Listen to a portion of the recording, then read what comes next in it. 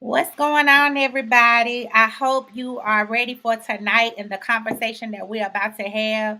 Yes, we're having the conversation, and I know many of us have received plenty of phone calls on the post that I shared as well as others who have shared this on today. And we really, really greatly appreciate all of you for sharing this untold story.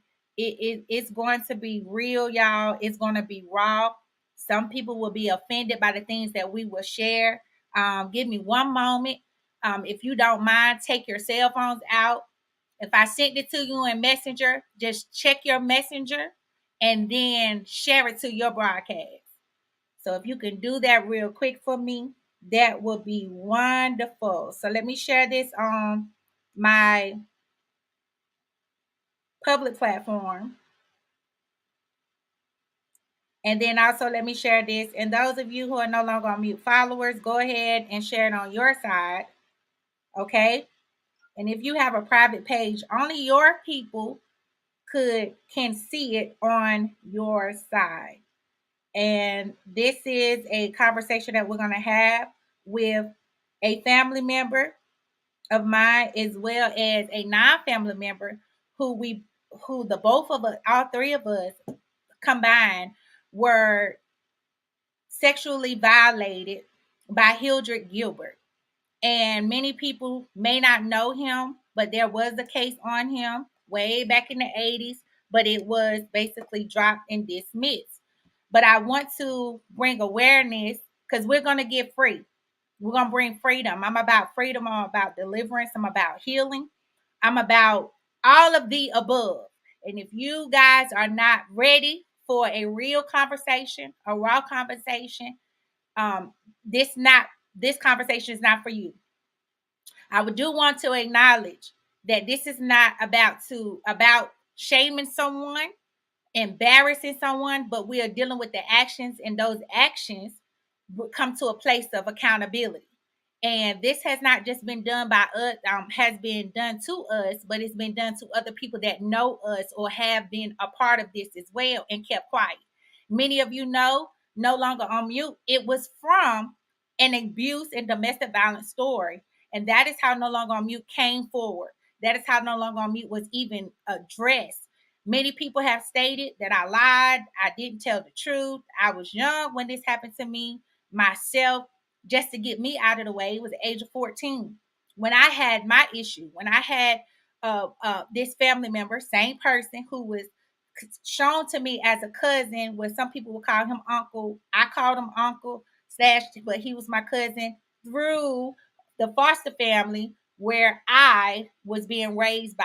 My biological father was being raised by, which was Jesse Ray Chapman and Vivian Jean Gilbert Chapman. So that's how I got tied into it because I always had went to the family functions with my grandparents. And so over time, things began to happen in the family, secrets, all those things, but they were covered up. I can't speak for anyone else. I can only speak for me. I can only speak for what happened to me. And I addressed that in my book in back in January 2017. My life was worth fighting for. I've done heard the stories that, like I said, I lied, I did this, I did that. I'm not telling the truth. I was fast. But the truth be told, he is a pedophile. He is a molester, and that's just what it is. And he does need to be held accountable to the full extent of the law for what he has done, not just to a female, but to a male, taking advantage of children, etc. And those of you who have covered up for him for so long, you guys owe those that you covered up an apology. And those of you who reached out to me today, like I said, no love lost, it's all good. Like, it's no love lost at all. I just know that I'm going to stand on the truth. And as I stated, even my therapist, the truth shall prevail. No matter what people may feel like, no matter what people may say, the truth shall prevail. It shall reign. It may get emotional on here tonight. So I ask you all to pray for those who have been victimized by this individual. Again, we're dealing with the actions of the person. We're not talking about all this other stuff. Oh, he's a good person, he's anointed, and all this. Well, that's what happened is the pulpit in the church is anointed, but yet and still you foul, you violate.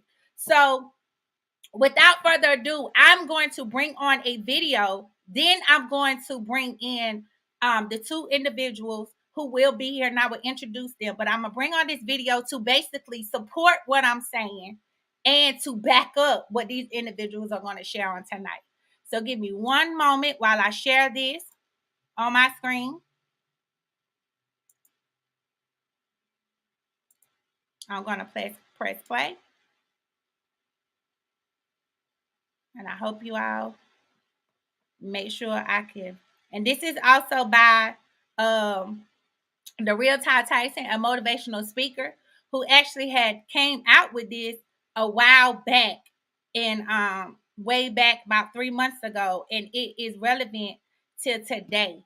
So I want to share this. I hope you guys can see my screen fully, and you all will be able to give access. Yes.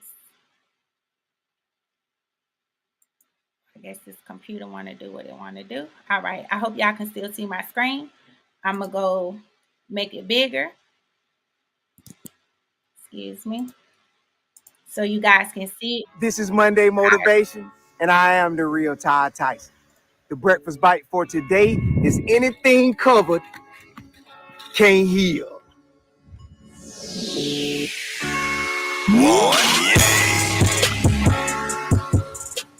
Moreover, if your brother sins against you, go and tell him his fault between you and him alone. If he hears you, you have gained your brother. But if he will not hear, take with you one or two more, that by the mouth of 2 or 3 witnesses every word may be established. Here we go. I am no longer on mute when it comes down to your foolishness, because if I don't heal from it, I'ma still be ill from it. When I was younger and I used to fall down from trying to learn how to skate or ride my bike, I remember I'd take off running into the house just like somebody was chasing me looking for a Band-Aid in Neosporin, because it always seemed to hurt worse when I looked down and I saw blood. But when I went to my great-grandmother's house, who is tough as nails, and running the house talking about, Grandma, I need a Band-Aid. Before I could get Neosporin out my mouth, she'll say, boy, you better get in here and sit down somewhere and let some air get to that wound, because anything covered can't heal. Now, later in life, what I learned is that the things that people say and do towards us has the potential to create wounds. And when we take that stuff personal and internalize it, those same wounds become infected, painful, and life-threatening, because we cannot move out in power and authority when a piece of our spirit is terminally evil. You can't heal a wound by saying it's not there, yet the priests and prophets give assurance of peace when all is war. There are some people out here right now who are mentally, emotionally, and spiritually in bondage. I'm talking D-Block, PCDC, 23-hour-a-day lockdown, all because of some family secrets. Hear me clearly. You're dead wrong if you are trying to keep some dirt off the name of a person, dead or alive, at the expense of someone else's future. Because if you know one of your kinfolk, male or female, was sexually taking advantage of the little boys and girls in your family, you need to stop telling them babies to keep their mouth closed, because them people love them, in order to try to secure the guilty party's legacy. Because if he was a creeping deacon or Pastor Disaster, or she was Sister Delilah or Mother Jezebel, God and some more people already know anyway, because anything done in the dark is going to get brought to the light. So let them people air that stuff out so they can get it out of their system and start their healing process and move on with their life. So remember, if I don't heal from it, I'ma still be ill from it, because wounds leave scars, and unattended scars develop scar tissue. And when there's some unforgiveness in the mix, it's gonna be so much scar tissue involved that God won't put a blessing there, because the scar tissue ain't gonna do nothing but suffocate the peace that the blessing was supposed to provide. So in my Teddy Pendergrass voice, I think you better let it go, let that painful stuff go by airing it out and giving it to God, so that it no longer has the opportunity to kill your vibe. I love y'all. Go. All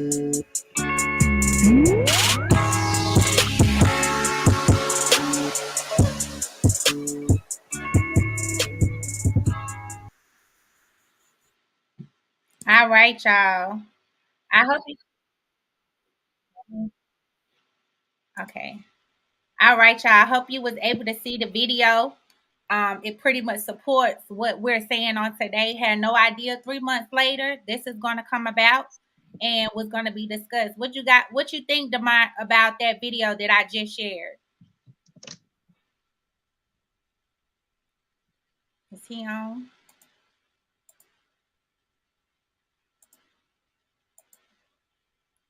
Is he on?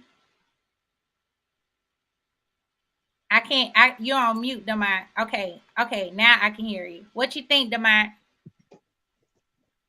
No, I was saying that it's a very powerful video. You know, that video has a lot of reflections on a lot of conversations that's been going on to amongst different individuals. You know what I mean? It's been a lot of conversations going on between people that, know each other, that don't know each other. You know, I just met you today.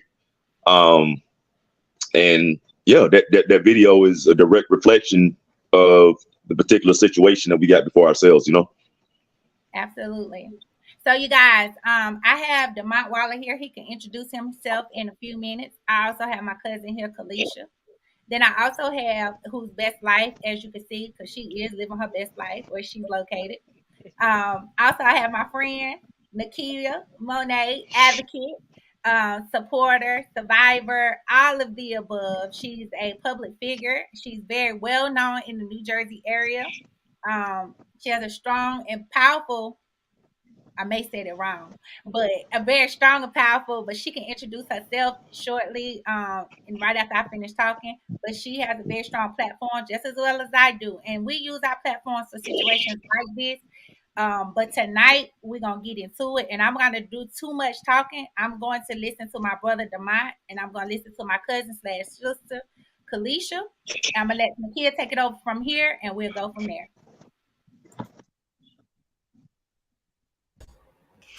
Hi, sorry, I had to come off of mute. I like to be on mute while people talking. No, but hi everybody, and Victoria, thank you. It's so strange because last night we were on the podcast, and you made mention of what happened to you and how you were called a liar, and then boom, no more than 24 hours later, here we are because other people decided to come forward and speak up about what happened to them.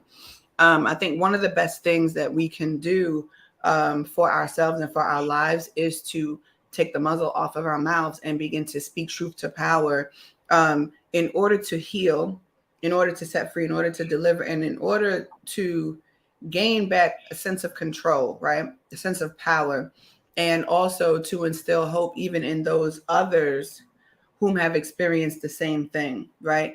And that's why I appreciate platforms such as this, platforms such as mine, even though that's the purpose of why I created the platform, because I was tired of people basically telling people it happened in the past, get over it. As if what happened does not still play a major role in your today, which is what that video was just talking about, right? You can't heal what stays covered. There's no way.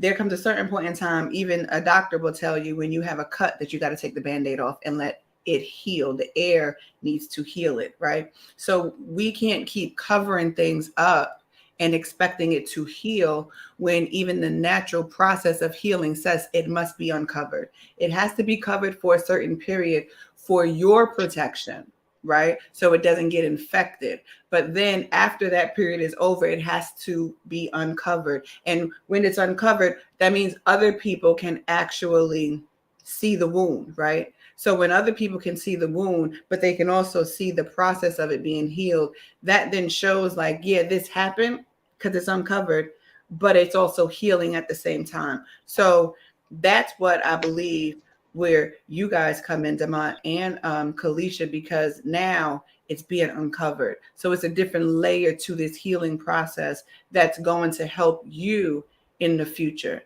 That's it. That's all I'm gonna say. I'm gonna be quiet for now and let y'all speak truth to power. Demont. He's having technical issues. Kelisha. Yep, I'm here. I'm here. And you can start however you want. It's Well, your your time, and you can start from the beginning. Um, Also, you guys, Kelisha's mother is no longer with us. Aunt Peggy, she's no longer with us. She passed away a few years ago, but if you hear her mention her mother in this or cause her or see that she gets teary eyed, I just say for you on the other end looking at the camera, be lifting up in prayer and praying for strength for her because it's been a very long and exhausting day. She's gonna share some things with you. If you are a family member, it may affect you, but it's not about you. It's about her and her opportunity to share her story. well, thank you. Thank you both. And it's nice to meet you, Nakia. I know Demont, he'll be on to tell his story. This has been an ongoing uphill battle to be heard. Kelisha, can you turn your volume up just a tad bit? I think you got on. If you can lift your phone up just a tad, because I think the speaker is blocking your sound just a tad. Yeah, I'm back. Can you hear me? It's better? Yes, yes, I Okay. can hear you better, Kelisha.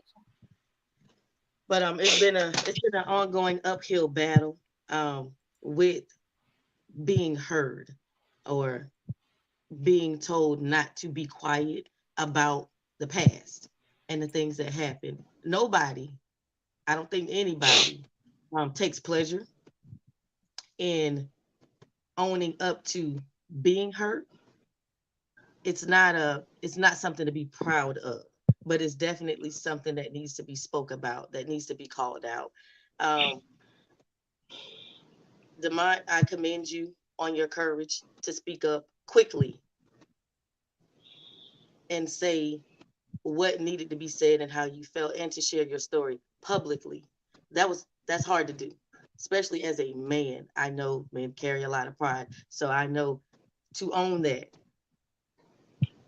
I commend that, and it stirred the pot. It stirred the pot. It stirred the pot. For me, again, I feel like things keep coming up because it needs to be dealt with. Um, I'm gonna pass it back to Demont so he can tell how he came about, and then I can piggyback off of him. Yeah, I got disconnected for a moment. It looks like I'm back in here now. So yeah, as I was saying, man, it's been a day, and this is not really how I expected the day to go. And like you were saying, Kelisha, and everybody else, like this is not being done for the purposes of getting back at somebody or you know stirring a pot that doesn't need to be stirred. And a lot of the questions, I guess one of the main questions is why is this coming out now? Why, what's going on? Blah blah blah, whatever the case may be. But as the course of the day is going along, this is not something that's coming out now. This is something that's been out for a long time. But this is something that's been ignored on so many fronts, and I had no clue what happened with me between last night and today. I had no clue whatsoever that it was going to lead to where we are right now. So, just for some background, because there's a lot of people that know me. A lot of people know me as Double D. My name is Demont Waller, and I'm from Greenville, North Carolina. Grew up in Morewood, West 3rd Street. We shared a duplex. My family and Kelisha's family. We shared a duplex in Morewood, Greenville, North Carolina. I was born in 1978. My first two friends in life, my A1s, like I like to call them, Kendrick, Special K, and his brother Juicy, and our friends around the neighborhood or whatever the case may be. And that's the first thing that I know and I remember as a kid. And one of the things that people need to understand is the fact that things that happen to you in childhood are going to be the most impactful things that happen to you in life, period. Because as a child, anything that happens to you is going to imprint on you. Mm-hmm. And that's going to continue to follow you throughout the course of your life. And it's going to have impacts on every aspect of your life. It's going to have impacts on you socially. It's going to have impacts on you emotionally. It's going to have impacts on you mentally. It's going to have impacts on you physically, right? So Why now? Why is this going on now? Ain't nobody seen me. Ain't nobody seen Demont outside of the people that's, I'm really close to in a long time. So why is this just coming out of anywhere today? So for me, this has always been something that's been in my head my entire life, right? And it's a particular, these things happened when I was anywhere between 6 and 8 years old. We were young, man. We were babies. Like we were literally babies. And there are two events that I remember vividly. And then, things get cloudy in between some of these events. But, the main event, and people have seen my post, people have seen a message that I sent. So last night, I was kind of scrolling through Facebook, and in the area that said people you may know, I seen the individual in question that, that's come up today. Now, up until today, I couldn't remember what this individual looked like. Even in the remembrance that I have of certain particular situations, I remember the situations. I remember the back room. I remember the door closing. I remember the trunk getting pushed up against the door. I remember, I remember things being pulled out, but I never could put a face with it. You know what I mean? Ever. So these are things that, I've dealt with throughout the course of my life. Like I'm blessed to have, first and foremost, a strong and prayerful mother, because if it wasn't for her, I would have been messed up. That's real talk. But something else is I have a strong continence. I have the ability to compartmentalize things and kind of, take it for what it is. You know what I mean? I graduated from Rose High School. I went to North Carolina A&T. I graduated from North Carolina A&T with a degree in psychology. So I have a bachelor's of arts degree in psychology, which I know now one of the main reasons I had interest in psychology is to try to get to know myself better. So going back to, this traumatic event, but me not being able to put a face or a voice or anything with it, right? So boom, I'm scrolling through Facebook, people you may know, and then boom, I see that individual. And now I see a picture. So when I seen that picture, man, I could literally say I felt like I got punched in the stomach by like Mike Tyson in the 80s. That's how much of a gut punch it was for me. Because I was like, that's that right there. There he is right there. I've always wondered what he looked like. I've always wondered if I ever came back into his presence, how I would react. Because I'm not an 8-year-old kid no more. I'm a 44-year-old man. You heard me? As being a 44-year-old man, I've had times, as I said before, to think about these situations, compartmentalize these situations, and really understand, what was going on, and understand and see the impacts it had in my life over the years. So, again, I've always tried to consider myself, a person that cares about other people's feelings and put other people's first. So, for me, this was a big moment because I'm like, I can finally confront this individual because I had to face with it. First and foremost, my biggest confliction was when I looked at him. He looks like a 50-year-old version of my younger cousin, Joey, which happens to be his nephew. All right. I mean, he looks him and Joey could be, it was flabbergasted how much they look alike. Like, that's why I just really didn't know. I had no clue. So that messed me up a little bit right there as it was, but whatever. I'm like, bet. I have an opportunity now to do something I've wanted to do for a very long time. So I said, I'm going to send this man a message, right? And I sent a message on Facebook Messenger. You all seen the message at this point because it's been, I put it as part of my post. So my mentality was this. I wanted to start a conversation. I wanted to ask questions. I wanted to confront. Once he seen the message, it could have been I didn't need I'm sorry. I didn't need let's talk. I didn't need let's discuss it. What are we talking about? Anything that he would have said or responded to would have allowed me to continue the conversation, and I would have kept it right there between him and I. And that was my plan. That was my goal. But instead, what happened was, I can only assume that this individual saw the message and he immediately blocked me. Immediately. Facebook blocked me real quick. So now that changed the whole scenario for me. All right. Like I said, my mother, praying mother, educated mother, she's always taught me to be loud, proud, and boisterous about things that I'm passionate about. You know, and I ain't never had a problem doing it all the way through life. Sometimes it's got me in trouble. Sometimes, you know, it puts me on a pedestal, whatever. It's just who I am. From what I understand, my daddy was like that. You know, my pops, a lot of people up here know my pops. You know what I mean? He passed away at an early age. Again, family trauma, depression, things going on. He passed away at 30 years old by suicide. So I had plenty to deal with. I was 8 years old at that time when he passed away. So I got a lot of stuff going on in my life already. You heard me? So by him ignoring and blocking me on that message, that made me feel two ways. A, it made me feel like there was no remorse whatsoever about whatever occurred between him and I.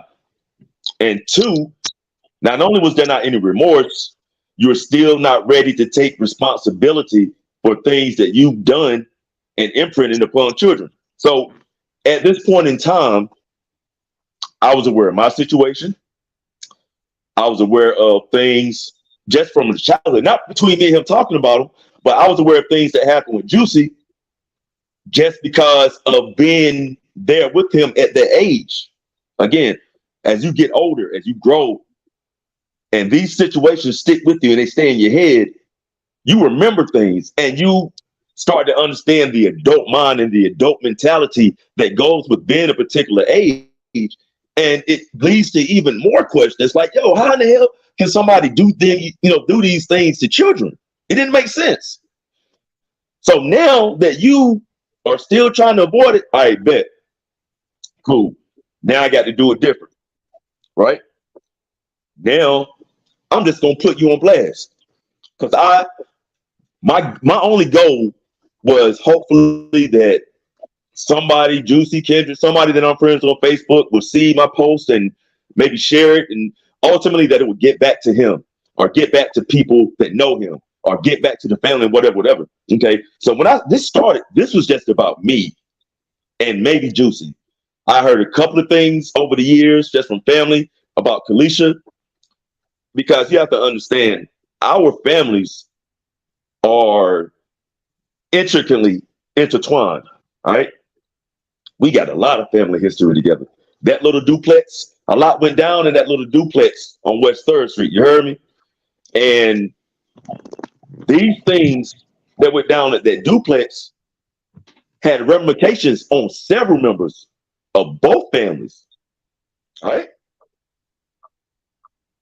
I ain't talking about third, fourth, fifth, distant cousins. I'm talking about aunts. I'm talking about uncles. I'm talking about cousins. I'm talking about brothers. I'm talking about sisters. And that in itself is wild. You heard me? Mm-hmm. And one other person that I just found out about last year was also intricately intertwined in this situation. And that was my uncle. My uncle's 10 years my senior. He's my grandmother's youngest son or youngest child. He's my grandmother's youngest child. I'm my grandmother's oldest grandson. All right. So I was born in 78. You know what I'm saying? Me and Kendrick was like a month apart. And I think Juicy was a couple of months ahead of me. So like I said, man, we was A1s from day one. And I find out that my uncle, 10 years my senior, had circumstances that were exponentially worse than things that I went through. Okay. And led to a lot of traumatic stuff in his life also. So you learning these different things as you get older, as you become adults and everything, or whatever the case may be. So bump it. You know what I'm saying? I'm with the smoke today because you ignored me. You ignored my I guess what I would call offer for an olive branch, a white flag conversation. I was gonna be cordial.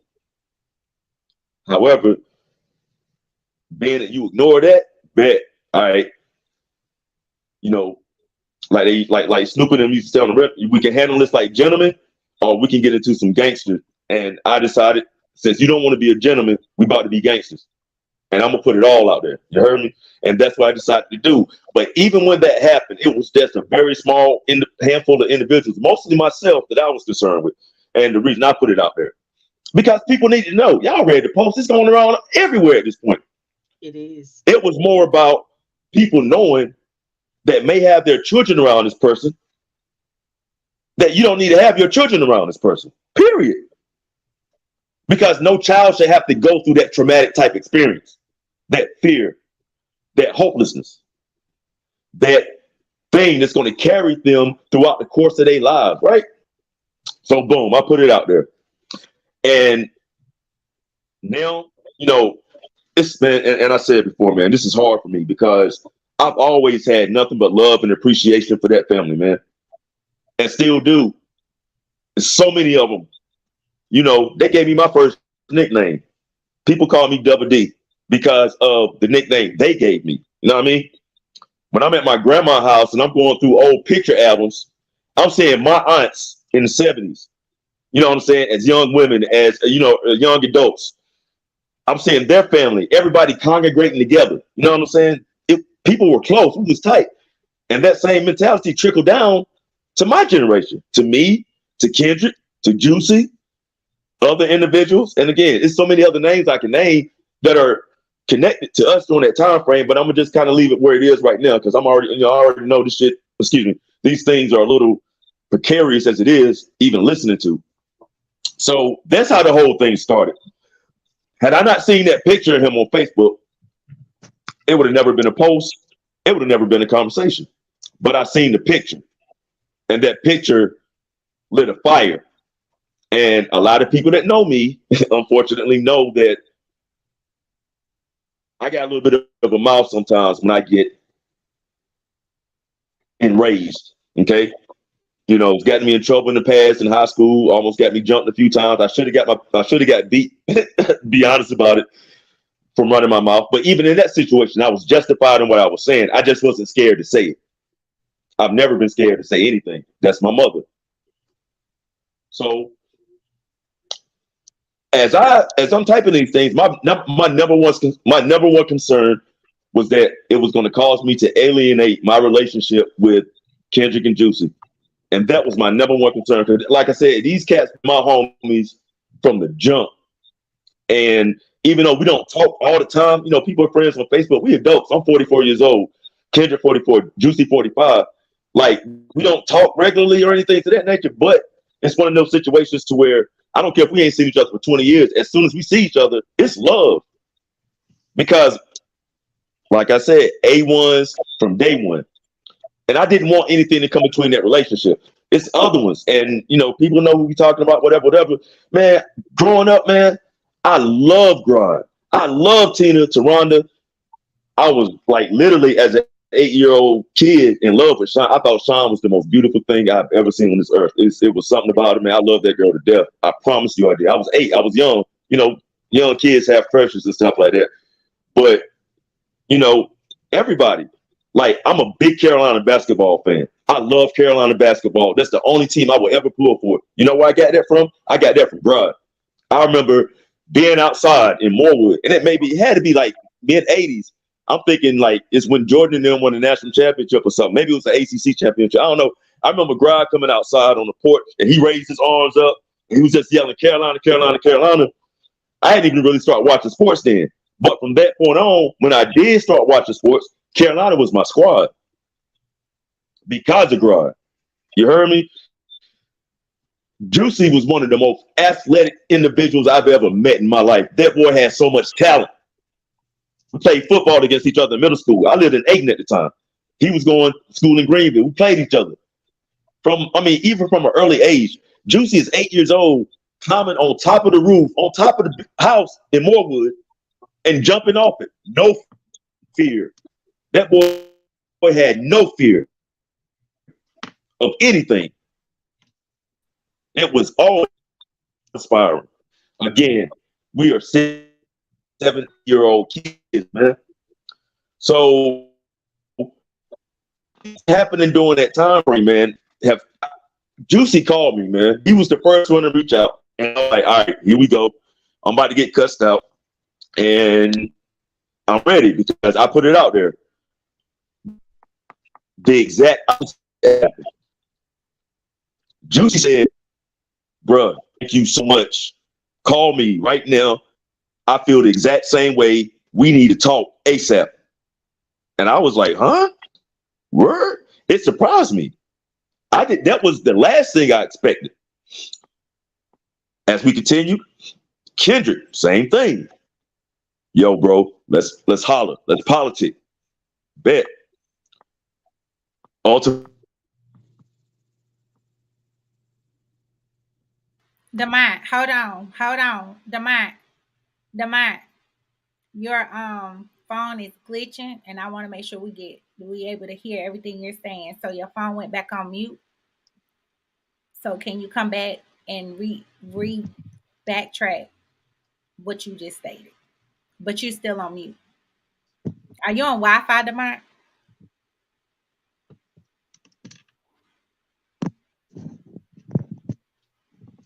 Yes, you are. Okay. Click your mute button again. Okay. It keep going back to off mute. Okay, try it now. Can you hear me? Yes. All right, bet. So what was the where you want me to start back at? I don't know when I got on mute. Where was I? Can you tell me? You said that Kendrick had reached out to you. Kendrick and Juicy are my brother. Okay, bet. Yeah. So Kendrick and Juicy, they both reached out to me. And like I said, it was surprising because as opposed to them being upset, thought was gonna happen, they were like really energetic because of this whole thing now. And both of them, and then like I said, Kelisha came into the conversation also, and everything was just, it's finally happening. That's everybody's mentality. It's finally happening. It's finally happening. And I didn't really understand at first until I started talking to them, and I come to find out that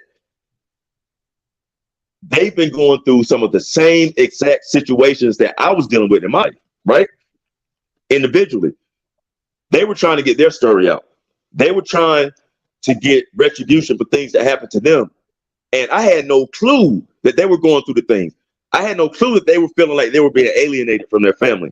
I had no clue that people were trying to push things under the rug for them, because this is direct family, right? These are nephews, these are nieces. So I was flabbergasted completely by learning the things that I learned. And as the day continues now, this thing is getting more traction. It's getting more traction. Like I said, my only mentality was I wanted the people to see. Like when I seen this picture last night, I couldn't go to sleep. I couldn't sleep last night. I was up very late. So about 5 o'clock this morning, I turned on the news because I like keeping up with current events or whatever's going on.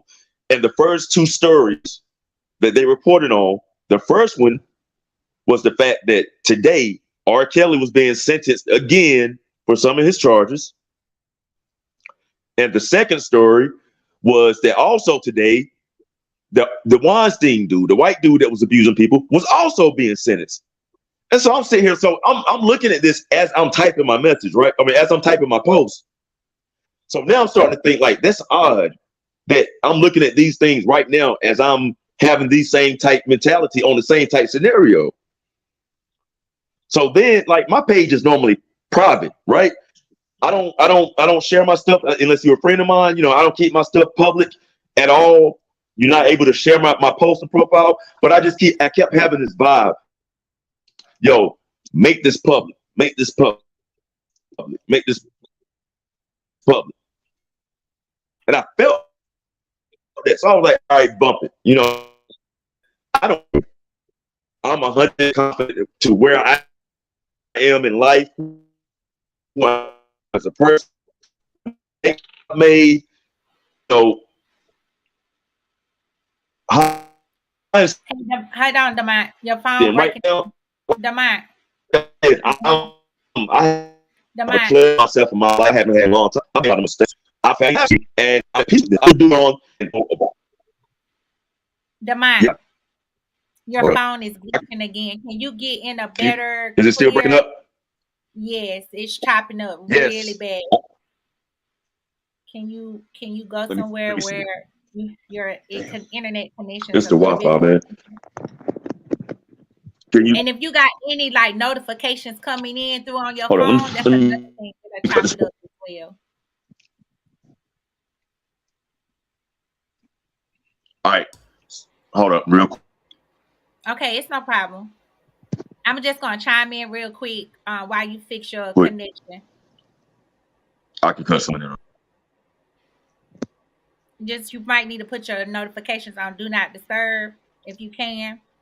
And then you may have to probably turn off the Wi-Fi and get on your either 4G or 5G network. Go ahead. But before you go any further, okay, guys, just to give you guys a quick recap. Better now? A little still kind of choppy. I probably would have you go back out and come back in. Just to give you guys a little bit of recap, again, this story that's being told tonight was the same thing that happened to me about a book that I wrote and about my life. My life was worth fighting for. And this particular person, Hildred Gilbert, has really sexually molested, raped, sexually abused other individuals. I was one of those individuals. My cousin Kelisha here was one of those individuals, and Demont was as well. And others shall come forward. My prayer is that truth is prevailed and God reigns in this situation. Many of the family, those who know me, have said about me that came through another person that said, oh, Victoria was lying. What happened to her? That didn't happen to her. And all that whoop de whoop. But truth be told, I ain't got to lie about what somebody did to me at the age of 14. And just to clarify and just make it clear, you can't never, let me get in this good camera, and I hope you're looking at my ass when you see this. You can't never tell anybody about what they ever experienced when they have been violated. Many people who have been violated had gotten in abusive relationships and allowed unlimited situations to happen in their life to where they never had any boundaries. So anybody that came into their life was always violated. Anybody that came into their life, they violated them as an individual, even from a child. Innocence taken away as a child. And then they're having to cope with these things as they get ready to move forward in their life, which affects them in their adult life, in their previous marriages, all because of sexual or child abuse that happened where families muzzle. Okay. It not even just happening on my father's side, from the father. It happened also as well and on my mother's side, and it was addressed, and everybody was like, "No, he didn't do that." Oh, yes, he did. And y'all covering up this foolishness, and y'all love to say y'all favorite word. We are family. To hell with that, because somebody's life is at stake. You don't understand the level of trauma that you have caused for another child. And then y'all got this situation where what goes on in this house stays in this house, where he's sick, where she's sick, and we're gonna pray. Baby, prayer don't always fix it. Understand that. But mental counseling help, jail may not be the best option to you, but it's definitely an end result for you to be held accountable for your actions when you violate a child. And we are adults. And I have forgiven, healed, doing great. But God has blessed me with a platform to come on here and to address these type of issues that go on in the church. Y'all will put a pedophile up in the pulpit real quick and know this person has molested your child and didn't talk about it because y'all don't want to make somebody look bad. Y'all don't want y'all name to look bad. Y'all don't want to be looked at as this and that. But baby, let me tell you, this here sweet little baby Jesus and baby boom bye. You cannot continue to allow these cover-ups to happen. The reason why divorce rates are so high is because of childhood trauma that rolls over into their adult life. You have people, hear this, you have people who really get upset because you say something about what so-and-so did, and then you say, you don't need to talk about that. Hush. Don't bring that up. You always causing drama. You always causing confrontation. Baby, listen. You to hell with you.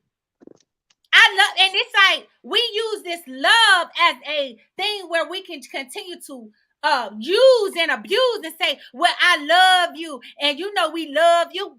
Well, we need to really look at the word love, because that's not love. And then some of y'all stood for this foolishness. If Jesse Ray Chapman was alive today, that joker would have been killed. Because that's what my grandfather was going to do. And we stopped going to family gatherings. When my grandfather got sick, we stopped going. But nobody don't want to talk about that. My grandfather left me there to go to a trustee meeting at Cherry Lane Free Will Baptist Church. And I was left where this man penetrated, was forcing his penis into my anal area, and he just got released from prison. This is the kind of stuff that was going on. And then my other cousin, Nina, she was playing, and we were playing hide and seek. She couldn't find me, but she saw me cry, and I ran to Newtown. But it was the story was told. I was being fast, and I ran off. But the truth was, this nigga done did what he did to me, trying to force his penis in me in the back room over there off of Hooker Road.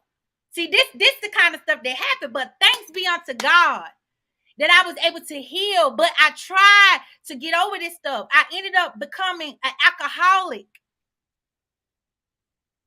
in college, trying to suppress this stuff that was done to me. Violated sexually, then got violated again in college by a female. People take advantage of your vulnerable situations and then will try to turn them and use them against you. My ex-husband did the same thing. I seen him at Gra's pastoral installation. Me, Sean, Octavia, we all took pictures together. When he tried to walk towards me, I said, I ain't got nothing to say to him. But I did have a conversation with Grod after service. And he said, what good is this conversation going to do by you addressing him, because he don't remember? It happened so long ago. It don't matter when it happened. It happened. Mm-hmm. But I said, you know what? I got to forgive and move on, because I'm about to get married. And this man that I'm marrying is basically addressing and saying to me, like, you really need to deal with your childhood sexual traumas, because you don't want to bring that over here into our marriage. And I can't touch you a certain way or and do certain things to you, because you're still thinking about your abuser and what they did to you and violated you in. But see, again, we don't want to talk about that. We don't want to talk about the truth. And everybody wanted he ha ha, and yeah, he prayed good, but you know he just slept with your sister. You know he just slept with your niece. You know he violated these people, but y'all still want to smile and say we family. This ain't got nothing to do with family. This got a lot to do with a person's life. This has a lot to do with somebody being able to move forward and who deals with depression. People who go through they turn to drugs. They turn to a very abusive things to cope with what's done to them in their mind, because they never gonna forget. Let me tell y'all something. You will never forget when a person has violated you. You can move on with your life, but whenever you see that person, you're gonna try to stay as far away or go the other way from that individual. I don't care what nobody say. It ain't all right. Just like in the Hooks family, great granddaddy was doing what he was doing. The uncles were doing what they were doing. But they didn't go to jail, because mama said, no, we gonna handle it. We're gonna deal with y'all. Pacify this stuff. You pacified it to where people's lives were affected. That's why I said I am the way that I am last night about my daughter. No, don't let her stay out. No, I don't care if we are family. And the Gilberts aren't my blood family, but God is my blood, because his daddy is my great grandmama Hattie's brother. So God is my blood. So let me just deal with that, just in case I hear little conversations out there that saying, oh, well, you ain't blood. Well, let me help you. I'm a blood to God. Let's say that. Let me deal with that. But I need y'all to understand, these are people's lives. And they sheltered their kids for reasons, because all family ain't good family. Y'all can say whatever you want about me, but I'm going to make sure it's dealt with to the full extent of the law, because his ass needs to be behind bars. He done rode this train too long, baby. And you've been smiling and doing all kinds of stuff. And let me deal with your wife. She been knowing. Mm-hmm. Let me help you. Mona, you been knowing, boo.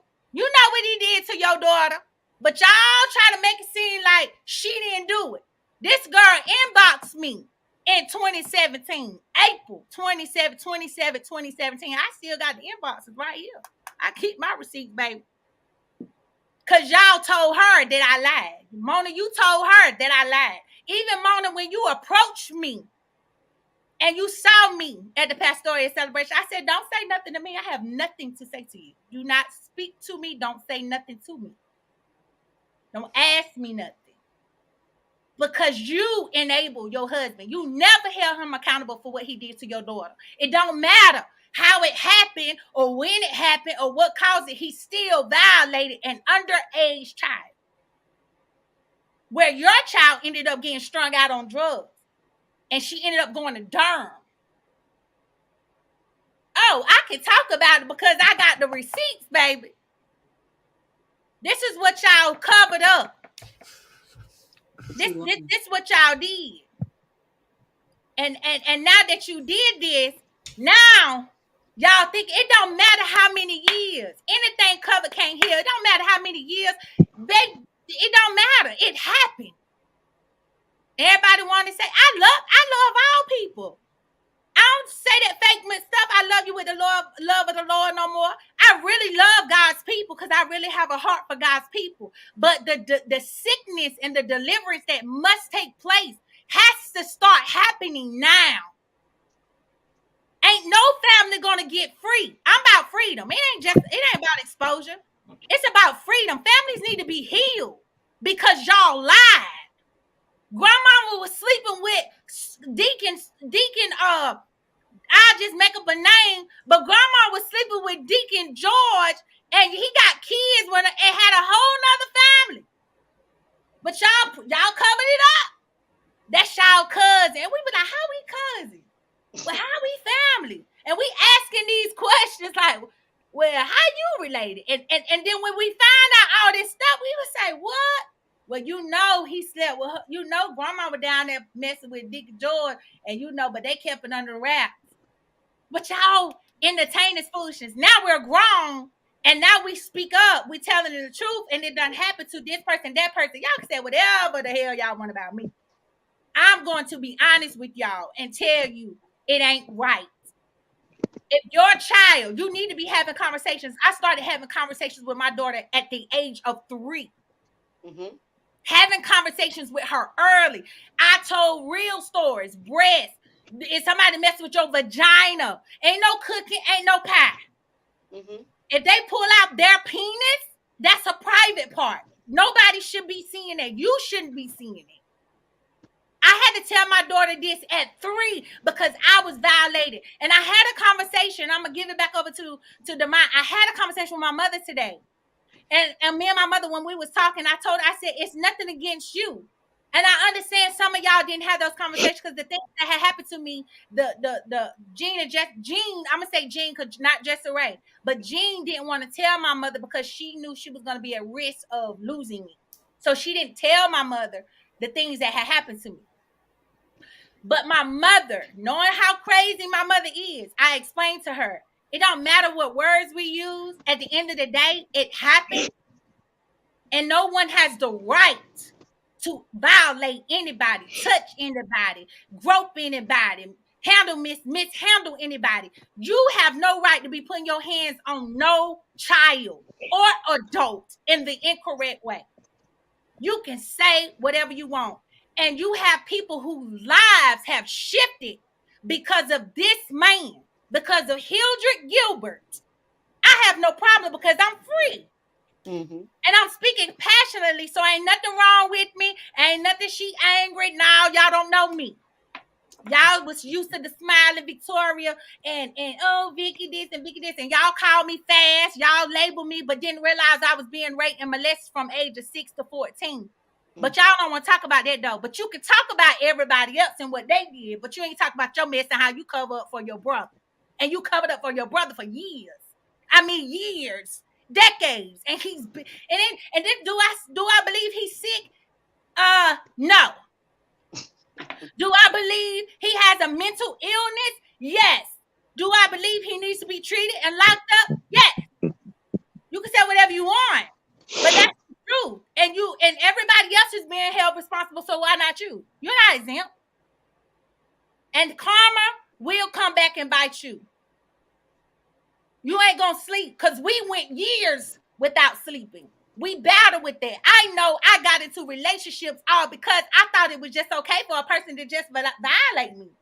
I thought it was okay. I didn't have no boundaries. They could just deal with me and whatever they want to do. But baby, once I got free, the answer is no. Hell no. I'm not doing it. No. Now I have boundaries. And I'm free today because I have boundaries. I set boundaries for myself. And these individuals on here, I commend you, Kelisha. I commend you, Demont, for coming forward to talking about it. Oh, but action definitely is going to be taking place. And I thank God for Nakia being up here backing me, because we talked about this last night. And we have people, power force in our back pocket. So if y'all want to get all cute, my prayer is that you repent and just turn yourself in. That's my prayer. That's my prayer. Turn yourself in. But see, your family's so protective of you, so prideful, you're going to say whatever you want to say. You're going to do what you want to do. And going to say, well, they ain't got no substantial proof, baby. If so many people come forward to really talk and say what was done to you, because it's vivid, that's stuff that you will never forget. I'll never forget how he pulled my pants down, put me against that wall in that back room, that far back room to the left, and the bathroom right there in that room. And he put me up against that wall and pulled my pants down, stick his penis in my butt. Never gonna forget it. Never. So this is the point in time where people need to speak up. If it happened to you and he did it to you, you need to speak up. You need to. And it's time. And now is the time. Why now? Now is the time. Because back then, y'all covered up so much. And it couldn't be talked about. And you want to know why? And we always ask why Kelisha never was at some of the family functions. We're like, where Kelisha? We'll always ask Uncle Ronnie, where Kelisha? She with her mom. I just got back in. Can you hear me all right now? Can you hear me all right now? I can hear you. Yeah, I can hear you now. Now I can't hear you no more. That's because I have prayed before, and I've done this devil that don't want Demont to speak, because Demont told me today so much stuff that I just was just there and really in awe with, not all like all, but just really my mouth. One of the main. All right. What about now? I know the shit. Yeah, it's still glitching real bad. Can you talk now?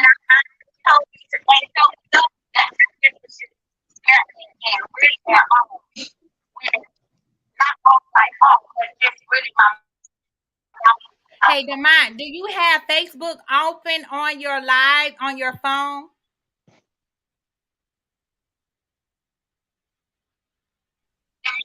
Do you have that on your phone open?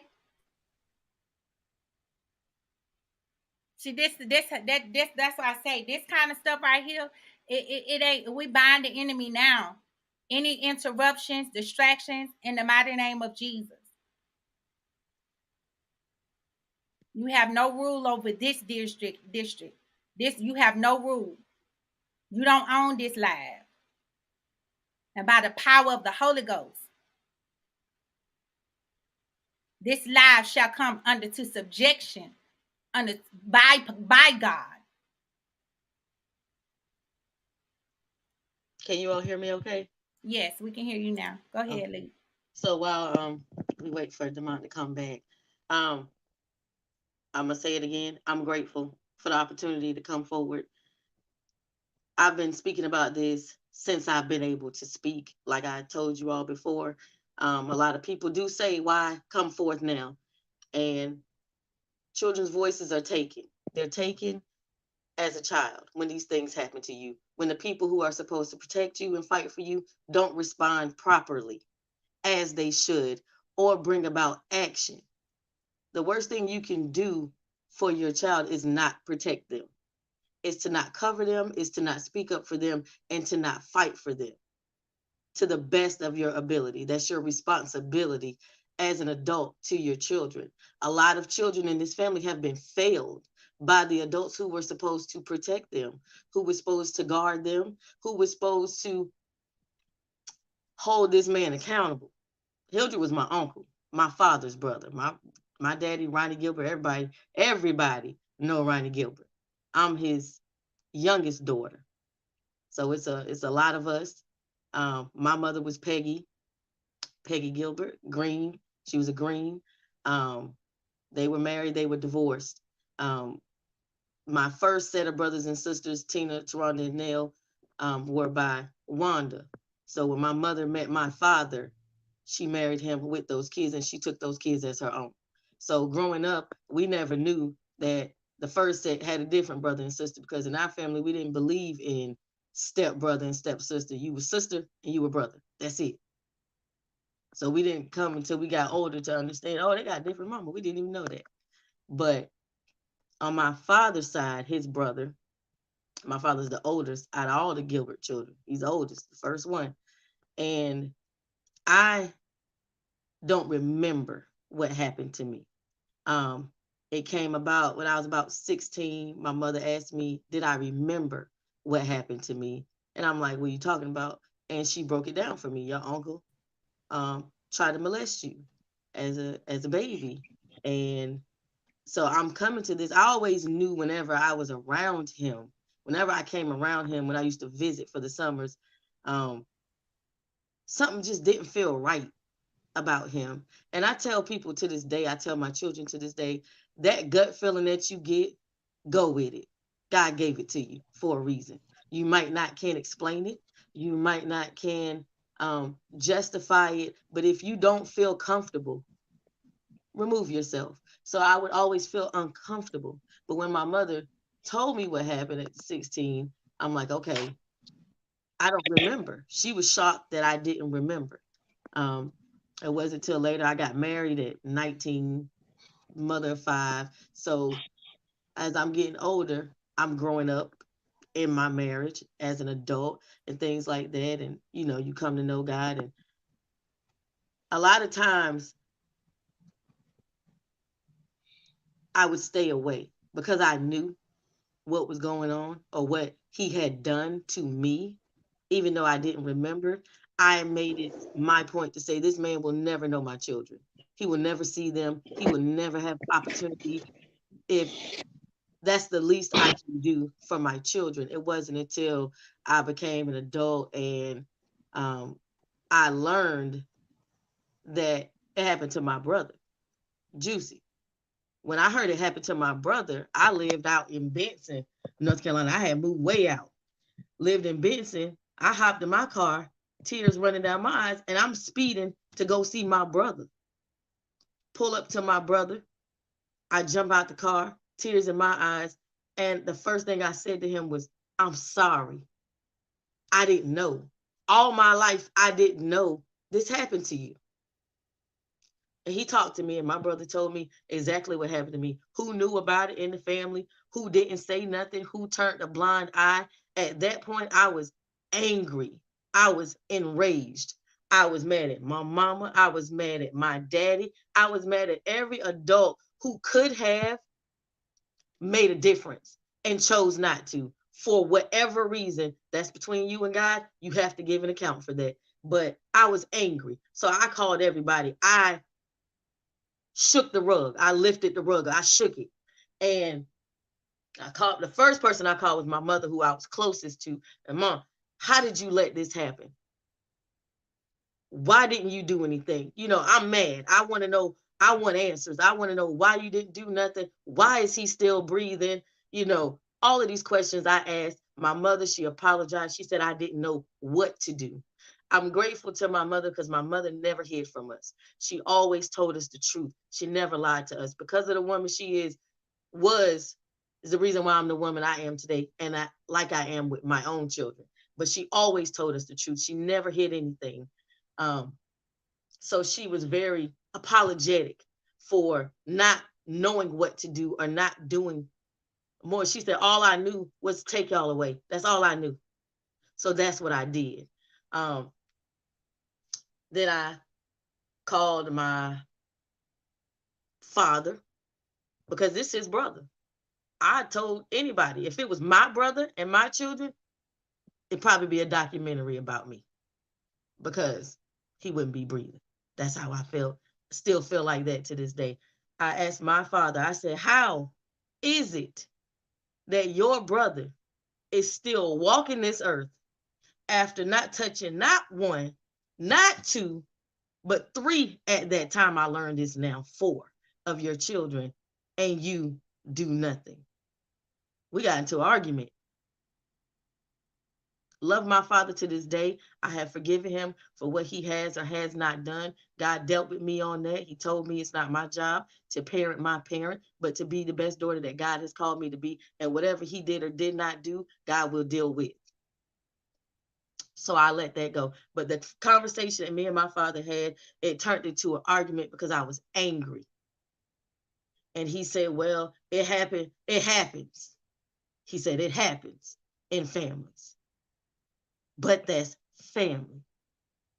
And he said, it shouldn't be that big of a deal. And he's asked me a question that I believe God allowed me to answer in such a way. And he said, what's worse? You alive, you're okay, you're doing fine, you're doing good. What's worse? It's not like you were murdered. He didn't kill anybody. And I told him, he said, what is it? What's worse? To kill somebody or to be touched inappropriately? And I told him they're equally as bad.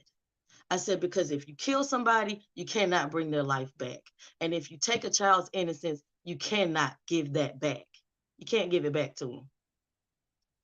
After this, I had a conversation with my siblings, with my 2 oldest sisters, their husbands. We all was on the phone, had a phone conversation with our husbands. And my sister Tina told me that I was bitter, that I was unforgiving, and that I needed to forgive him. I know y'all remember the conversation. I don't forget much. And I told him I'm not bitter. I am mad because why wasn't anything done about this? Because I told them I'm thinking about my nieces and nephews that's behind me, everybody that's younger than me. So I feel a responsibility to speak up, to say something, to make it known, to ask questions, to find out the truth, to search it out. And the conversation, it didn't end well. It kind of ended with an agree to disagree. I still love all my siblings, no different, would fight for them like nothing ever happened. But at that point, my mother told me that he was arrested when it happened to me. So I went down to Pitt County. I made an appointment to speak with the detective from the Special Victims Unit. I sat with the detective from the Special Victims Unit. They had a psychiatrist come, and they set a box of tissue on the table. And I'm saying to myself, it must be something in this case, this cold case. This case was back in 1987. I was born in 84. I was 3 years old. 3-year-old baby. Hildred was 21 years of age during this time. The packet opened with an 8x10 mug shot of him at that age, at 21. You flip the page. The case was called Baby Gilbert. That was my last name at the time. And the detective began to start with the claim that was made. I was dropped off at my mother's house from being at my grandmother's house where he lived most of the time. My mother and father were broken up at the time. And my mother said I smelled funny. I smelled weird. And my aunt was there. Her sister was there with her. And she asked my aunt, does she smell weird? And my aunt said, yes. So she did at the time, not knowing, she gave me a bath to wash me of that smell. And she checked me, my private area down there, and saw that I was a little bit wider than normal for a 3-year-old. And she said, I think something happened to my baby. So they took me to the emergency room. They took me to the emergency room, and a rape kit was done on my 3-year-old body. I don't remember any of this. This is all documented, public record. They didn't find anything because they told her the worst thing she could have done was give me a bath at that time, because that smell, that was probably DNA, probably semen on me. And she didn't know, never dealt with this before. So they said at that time back in 87, that's when they had just came out with the dolls. The dolls where a child who couldn't speak as well, but I could speak very well at the age of 3, would show what was done to them. So I showed them with the dolls what he tried to do to me. I was able to tell them what he called his penis. I was able to tell them in this police report what color underwear he had on that day. I was able to tell them what TV show was playing at that time. I would have to be one heck of a 3-year-old to make up such detail, specific detail at that age. Everybody who gave a report on his behalf all said I was very smart for my age. I spoke very well for my age. Aunt Lou, my grandmother, Ma, Sook, Annie, Gilbert, my father, all the people who were there in that house gave a statement. My Aunt Lou, my grandmother, my father all said that I was lying. I was lying. That I would make up stories, all to defend their brother, instead of really trying to find out the truth. Um, my father stated that my mother was making this up because they were broken up to get back at him. These are all the things that were read out in the statement. I'm not making this up. And he was arrested. He was arrested, but the case wasn't pursued, wasn't enough evidence. So the ball got dropped. So it became a cold case, and it was never revisited until I think this was about back in 2010 when I went back and pulled this up. And that started my healing process, I'll say, back then. Because of what happened to me, I got 5 kids. I got 3 boys, 2 girls, and I wouldn't let nobody keep my kids. Nobody. I wouldn't let them. The only person who keep my kids was my mom. That was it. I didn't leave them with people. They were always with me all the time. They all with me right now. But I wouldn't let them stay off because I knew the dangers of what could happen.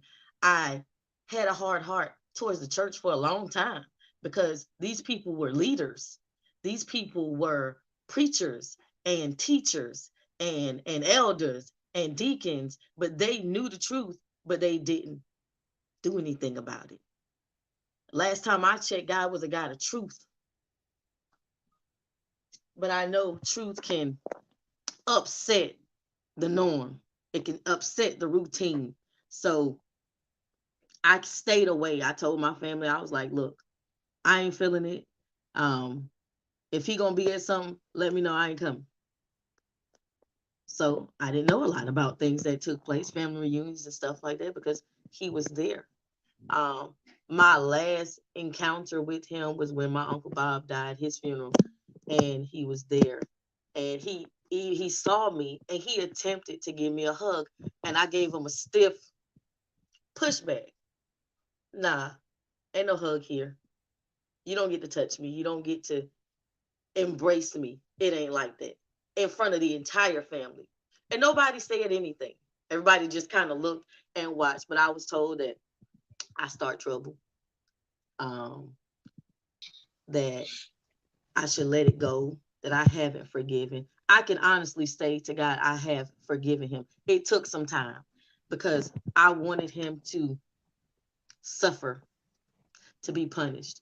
I learned later that his wife, daughter, was molested by him, that so many family members, so many, it's so sad that so many have been violated and touched and molested and raped and were silenced or ignored, or nobody had enough courage at that time to go forth and say, you know what? I don't want this to happen to anybody else. anybody else. Everybody has their story. My prayer is that everybody does come forth and open up, because it's power in numbers. It's um it's time. Everything happens for a reason. The time is Facts. now.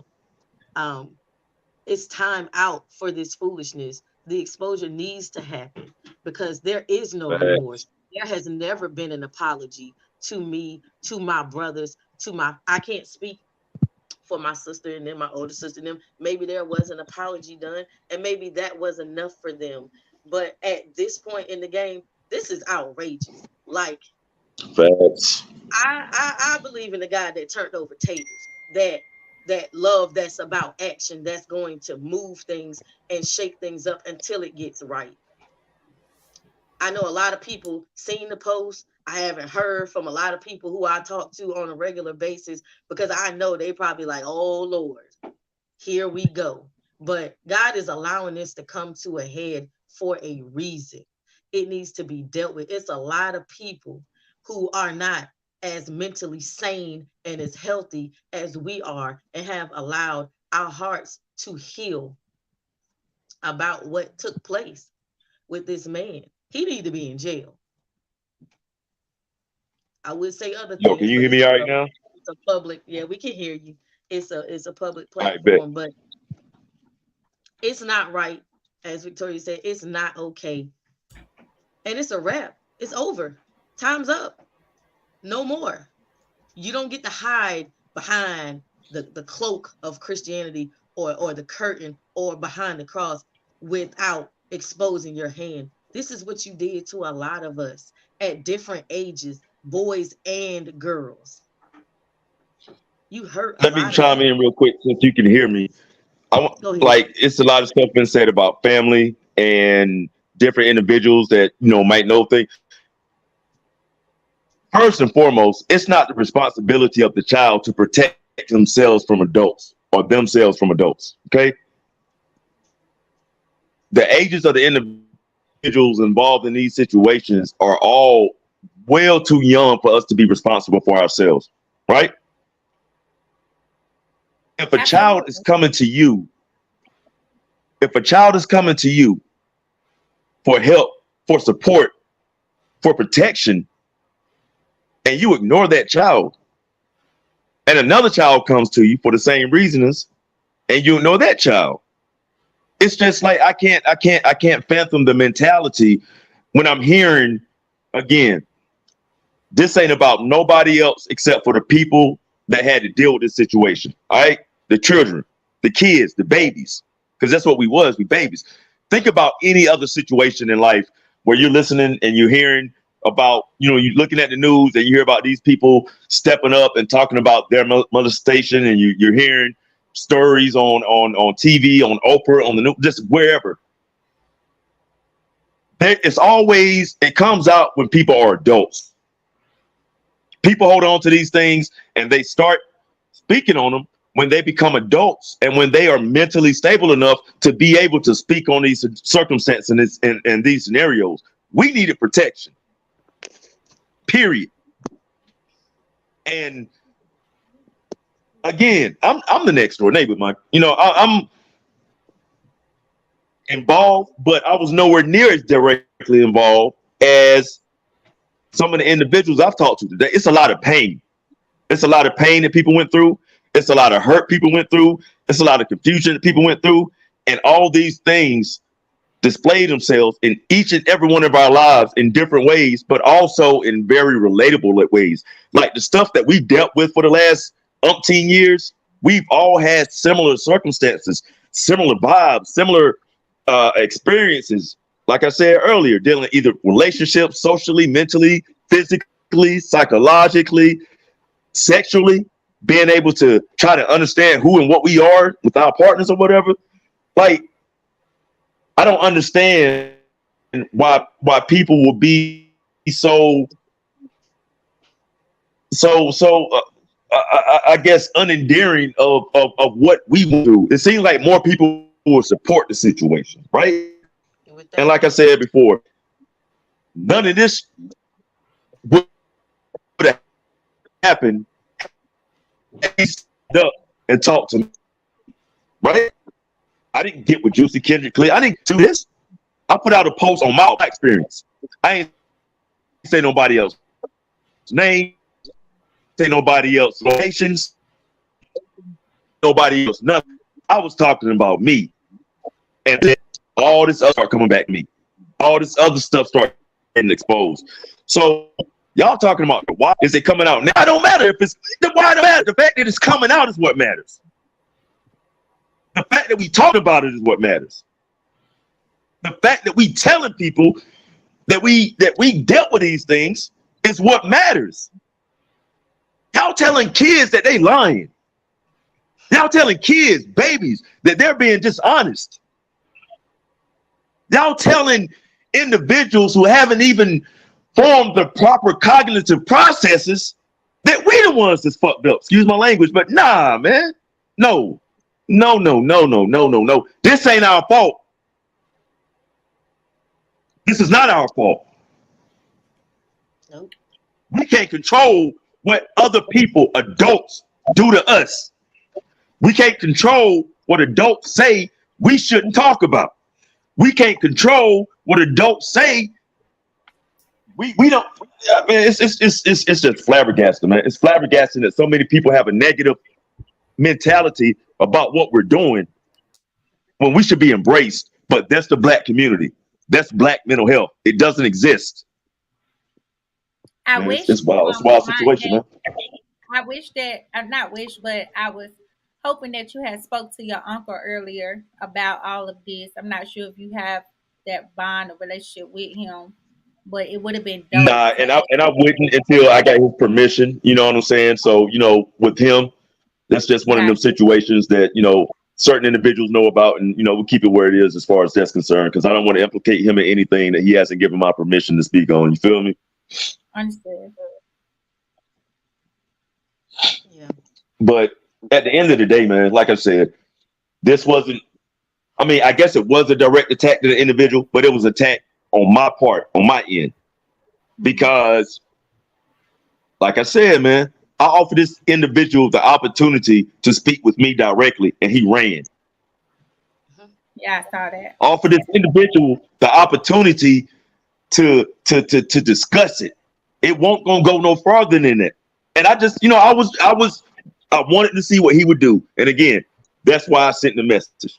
So as soon as he decided that, nah, I don't want nothing to do with it, I don't have any other recourse now but to go about it in the ways that I feel like are going to be proper and appropriate for me. And then, like I said, the floodgates just open up.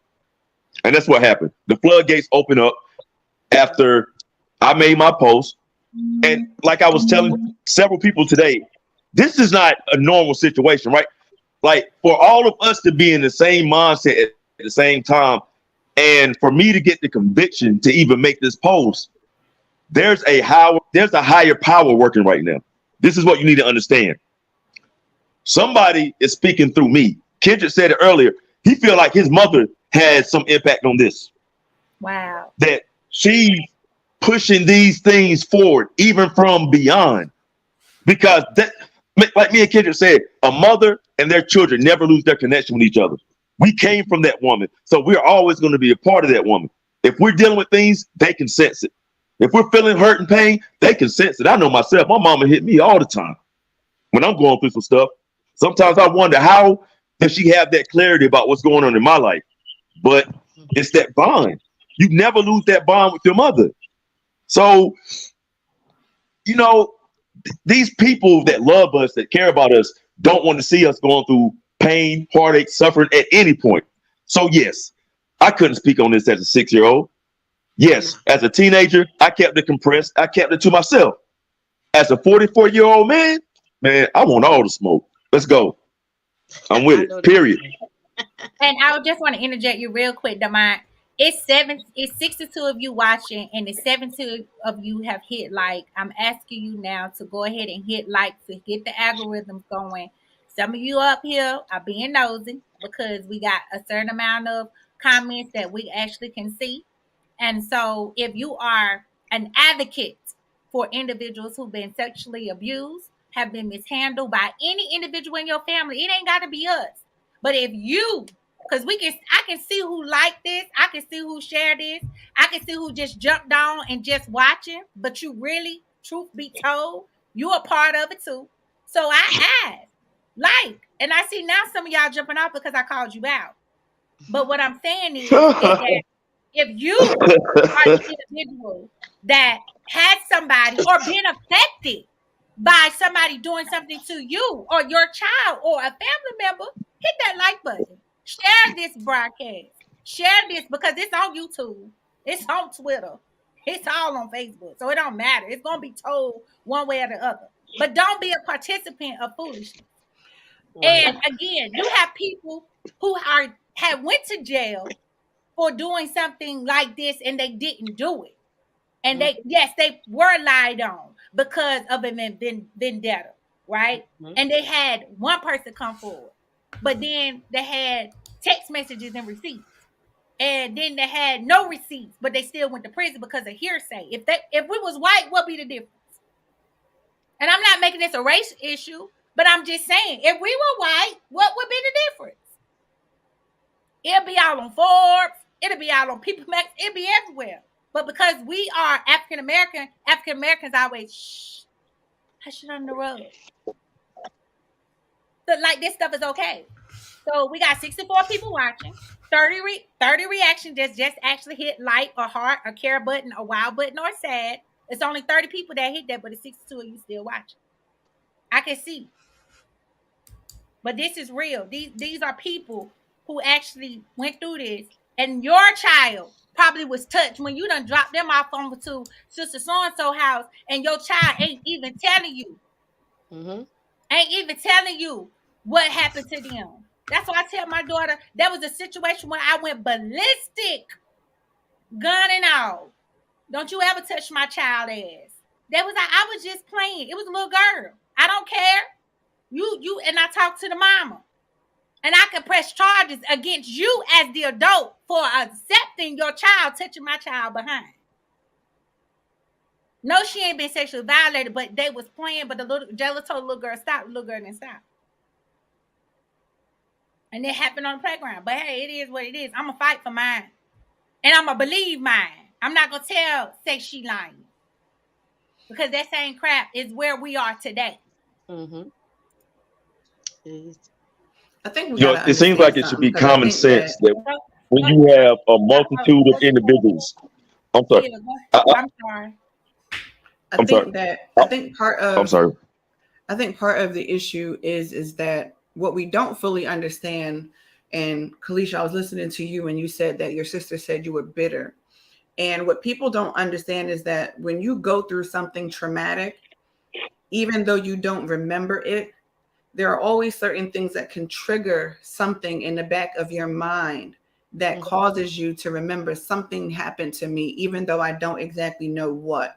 And a lot of times people don't fully understand that there are various different stages of trauma, right? You can go through a denial phase. You can go through an angry phase. You can go through the phase where you begin to bargain even within your own self. You go through a stage of depression, and then you go through the stage of like acceptance, right? You know what? I have to accept the fact that this happened to me, right? I don't like that it happened, but now I have to accept what happened to me. So now I can begin to go through the various stages of healing, right? So what happens though with a trauma is that at any point in time in your life, you can re-go back through those cycles. Why? Because your mind still remembers that something traumatic happened to the body, right? And so the mind remembers this traumatic experience, and now you're back in, I can't believe this. You're back in, now I'm pissed off, I'm angry. You're back in, okay, well, what about this? How about this? You're back in, now I'm feeling low. You're back in, okay, well, you know what had happened? I need to move on. That cycle goes on and on and on and on. And what people fail to understand is that when you literally have unprocessed trauma that has not been acknowledged even by the other person, you then can experience certain like symptoms of trauma, right? Some people become alcoholics. Victoria, you mentioned that. Some people become sexually promiscuous, right? They begin to act out. Therefore, they say that you're 4 times more likely to get a sexually transmitted disease because you don't have any boundaries. You let people take advantage of you.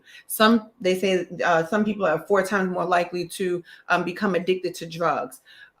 Some people, are 4 times more likely to have to be on antidepressants. Some people have extreme poor work performance because they are living through the experience of the trauma on a daily basis. And they say there are people that are 15 times more likely to commit suicide. And what we fail to understand as a people and as a family, right, and especially within the Black family social construct, we have been under this construct that says what happens in the house stays in the house. You don't speak about it outside. You don't talk about it publicly. You don't say anything that went on in this house. And then you get our families that cover it up and say, well, because we're family and we'll just get through this as a family. And then you get the natural response of, well, no, because you're lying, when they know good and well that it is the truth because it happened to too many people. Mm-hmm. But you said something earlier, Victoria. You said he came home from jail. Mm-hmm. Yes, that is correct. He was always in and out of prison. Either he was robbing, he was stealing. He was right, from what I knew, he had a bad criminal record with the things that he was doing. But he just came home around that time. Yeah, nothing ever indecent liberties with a minor, anything like that. I was always told, well, it was the drugs that made him do it. And I said, nah, I know too many drug addicts. Drugs don't make you do this to children. This is something that lied within him. Hurt people. Somebody did. It goes even beyond being a hurt person, hurting people. When you're a pedophile, you're sick. Right. I said somebody did this to him. Yeah, and that probably is what's been the underlying issue. That's the key right there. Something happened to him at some point for him to do this to us. And it had to.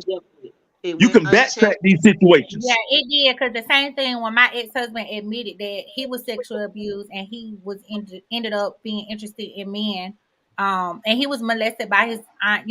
So supposedly, I don't know how true that story is, but I do know that he was molested by a man, and I heard that from his mother. So, but it more than likely did happen to not a lot of people that experience this level of extreme, because this was passed down through your entire family, children who were the closest, right? So at the end of the day, someone, and that probably is what sparked his cycle of coming in and out of jail, in and out of prison, doing the drugs, because sometimes we suppress things. But what I find to be very alarming is the fact that as adults, you guys being adults, he's attempted to try to embrace you. I don't buy for a second he doesn't remember what he did. Absolutely.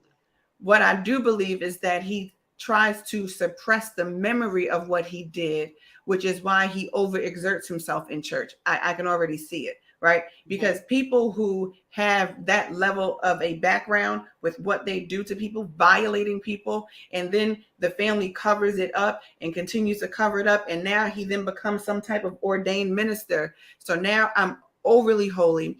God has forgiven me, so you can't hold this against me, that attitude. And I want to just address this one thing, because, and this is not negating y'all's forgiveness of him, but it is not a requirement of your healing or of your salvation that you had to forgive him. It's not a requirement. Why? Because at the end of the day, forgiveness, I am a firm believer in what Rick Ross said, because it's the truth. God forgives, I don't, right? Now, I say that not in jest, I say that in truth, because at the end of the day, the forgiveness is between him and the Father. You violate me, I do not have to forgive you. And we take the scripture when the disciples went to Jesus and they asked him and they said, well, how many times do we have to forgive someone that has sinned against us? And he says 70 times 7. That does not mean that a person who physically violated you, took your innocence, took your childhood away from you, took something that was so precious from you, that you then automatically just have to forgive them because the Father forgives 70 times 7. No, because even that is a finite number. That's not infinite. Therefore, I don't have to forgive you in order for me to move on. You violated me. Stay over there. Don't come near me. Don't come close to me. Don't come nigh, not near none of my dwellings. Don't think that you can speak to me. And every single person that attempted to cover it up, I don't have to forgive none of y'all either, because that is not going to make me feel better. Did the forgiveness make you feel better? Because how do I forgive someone that has never even acknowledged what they did? Right. That was my biggest point. He Right. has acknowledged. He And has see come me, remorsefully saying, "I'm sorry for what I did." I said so. and if it was And something you like know, you were saying before, if it was something that he didn't remember, if it was something he didn't remember, there will be no reason for him to block the message. It will be, what are you talking about? And I I told my don't family that understand what you're saying to me. Why I so quickly the message that you see if you don't remember? right. And I told my family I've forgiven, but I said forgiveness doesn't mean get restored to position that you once had. Absolutely not. No, you lost that spot. There's a reason for that.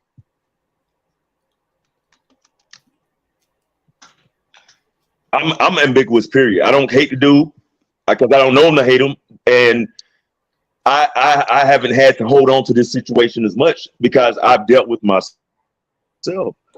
But you know, young lady, the characteristics you earlier minutes ago, alcoholism, drug use, being sexually promiscuous, you know what I'm saying, having issues on the workplace.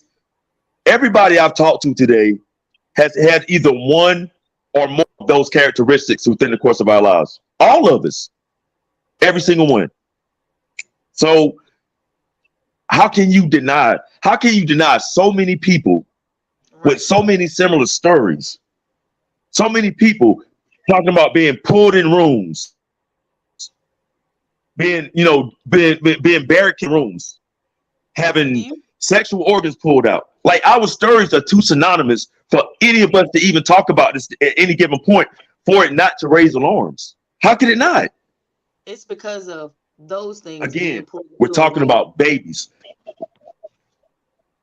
I really think that the family was afraid that the original perpetrator was going to be exposed, because it seems like it's a grandfather. And I believe that the family was very, very, very afraid of that coming to light. So therefore, we have to cover this up, because this has been going on for generations. This didn't just start here. This started years ago. And may I add, it started before I was born. Right, and may I add, the Gilberts were very known in the church for their heavy preaching and singing. It was known for that, preaching and singing. Now I'm gonna say that now the best was known for singing. I don't remember Gilbert singing like that, but well, the best too. But you know, I'm just voice. saying, like they would. Some of the Gilberts, some I I ain't gonna see say your all, but some brother's were in the very comments. gifted. That's But your preaching, brother, right? Kendrick Green? Yeah, that's my brother. hey Kendrick, I love you, cuz. But you know, I love you. it's because of kids being pulled into the room. Look, Tanika said, "Get it right." She said she ain't know nothing What about up, them boy? being singers. She said, to this day, I don't allow children to be in a room with the door closed. To this day, I don't allow kids to be under the same blanket. To this day, I'm that mama that walk in the room and snatch the whole blanket. Like, what you doing? Where your hands at? Because of, you know, what you watching. Phone check. Yep. Let me check your phone. What's going on? You know, when the kids is back there and all the adults having a good time, let me go back here and check on these kids. See what's going on with these kids. I'm on that because I'm aware, you know, to the pure, all things are pure. So when you have been taken out of your pure place, you can see the type of dangers that lurk about. The sad part is I had to train my children to know that even in the church, don't let your guard down. Even in the church. When my boys go to the bathroom, y'all go together. Nobody go to the bathroom by themselves. You know, things like that. It's sad that you have to teach your children these things, but it's necessary. It's very necessary.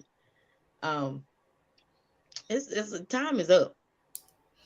and I think that's good. That time is up right now. And I want to say that one of the things that you said, Kelisha, I was like, you always think that your father is there to protect you. right? If anybody's going to protect you, it's going to be my daddy. Daddy's going to protect his baby girl at all costs. And where I feel that the system failed you was at 3 years old. That's part of the reason. It's not that your mother made a mistake by giving you a bath. She didn't know, right? Right. But the system knew that at the end of the day, something happened to you. As a baby, they could tell that this child was penetrated with or without DNA. They could see that a child was penetrated. If you sat there, and that's why they bring in the child psychologist, so that the child psychologist can get out of you to draw the picture. That, let's just be real, there wasn't that much evidence against R. Kelly. It was a bunch of words. Correct. So if it was so a the bunch video of came words, out. yeah, but even that video, that young girl did not necessarily testify against him, even this time, right? So what begins to happen is that, but there's power in numbers. So you have your brothers, you have Victoria, you have everybody else that has come out and said this happened, and now there's something called the law. Because now there needs to be a lawsuit being brought and some criminal charges being filed. Why? I'm sorry. When I spoke with the detectives, they said that with the state of North Carolina, there's no statute of limitations. So what it comes down to is his word against ours. He said, because you don't remember, it would make it difficult for you to recant the events that happened. We would have to re-interview everybody who's alive who gave a statement at that time, and go from there. He did say that the stepdaughter that was molested, that she could come forward because she remembered, she could come forward. And they would arrest him, and it would start a whole case. It would open up an entire case. So for those who don't know, with the state of North Carolina, I'm in Florida, but there's no statute of limitation. Meaning it doesn't matter how old you are. If you say this person did this to me, then the law will hold them accountable for that. We'll hold them accountable for that.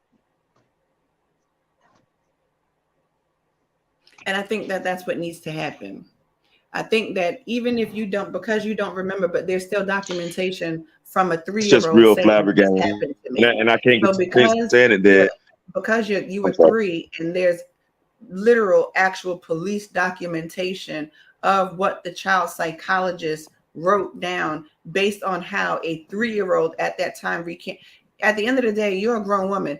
I don't know many people that remember things at the age of 3. Right. However, there is actual documentation of what a 3-year-old stated when she was 3. So there, I get what they're saying, but it's not that hard. You were 3 years old. They brought you down to the police. You made a statement to the police. They had the child psychologist in there. You got it right there. Victoria remembers vividly. For the family who did defend him at that time, I understand people do a lot of things out of fear. Everybody was at a different age, at a different place in their life. But I am a firm believer to be a part of the solution and not the problem. So now, today, it's like, where do you stand now? You can't take back what you said back then. You can't take back what you did back then. But you have an opportunity today. They have an opportunity to repent. Yeah. They have an opportunity to tell the truth. And I really do hope that they do watch this live, because I see that they are on here, and that they will feel the conviction in their heart to not keep covering this up. At the end of the day, as a family, it has to be, I was just about to say that, it has to be fixed. It has to be made right. I love you, Kendrick.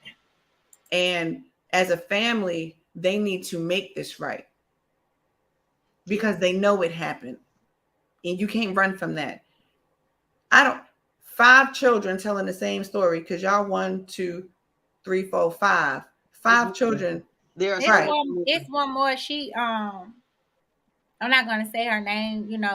I'd rather for her to tell her own story, but she inboxed me today, And at the end of the day, I've been inboxed today. yeah. People So I had no clue. it happened, and other family members thought the family member told their father, and they didn't find out. Same thing with me. Like my father wasn't told. My biological father, he wasn't told. My mother wasn't told, and it was like when she was told, she was just like nobody told me, because I already know my mama crazy. That's a little it's all the way crazy, okay? But I know this is why I told my mom, like things happened to my mom, with her father, molesting her. And it's crazy. Like it was just going on.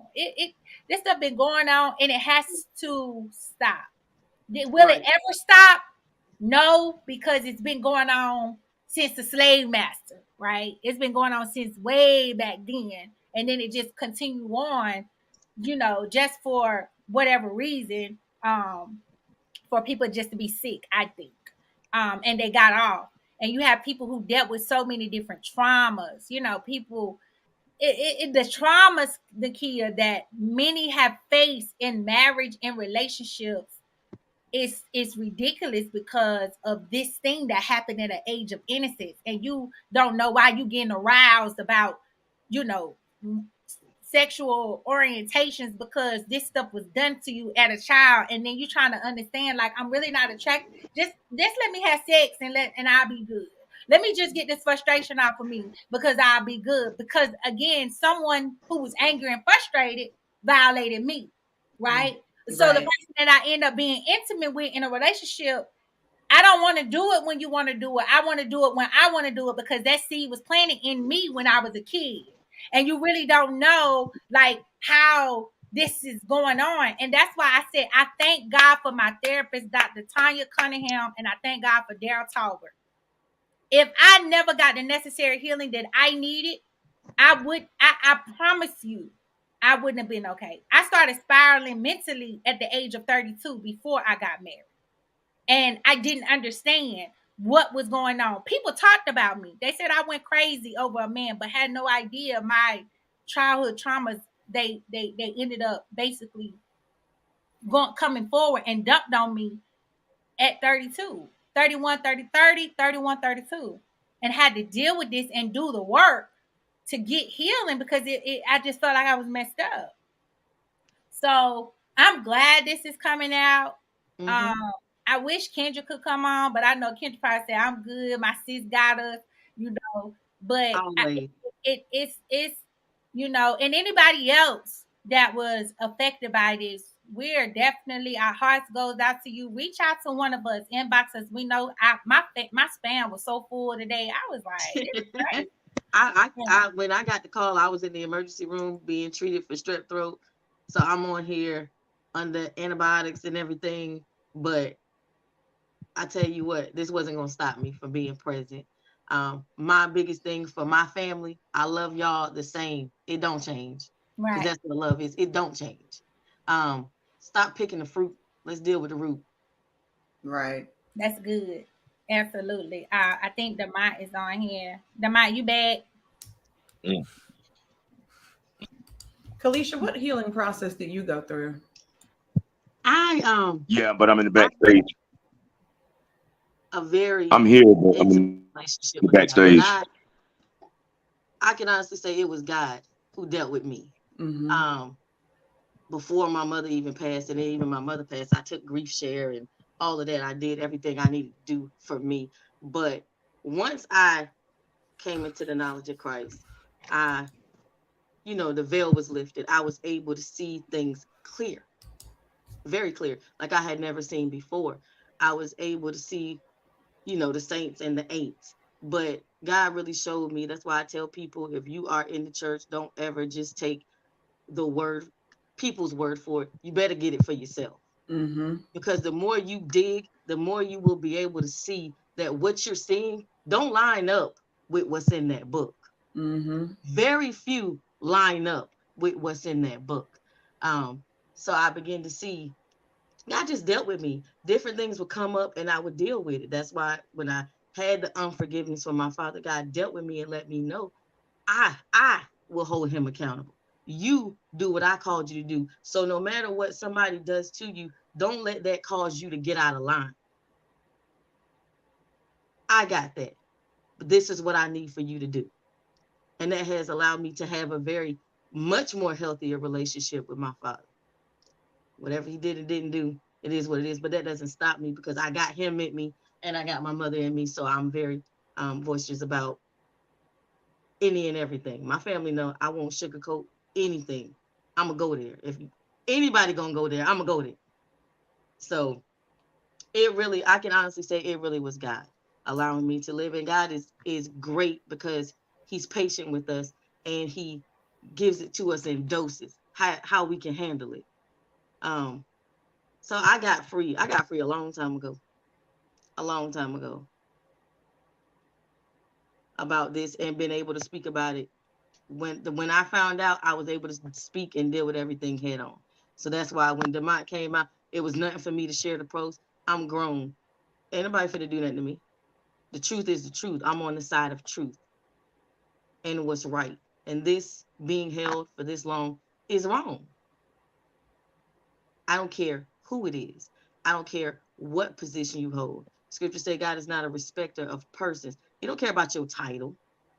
He care about your heart, the intents of it, your actions, how you move, how you treat people, how you respond when you find out you did hurt someone. Mm-hmm. That's what he cares about. So wisdom is not associated with age. You know, forgiveness doesn't give you back the platform that you once had. Um, and accountability is very much necessary. Mm-hmm.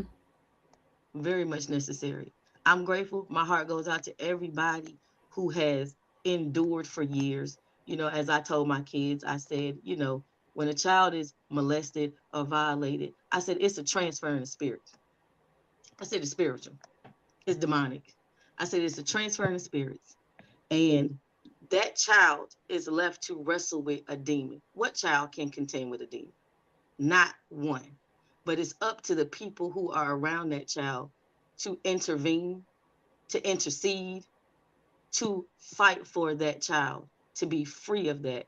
And most of the time, that doesn't happen. So you end up with a lot of broken children who grow up to be broken adults. And it really does take God, it takes the higher power to heal us, to allow us to accept what happened to us and to get free of it and to be able to talk about it. Because a lot of people say they're free, but they scared to talk about it. If you scared, ain't no freedom in being scared. That's bondage. You're bound. Mm-hmm. You should be able to say what was done to you unapologetically and passionately. If you feel like you can't say or you don't want to start any trouble, then you, my dear, are not free. Right. You are still bound. Mm-hmm. So, I mean, it is what it is. I really appreciate you coming on, Lee. I was trying to get a hold of you earlier. You was like, "I'm gonna give me 1 second," but it's not like we don't have a relationship because again, we've always had one since we was kids, and Yep. that's why I say it's really important to always. You just never know what the next person is going through, Mm-hmm. and I really feel like this is an eye opener. It will continue to be addressed. It's not stopping here. This was just literally the first part of many. It really started with us, but like I said before, this kind of stuff it gets swept under the rug all the time, and many people have said, well, I mean, why y'all, it was a whole lot of stuff that people have said, but I don't give hoots and any about what you said. Y'all can talk about God all day. Trust me. And God still reigns. And y'all can't use that, oh, God is not the author of confusion. Baby, God is the author of truth, honey. Mm-hmm. He's the revealer of our truth, okay? Whom the Son has set free, he is truly and free indeed. All right. And so I really want Shauna Stu, she gave me a title. She gave not even a title, but she really helped me and it really helped. She was like, "You're a freedom coach and you don't even know it." And I was like, "What?" And she said, "Because you've helped change thousands of people's lives, all because you came off mute." And again, I've been called a liar. I don't care about this stuff. But when this stuff is really has affected my family, and when me and Lee we talked long time ago, she said, "I know you ain't lying." She said, I know you not lying. I know you telling the truth." And just like I told, I can't think of her name, but her name is she done got off of Facebook, but I still got the Facebook messages where she sent me that her mom Mona had told her that I lied about. She lied. My husband never did that. He never did that to her. But again, to this day, like my heart, I never stopped praying for her. I never stopped praying for her because she was Yeah. ostracized and You're talking isolated. about Jaleesa. Yeah. Jaleesa Hmm. is her name. Yeah. Yeah. I remember when Mona came on the scene and Hilda was locked up. And she took such good care of her daughters. I mean, they were always so well dressed, so pretty, so well kept, hair always laid. Like she took care of them girls. And before I knew about all that I know now, when I, said I would get that feeling about him, all I could think about was, I hope he don't do nothing to those kids. Being 15 and 16 years old, I hope he don't do nothing to these kids. These are some pretty little girls, like gorgeous. Um, and to come and learn that he did, and she knew about it. The mother knew, Yep. She and sure still did. continue to stay in a marriage with him to this day. Yeah, because she said to my face till death do us part for better or worse. And I just looked at her, I said, at the end of the day, he gonna get what's coming to him. He gonna still get what he coming to. Don't say not one word. I remember it just like it was yesterday. Um and again, whenever I would see her at family functions, I didn't have no words. I didn't speak. I went the other way. Whenever I came to the Aunt Lou house and I went to go see Nina or see Mud, like, over there off of I want to say Russ Road, not Russ Road, but over there across the river. You know, I mean, I just like I said, I went the other way, and again, I still love the Gilbert family, but it doesn't exclude. I have no love for Hildred, so don't ask me if I have love for him. I don't have love for him. And let me say this: this was not rehearsed. My cousin literally called me and was like, "I'm about to call you and I'm about to go on live." So I didn't know what I was going to talk about. We didn't rehearse this. I just met the kid right here, just like y'all just met me. If you don't know me, I hadn't talked to Demont since we was little. So all of this, it is raw. It is not rehearsed. It wasn't planned. None of that. I didn't know that I was gonna be live on Facebook today. Is that Tanika? It is. Tanika know. Wow, I've called Tanika. Tanika know. We've talked wow. because I started asking people And like, she part of the best family. Aunt Helen mm-hmm, was sisters with my grandma Jean mm-hmm, Vivian. So I don't it just it like I said, it bothers you. The reason why it's no tears for me because I really went to the great extent to get the necessary healing I needed. right, I had to. My life depended on it. When I wrote that book, my life was worth fighting for. My life depended on it because I did lose my mind because what was done to me at the age of 14. And I had to talk about it. And to be honest with you, this stuff was like a nightmare for me in relationships. I didn't even want to be touched. It was just like, okay, they just humping on you and you don't want to be touched. But you doing it because it's it's something that they want, but it's not a satisfying feeling or no level of intimacy because I feel violated, right? And that's why I said I had to do a lot of work. I had to do a lot of work internally to get to the healing place where I am today.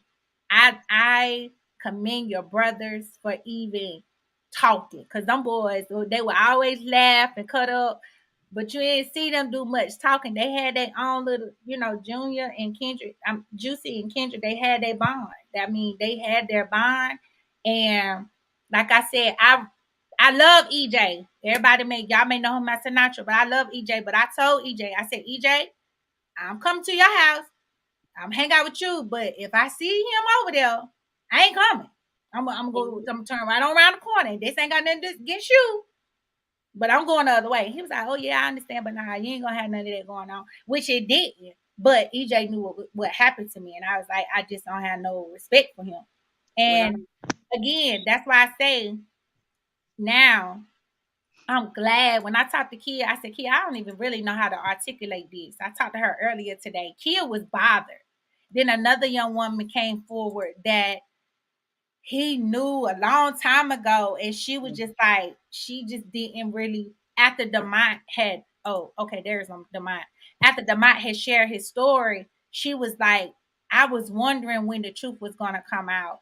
And Tanika, I love you, sis. I love you so, so much.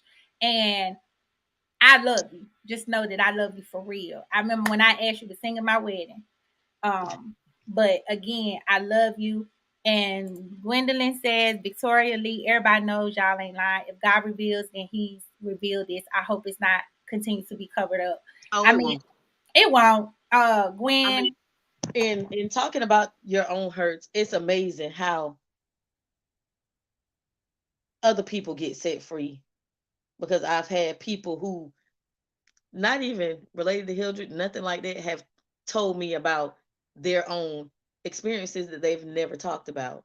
I've had nieces and nephews come forward because anybody that know me, I have my mother's spirit, so it's real across the board. So anybody who's came to visit me in Florida, they know we're gonna sit, we're gonna talk, we're gonna have real conversation.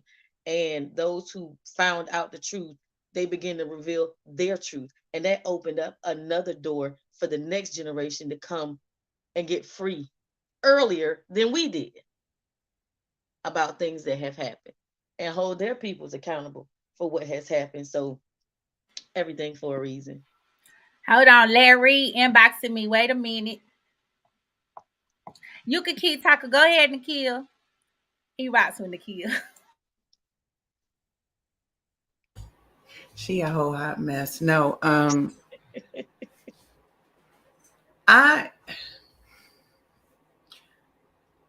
reading the comments here, right? And I'm seeing your brother, right?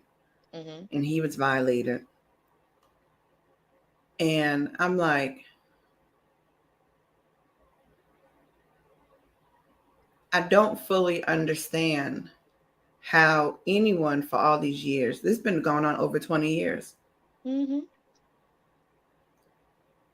can continue to support a person whom they know has done this. This isn't speculation.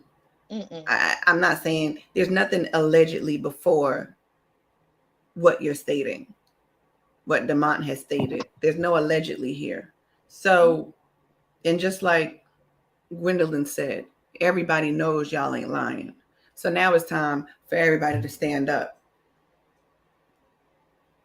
Because when you know a person's not lying and you know that you've been covering for a person for so long, at what point will you then regain back even the control in your voice and your power to say, no, we can't keep allowing this facade to go on? And even for himself, because someone's going to share this live with him because it's public. Oh, yeah. Oh, yeah.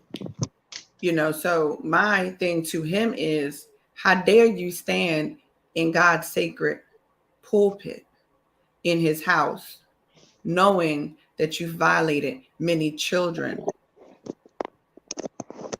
and think that you can preach his holy word, or you can pray or lay hands or do anything when you have not done the first work, which is go back and correct all of this.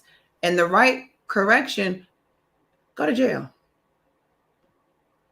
The correction isn't, I just need you to apologize. No, the correction is there needs to be some type of repercussion for what you have done to these children. They were children. This is to him. Y'all were children. and he violated children. And the truth of the matter is, the way I operate, everybody that covered it up is guilty of conspiracy. Absolutely. You all conspired with a pedophile to keep them covered. That's conspiracy. So, as many of y'all just want to say this is just the family, no, what you've done is you've conspired to keep a criminal from being processed. That's conspiracy. All y'all should be in jail. And the crazy part about it is for Tanika to say all day, I've been thinking, what if I hadn't escaped? I'm so sorry to everyone who couldn't. That's a powerful statement for her to make right here. Mm-hmm. Cause again, Tanika, she just was like, I thought it was just me.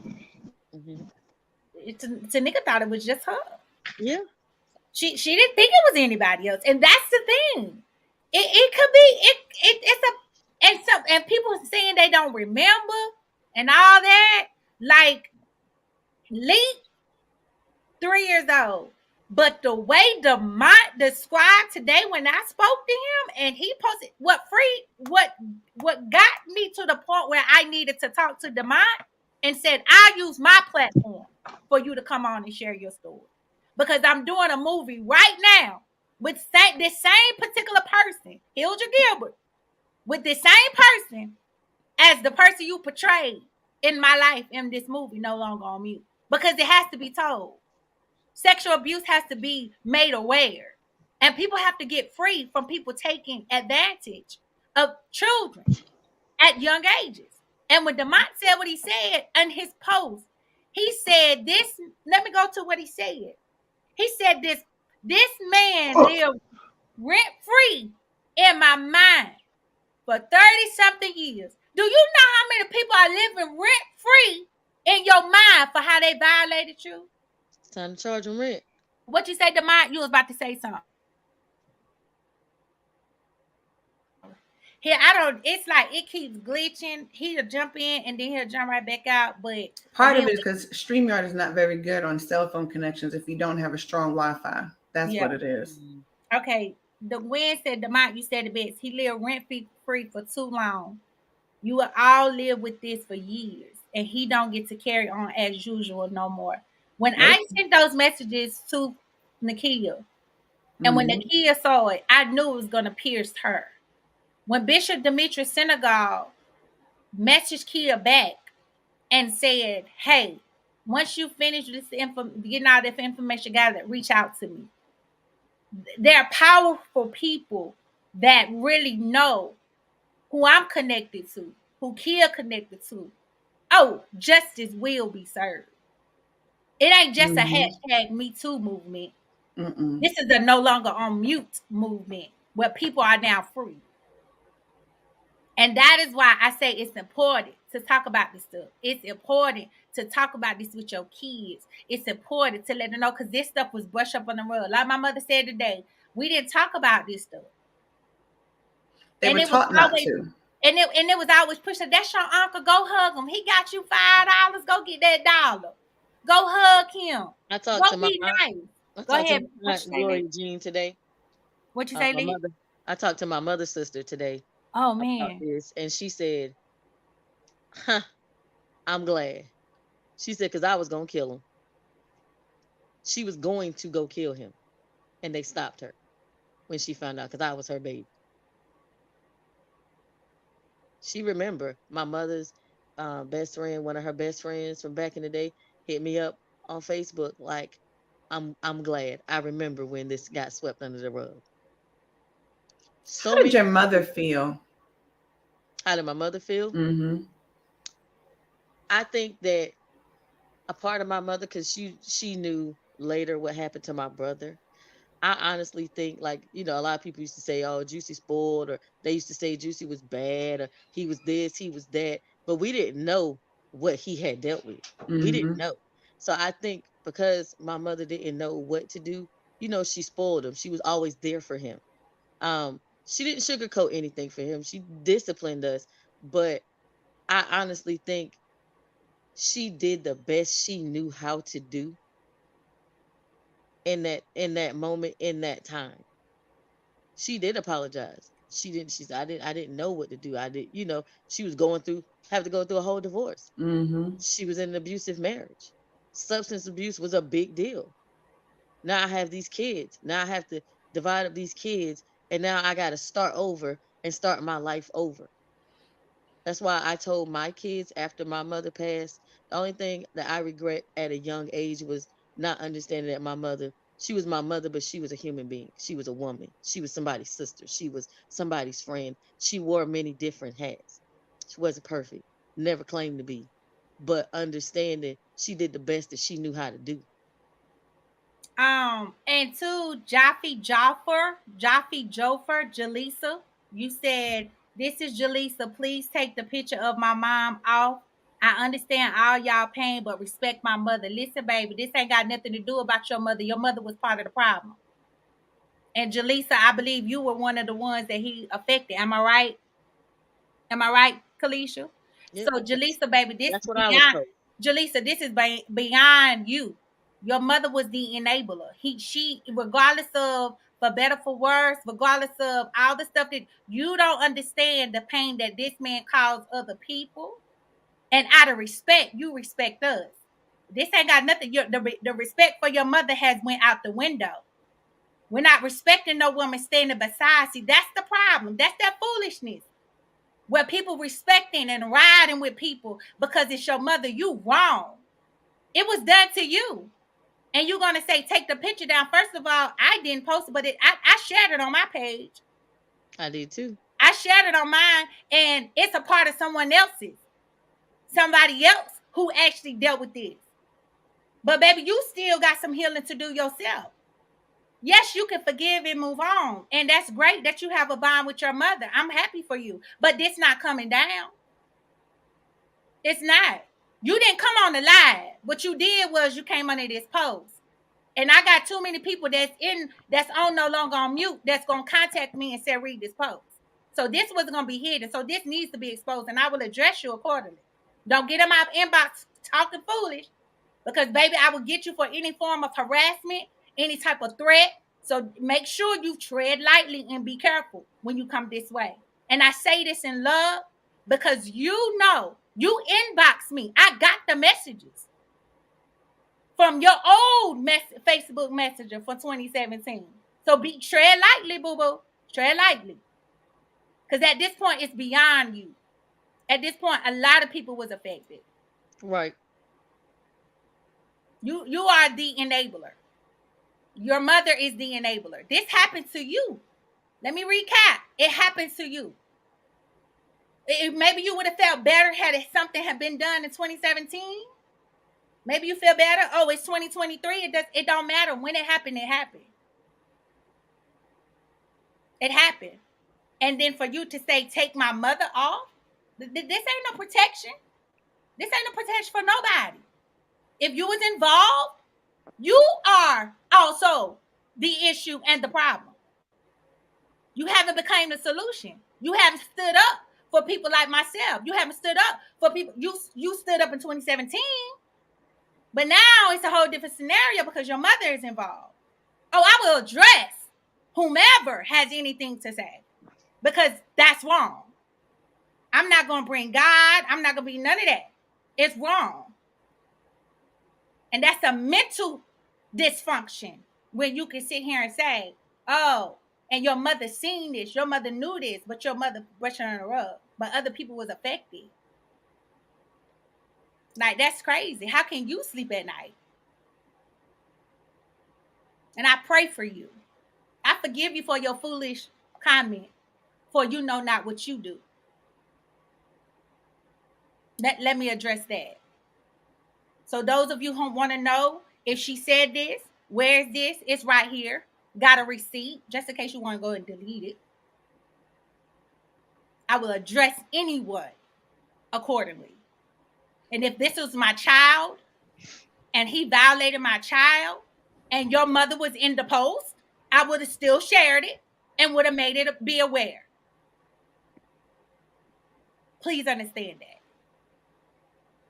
Okay, Lee, you can continue.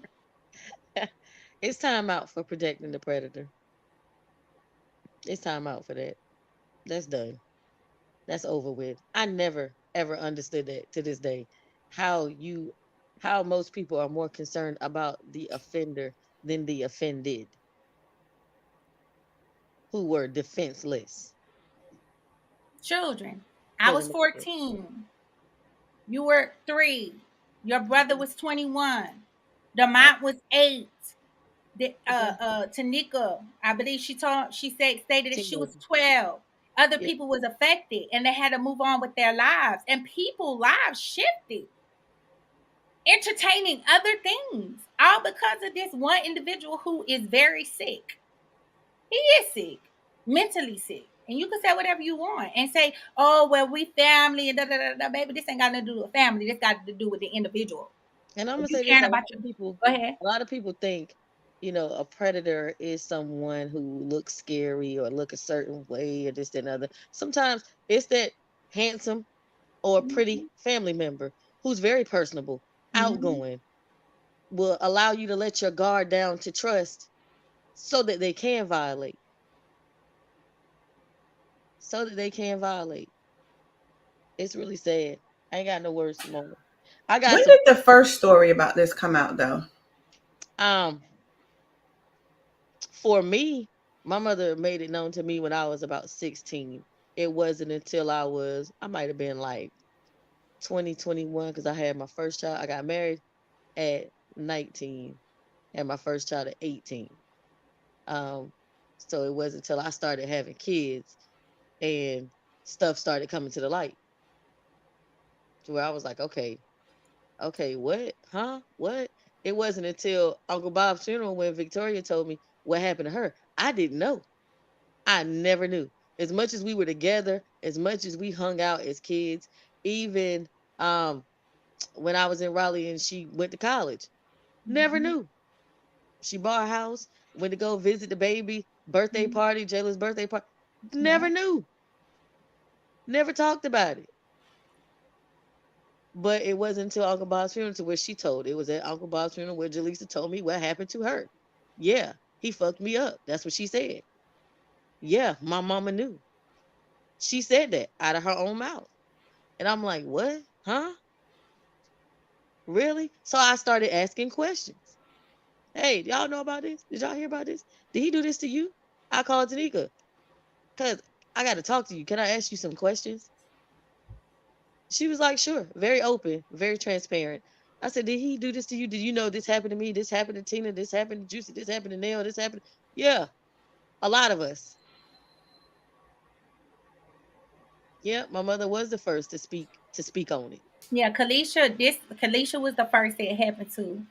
It was others. I just know it happened to me. I don't know the timeline of when it happened to the others. I know they were younger, but I do know that it happened to me at the age of 14. And then it also happened to the stepchildren, that, stepdaughter, but everybody's saying the stepdaughter. But I mean, at the end of the day, it happened and it was brushed under the rug like it didn't happen. And Um, then this is what the detective said when we talked, and it comes back to you. And he said I thought I seen Sheriff Paula Dance jumped they on, or said maybe they she's said in. Hildred is what they would call a groomer.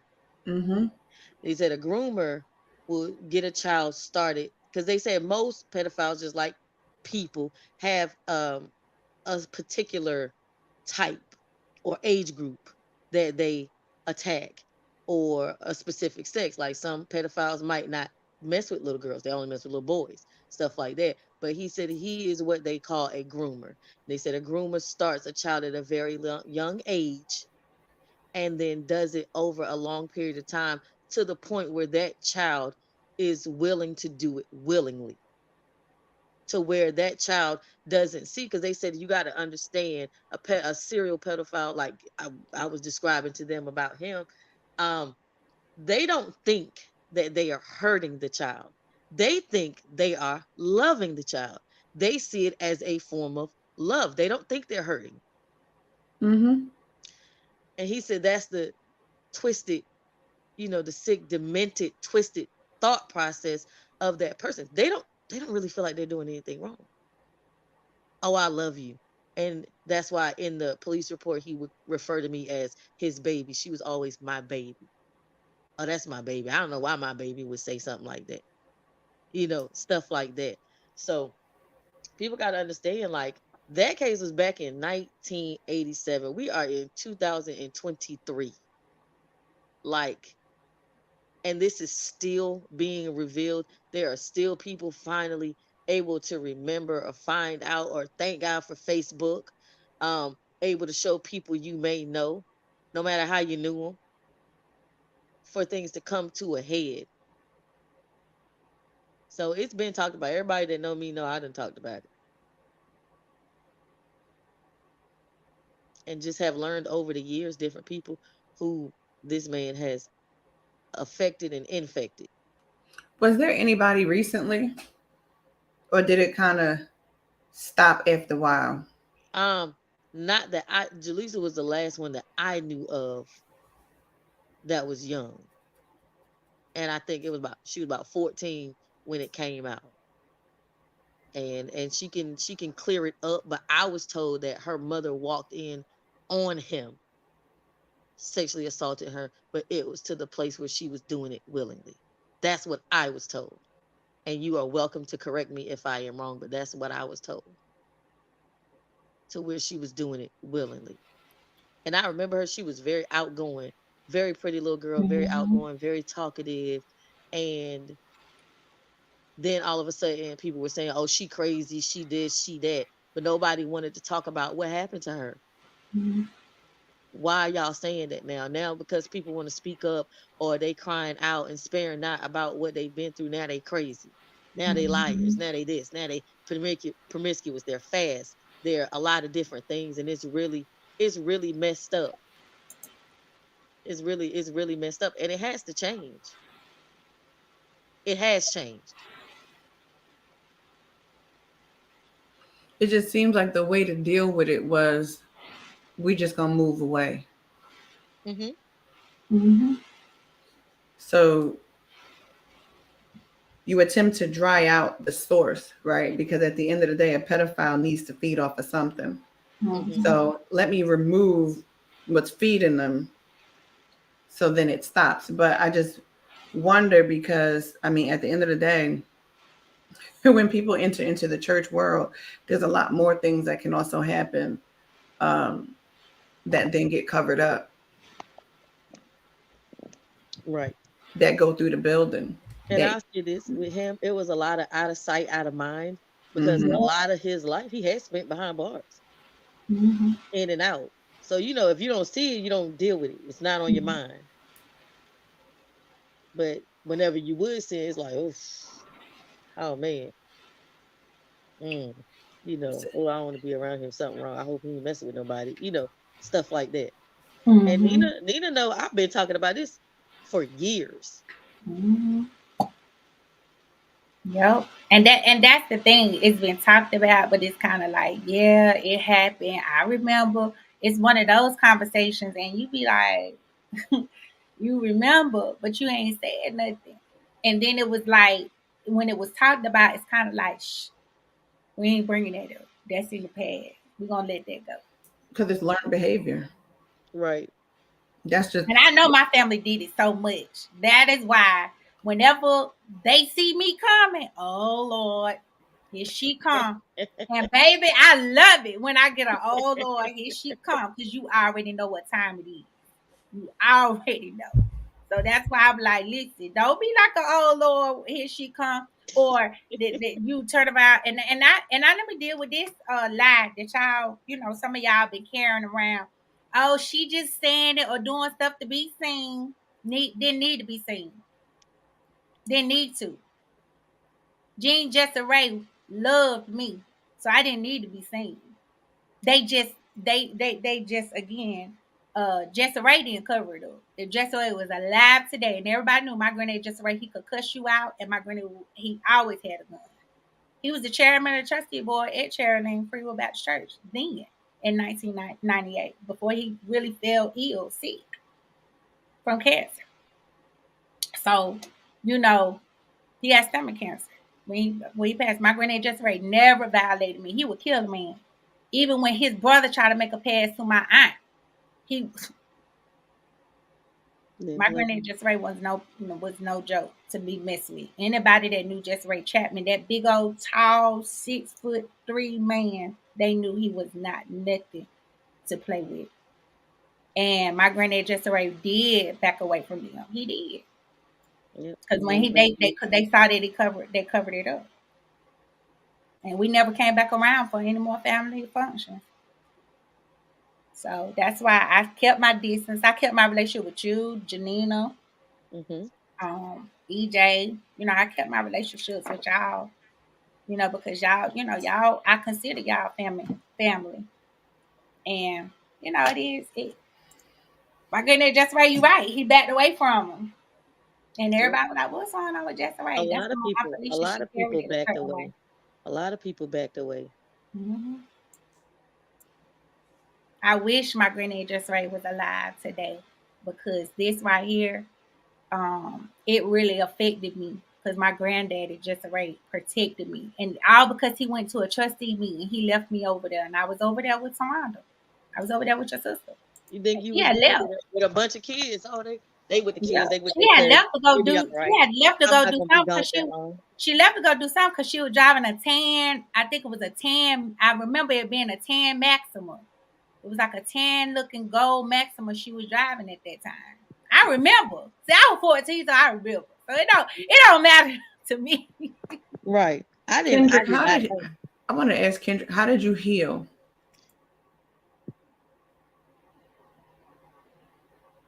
Let's see if he replies.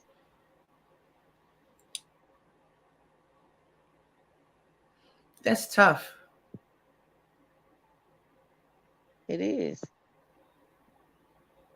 You can have whatever you like to come on the laptop.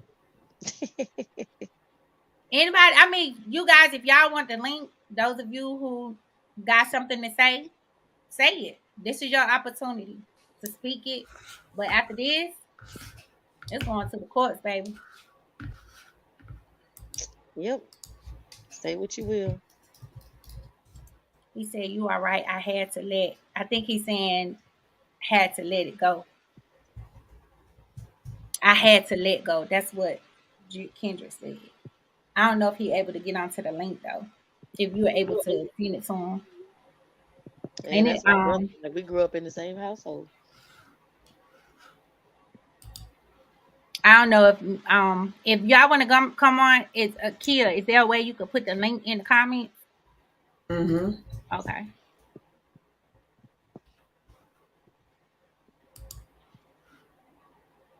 Oh, Kendrick said he need a link.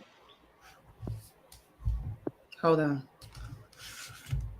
Y'all don't be alarmed. We look just alike. Y'all do. Y'all jeans are so strong.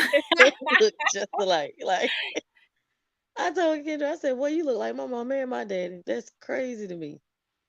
Yeah, that is. That's insane. And while we waiting for him to come on again,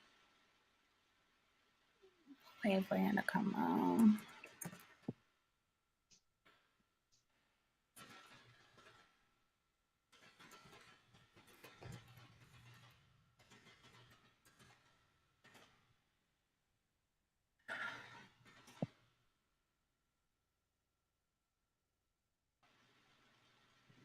That video was so powerful.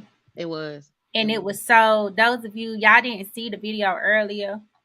But it was so powerful, and it was basically it summed up everything that we are talking about that really like started this off. The motivational speaker himself, the real Todd Tyson, when he said it and I shared it, that is why I'm pressing this, because it's a pressing situation.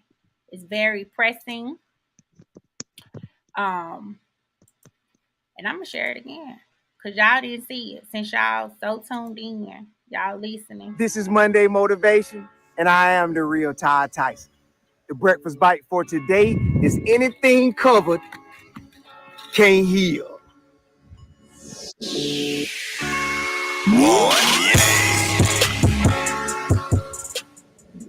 Moreover, if your brother sins against you, go and tell him his fault between you and him alone.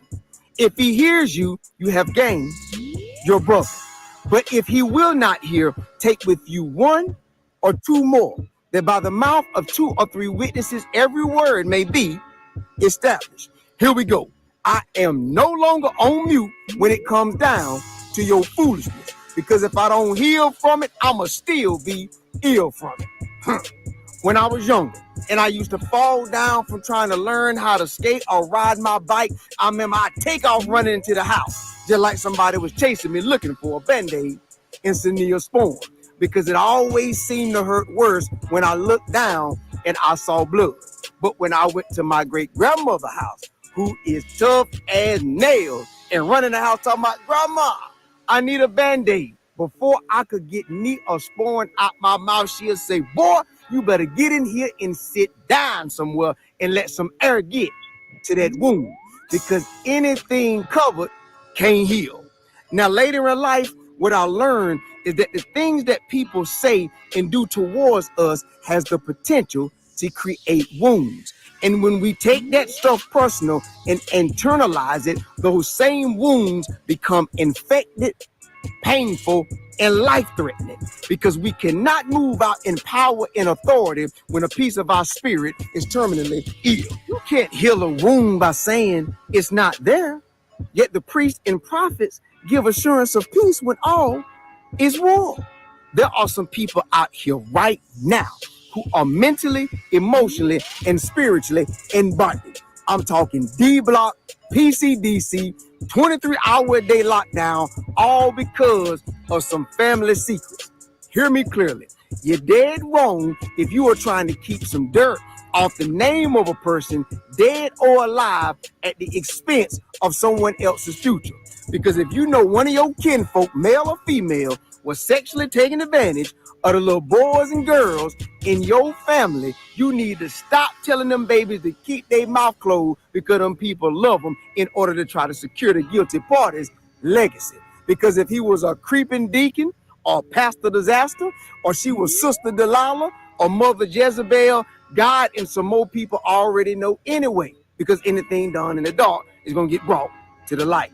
So let them people air that stuff out so they can get it out of their system and start their healing process and move on with their life. So remember, if I don't heal from it, I'ma still be ill from it, because wounds leave scars and unattended scars develop scar tissue. And when there's some unforgiveness in the mix, it's gonna be so much scar tissue involved that God won't put a blessing there, because the scar tissue ain't gonna do nothing but suffocate the peace that the blessing was supposed to provide. So in my Teddy Pendergrass voice, I think you better let it go, let that painful stuff go by airing it out and giving it to God, so that it no longer has the opportunity to kill your vibe. I love y'all. Go. That's dope, y'all. Shout out to the Real Time Hype. Make sure y'all go follow him on TikTok, Facebook, and you can see it on Facebook or on YouTube. So Real Time Hype. I think my cousin is in the room. Let me see.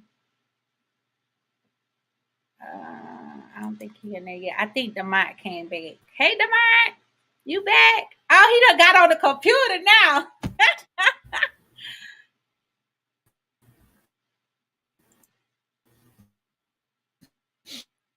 Okay, I can hear you, Demont. I think he's on his computer.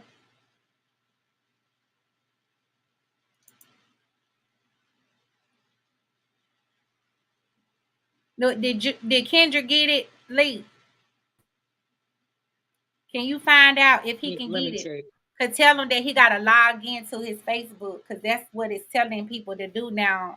Kia, it's telling people that they got, in order for them to get on, they gotta actually have basically authenticate their account in order to get into StreamYard.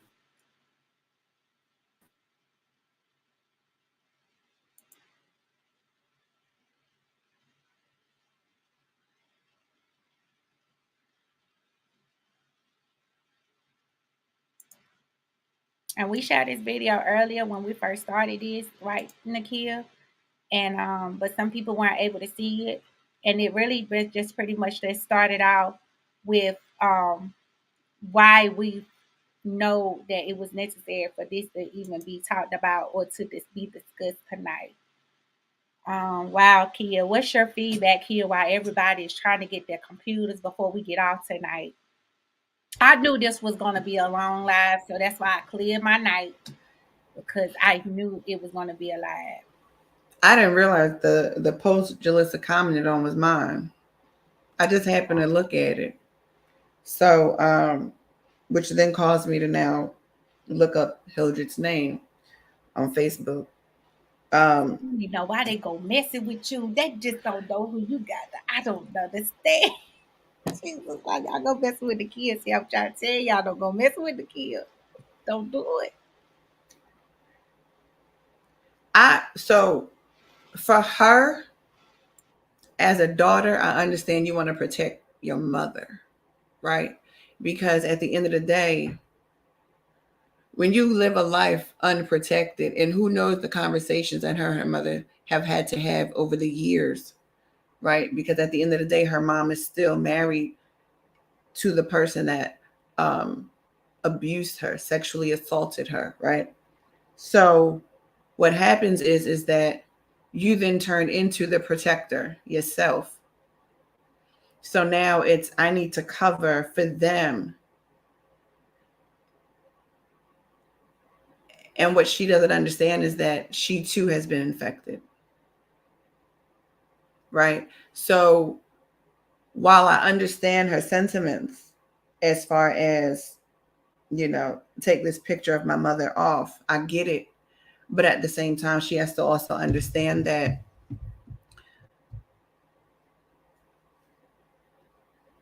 because of the cover up, her mother then turned herself into an accomplice to a crime. It's a crime.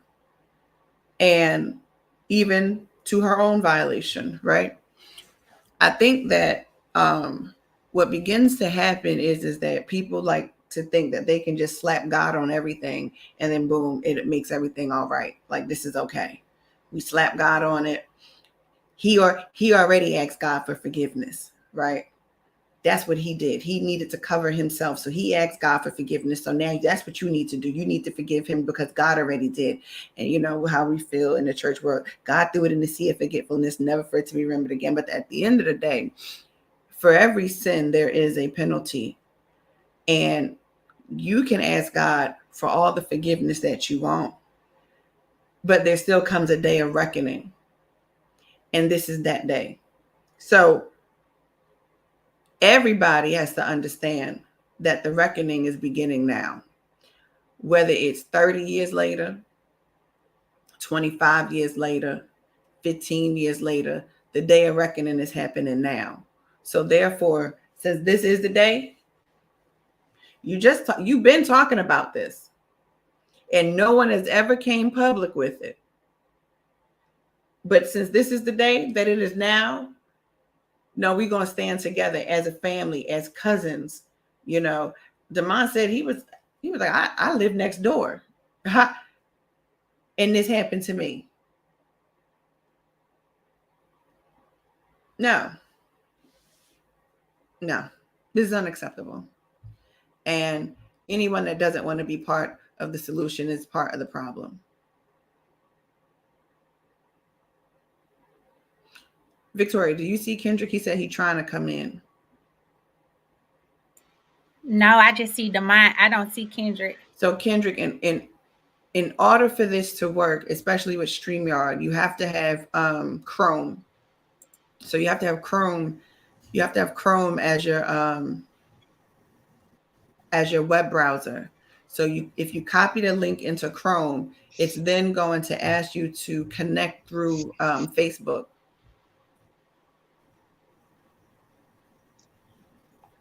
Because StreamYard only works on Chrome.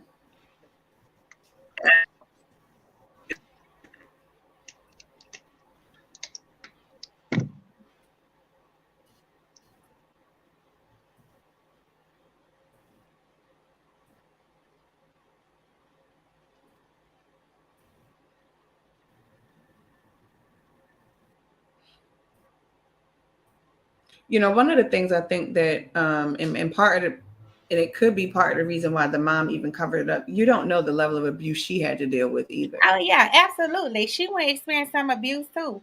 I, Mm-hmm. I acknowledge that. I knew she Right. was manipulated. I knew, but I don't feel.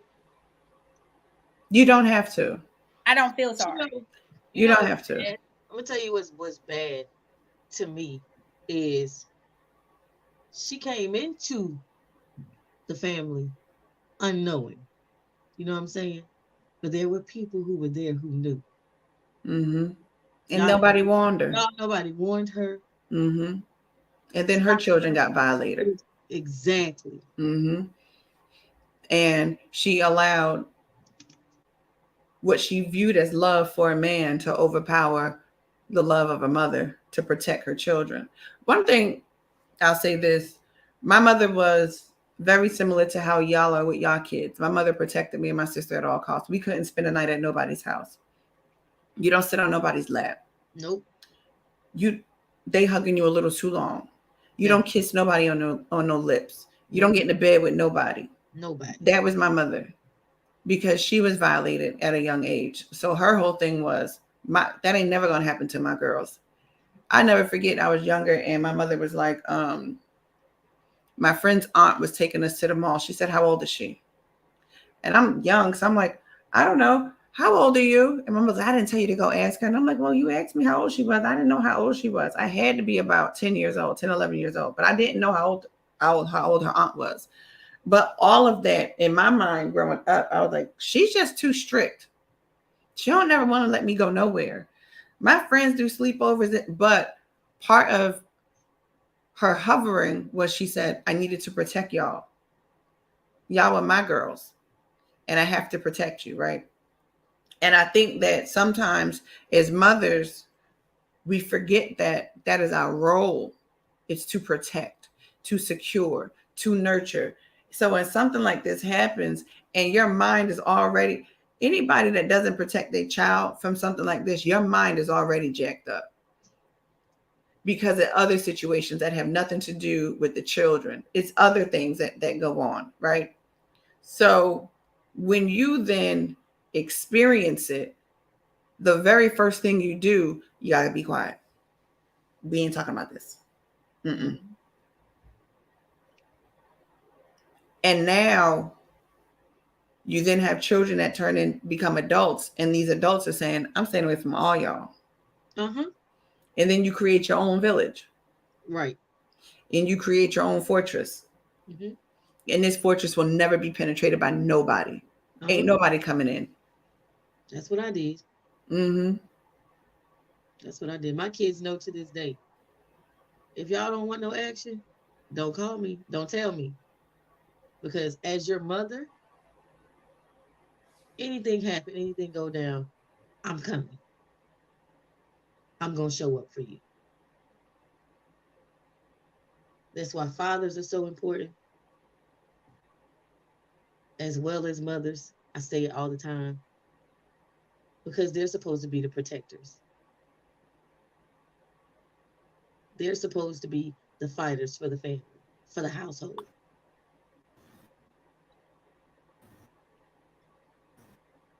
You're right. Tevin said, now what I will ask, how do you feel about the family league excluding him? Did everybody actually know? I don't know if everybody knew. I don't know. I don't think everybody, people are learning today. I'm still learning today. I don't know if everybody knew. I don't know what the family did with him. I stopped dealing with the family to a degree when it came to big gatherings and things like that for my own sanity and for the safe, more so for the safety of my children because I was scared of them. More so for the safety of my children. Just he just don't get to know these 5 amazing people that I gave birth to. You won't never get that opportunity. So I don't know. The family got to speak for what they know and what they didn't know. They have to speak up for that. I don't know what meetings or conversations or prayer groups or laying on of hands that have taken place. I don't know. I wasn't there. I can only speak for me and mine. I can't even speak for my brother. They gotta speak for themselves. Like I said, I'm not mad at anyone. Not angry. I'm this past that. Now it's like, what are you gonna do now? I know what I'm gonna do.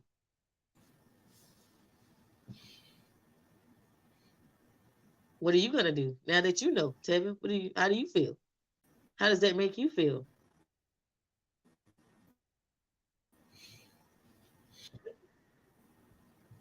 That's the real question.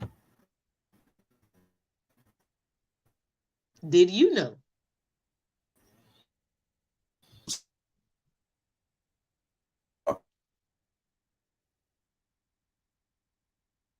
I love my family, but I'm not gonna uphold nobody, not even my own children, in their wrong. If you're wrong, you're wrong.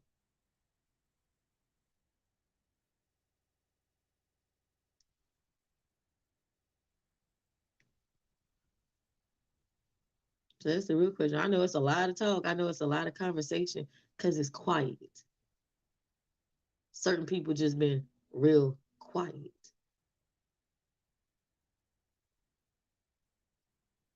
But I know they're talking amongst each other. I know how the family get down. Everybody has a right to their opinion.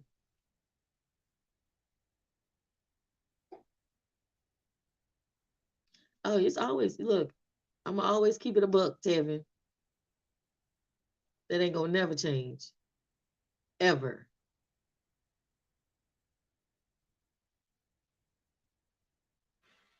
I'm so glad that Tevin asked that great question. It was definitely a great question for you.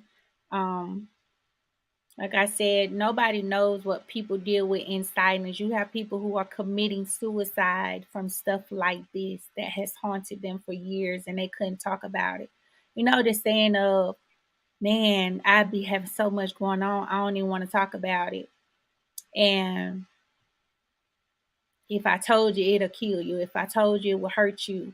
And I seen people many times commit suicide on so many levels to this because of sexual abuse or level of physical abuse. And again, even when I address Jaleesa in what I stated because I'm very firm in communicating what I say.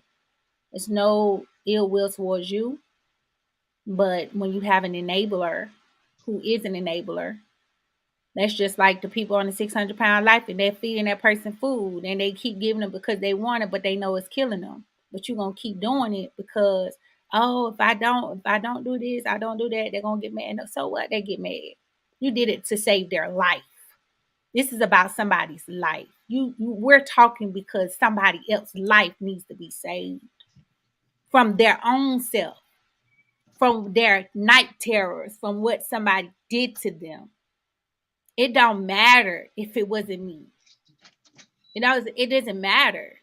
What matters now is change take place. That's what matters now. Mhm. That's what matters. Somebody's freedom is on the line tonight that's watching this. I didn't know over 400 some thousand people after me coming off mute lives gonna be changed. And guess what? Tonight, it's gonna be thousands of lives gonna be changed again. All because the opportunity was given for somebody to speak up and speak out. I think Kendrick said that he was trying to get on. I don't know if Kendrick can get on a computer. If he could get on a computer, that'd be great because he'll have more of a solid connection to get on. I would love for Kendrick to talk at his own free will. This is not about ousting nobody. It's really about folks getting free. And I commend Demont. Yeah. I commend him because he spoke up and he spoke out. And It's like he for real. said, it's so many. So many people have inboxed him. And this is the part that gets me. So many people have inboxed and said things. Um, and it's like they didn't even know how to come forward and talk. Because in our family, we was raised to be family, and it's people. It takes a lot of courage to do this. It does. But guess what? I sleep good at night now because I went and did the work. I paid a therapist. I did the work. I did the work, and so he was able to jump in. Then he jumped right back out. Kelisha tell him that he was in here, but he ended up jumping right back out. Tell him he just got to stay in for me to add him on. Get back in. Yeah, tell him jump back in. Jump back in. Tanitra says, trauma is so real and people suppress it and it affects them in so many different ways. I have a greater respect for each of you for speaking out. This is so hard to do. This type of courage is rare in our community. Absolutely right. And it should be celebrated. Yes. Okay, Demont, you gonna stay in the comments? Okay, great. Demont said he's just gonna just stay out and he's just gonna write the comments out.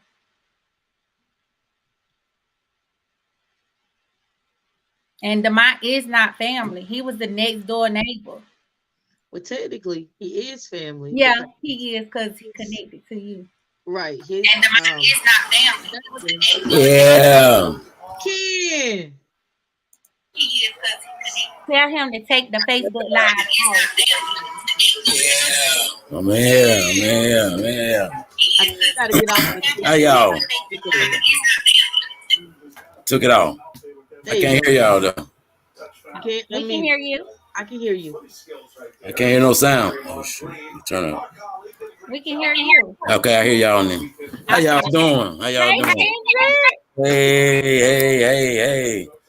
Hey. Need to be out. How I've been dealing with it. I dealt with it. I dealt with it to the fact my kids. It was a fear of mine all my life. You know what I'm saying? And I replayed it. I played it, and it came out. My kid had the same issue. You get what I'm saying? Been put in somebody else's hands. Yeah, so it's serious, y'all. It's real, and it need to be said because it opens up for everybody. Like it's a scar that been scarring everybody. We couldn't talk. I couldn't talk for years, y'all. I couldn't say nothing to my family. Yeah, they wouldn't hear it. Yeah. They wouldn't hear it. Because my mama, I was the one that my mama fed it to, you know. It's a fact. So I watched my sister. Like, she didn't even know. But it's real.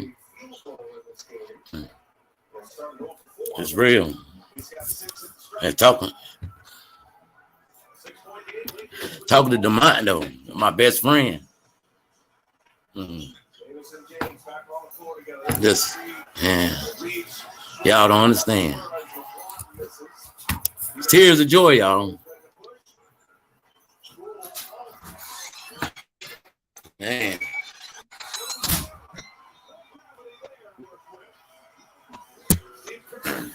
So give me a second, y'all. It's all right. You're all right. I didn't think I was gonna break a tear till I haven't seen Kendrick since last time I seen Kendrick was around the time we was all at the hospital. Yeah. And we were at the hospital in the lobby area waiting to hear back from the doctors about his mom. So that's the last time I've seen actually. Yeah, last time. Kendrick. So you know, this kind of like it's overjoying, but at the same time it's coming full. It's coming full circle because it's bothered me for years, y'all. Like I talk to my mom about this every night. Like, and it's our family. This was so crazy. How did your mother feel when she heard? Man, my mom was hurt. Mm-hmm. She had nobody to have her back. They alienated her. Like it was kind of like, man, it's like a family pushing you away from your family. Like, kind of like that. It's real though. Man. It's good, sis. So these things need to be said. Much people don't like to say it. We can't get past it till we get on it. Right. And some, like, they say forget about the past, but you can't forget about it if it's on you. Right. It's on you. So, man.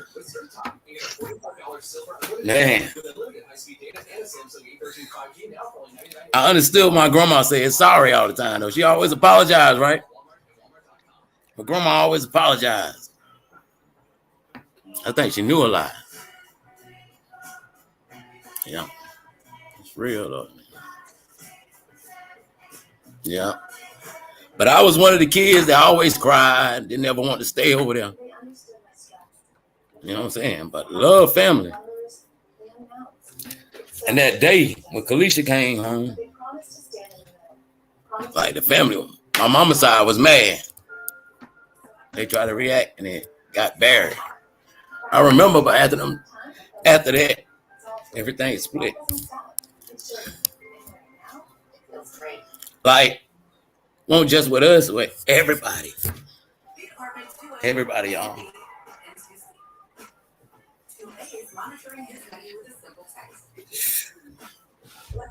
And you see it in the church, like they started doing their own thing. Like a lot of separation came in. Yeah. Right, real pain.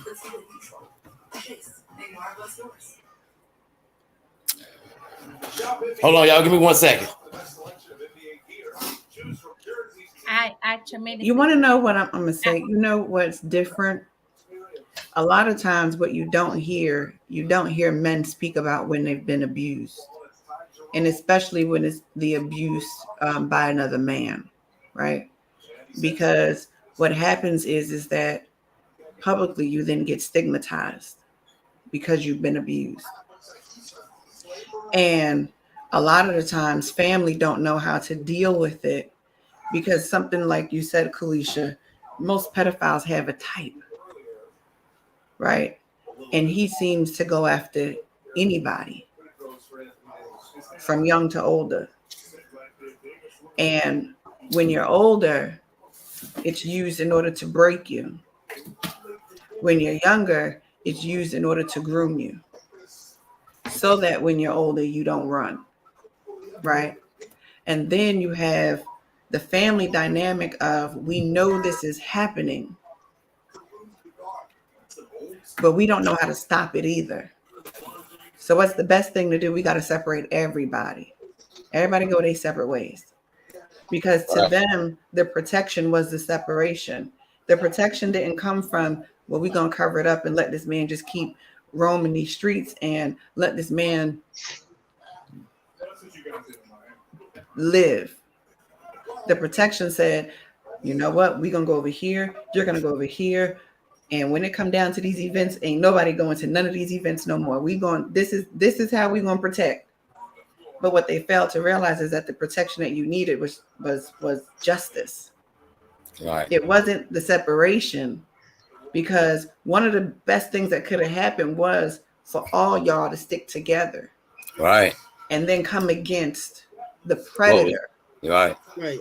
But we don't want, let's separate them because we know why he's a predator. Nobody else knows, but we know why he's a predator. Right. The brothers know why he's a predator. The sisters know why he's the predator. The grandmama know why they know why he been in and out of jail his whole life. 15, 16, 17, just doing stuff, drugs, everything you could think of. Right. So then now, as of probably about 15 years ago, it all stopped.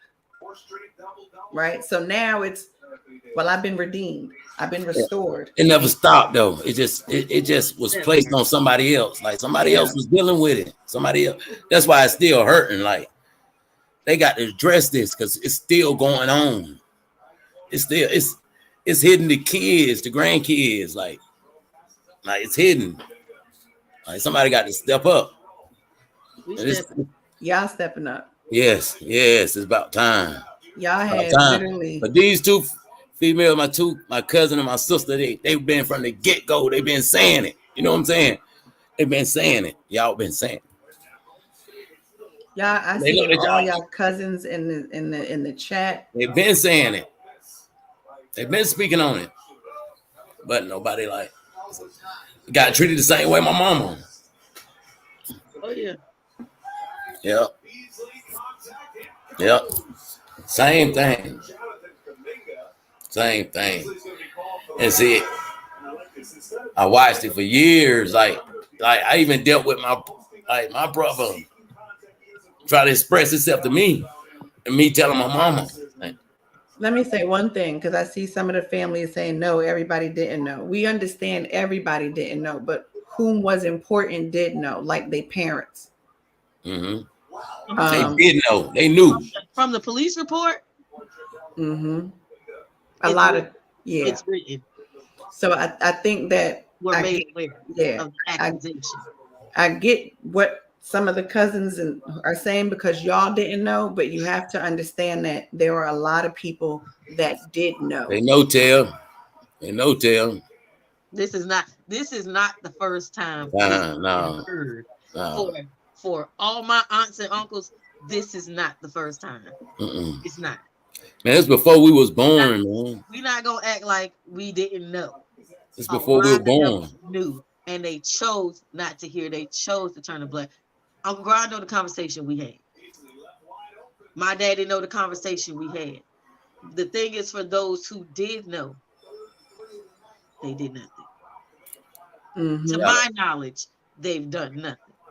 Yo, it's been just 2 years. I just started to live with this purpose, yo. Kids matter more than anything, man. I understand. Like, we wasn't watched as kids. Like kids basically raising themselves, even though it seems like somebody dealt with them, but that person heart might, you know what I'm saying? Might not be capable to watch over kids. People just dropping their kids off with anybody, putting them in anybody's hand. Mm-hmm. It's dangerous. It's dangerous, man. But that stuff it mess up your mind. And if it get in your mind and it mess your mind up, that's all you know. Like, it's got to come back around. It got to come back around. Because we need answers. We all need answers. Mm-hmm. How is Juicy today? Man, Juicy, man. I know y'all don't want me to get up here. They don't want to hear from Juice. They really don't want to hear from Juice. Mm-hmm. Because he's the pain. You know what I'm saying? He's an example of the pain. For real. My brother dealt a lot. And it helped me to understand him more. But it helped me understand more. Because he went through a lot as a child. Yeah. And if church game was played on us a lot, yeah, Juicy, our other brother, yeah, we got the worst of it. Yeah, he did. Because I remember him acting out, like beating on the other kids in the neighborhood. He was beat for speaking up about it. Fact. Man, it's heart touching, man, but it need to be heard, man. Need to be heard. Let's deal with it. We've talked as Juicy and Kendrick. We've talked about it all the time. All the time. Like, it messes up our relationship with our family. You know what I'm saying? Mm-hmm. Mm-hmm. Because we can't be who we are, really. Because we're looking at them in some type of way. You know what I'm saying? Yeah, that's true. We're looking at. Are you sure our home's gonna sell? Yeah, I'm just reading the comment. People say it's the past, but certain stuff lay on you in the past. Like, that's your life, man. You carry that. Yeah, what you carry, you're gonna live it out. Mm-hmm. It's gonna live out. Especially if you ain't got it, you don't even know it's there. Some people don't even know it's there. That part. It's like Demont just got hit with it. Right. You know what I'm saying? When he seen the face, flood, he the name, but not the face. Yeah.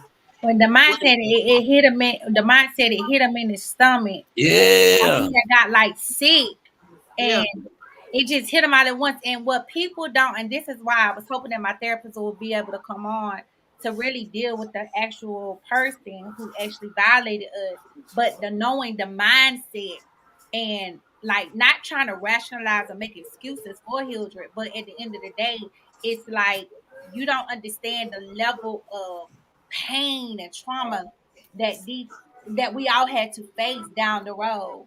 And For real. so my security is here. I know you there, Winston. We good though. I'm with family, so we good. Yeah. Um Because a lot of people don't know it affects your appetite Yeah. for certain things. It affects Man, why, it mess why up your am I imagination, attracted? man. Why am I it attracted to You does. got this? an imagination to create anything you want to create. If that is in your head, it's throwing you off. You get what I'm saying? You blanking out, getting mad for no. You got fears. You don't know why.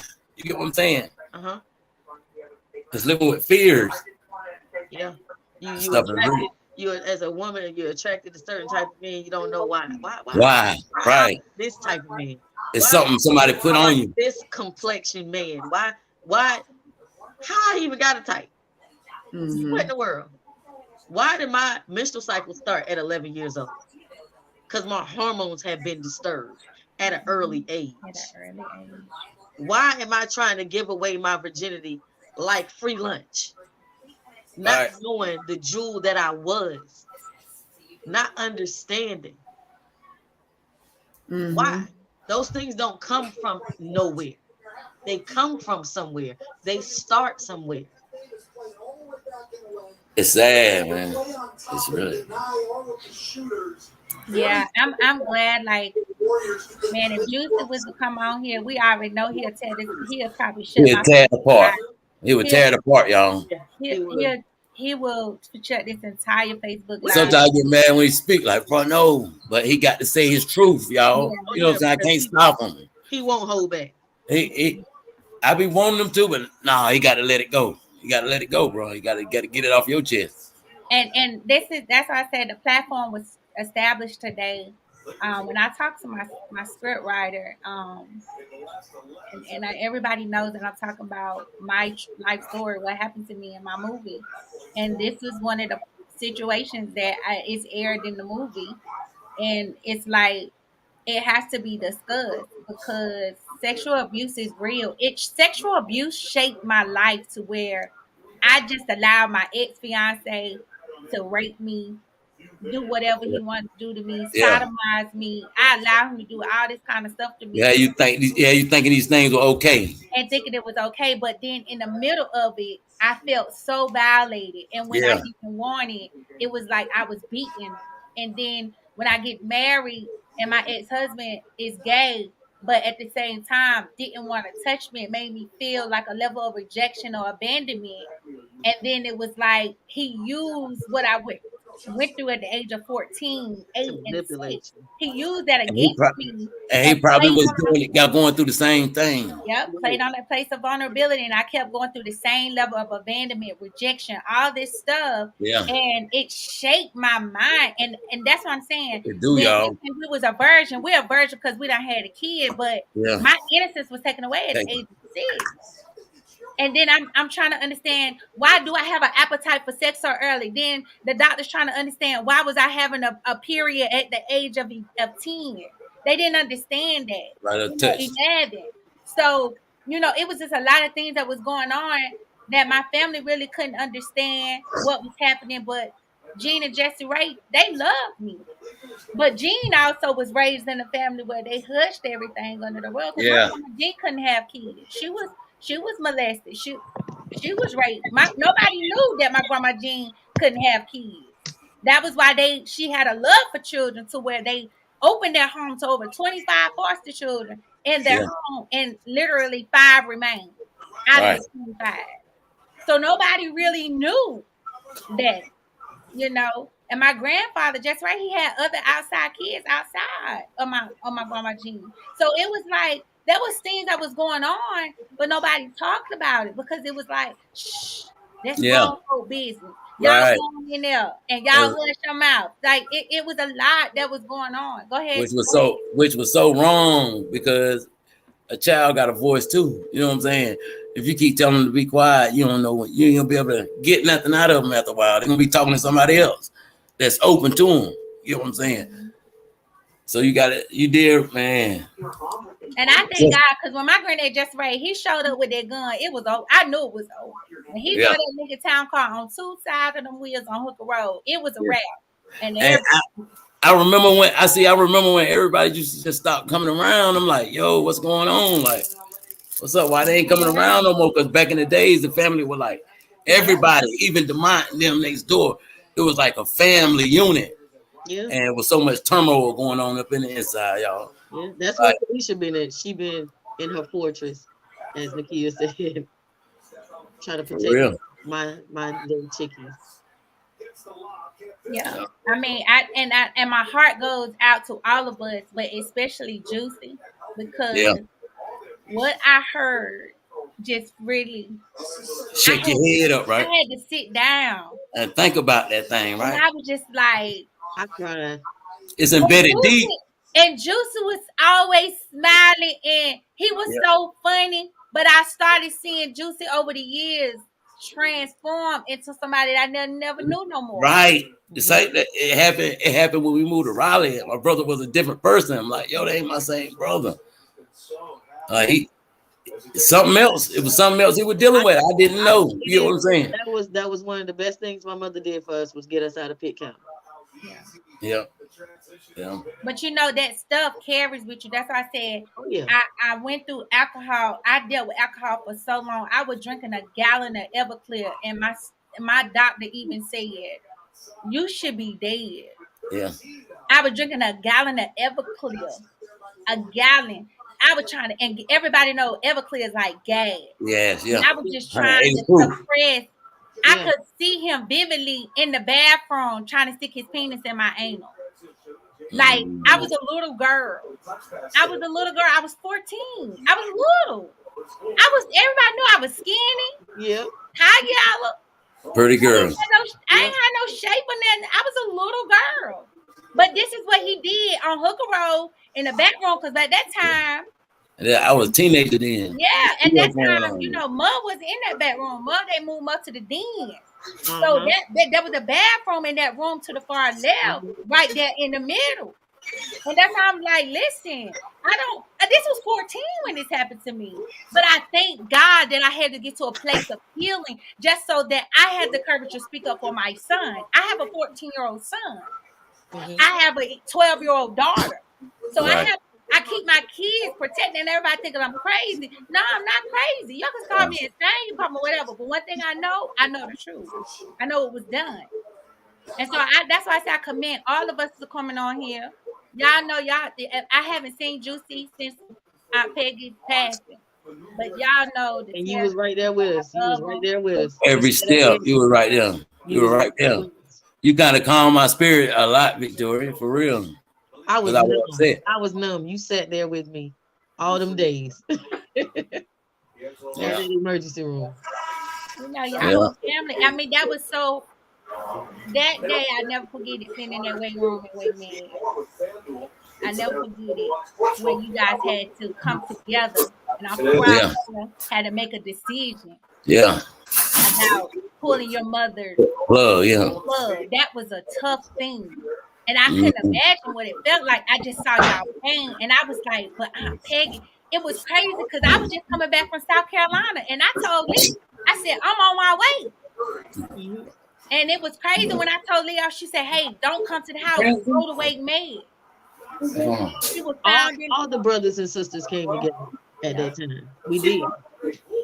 Yeah. We received a lot of love and a lot of support from my mama touched a lot of people. Yeah, man. My mama pure love, man. She was nothing but love. That was the woman with a ball of love, man. And she had the cute cheekbones you could ever see. Ball of love. Yeah, she loved her kids. Man, she loved, I seen her show other people kids more love than she showed us. That's crazy. I ain't saying it's crazy, but because that's what you're supposed to do. But that's why I said in the first set, we didn't know that Tina Tornadell had different mother. Yeah, we didn't know that. If you didn't know that, it was her kid. Until that split happened. Until the split happened.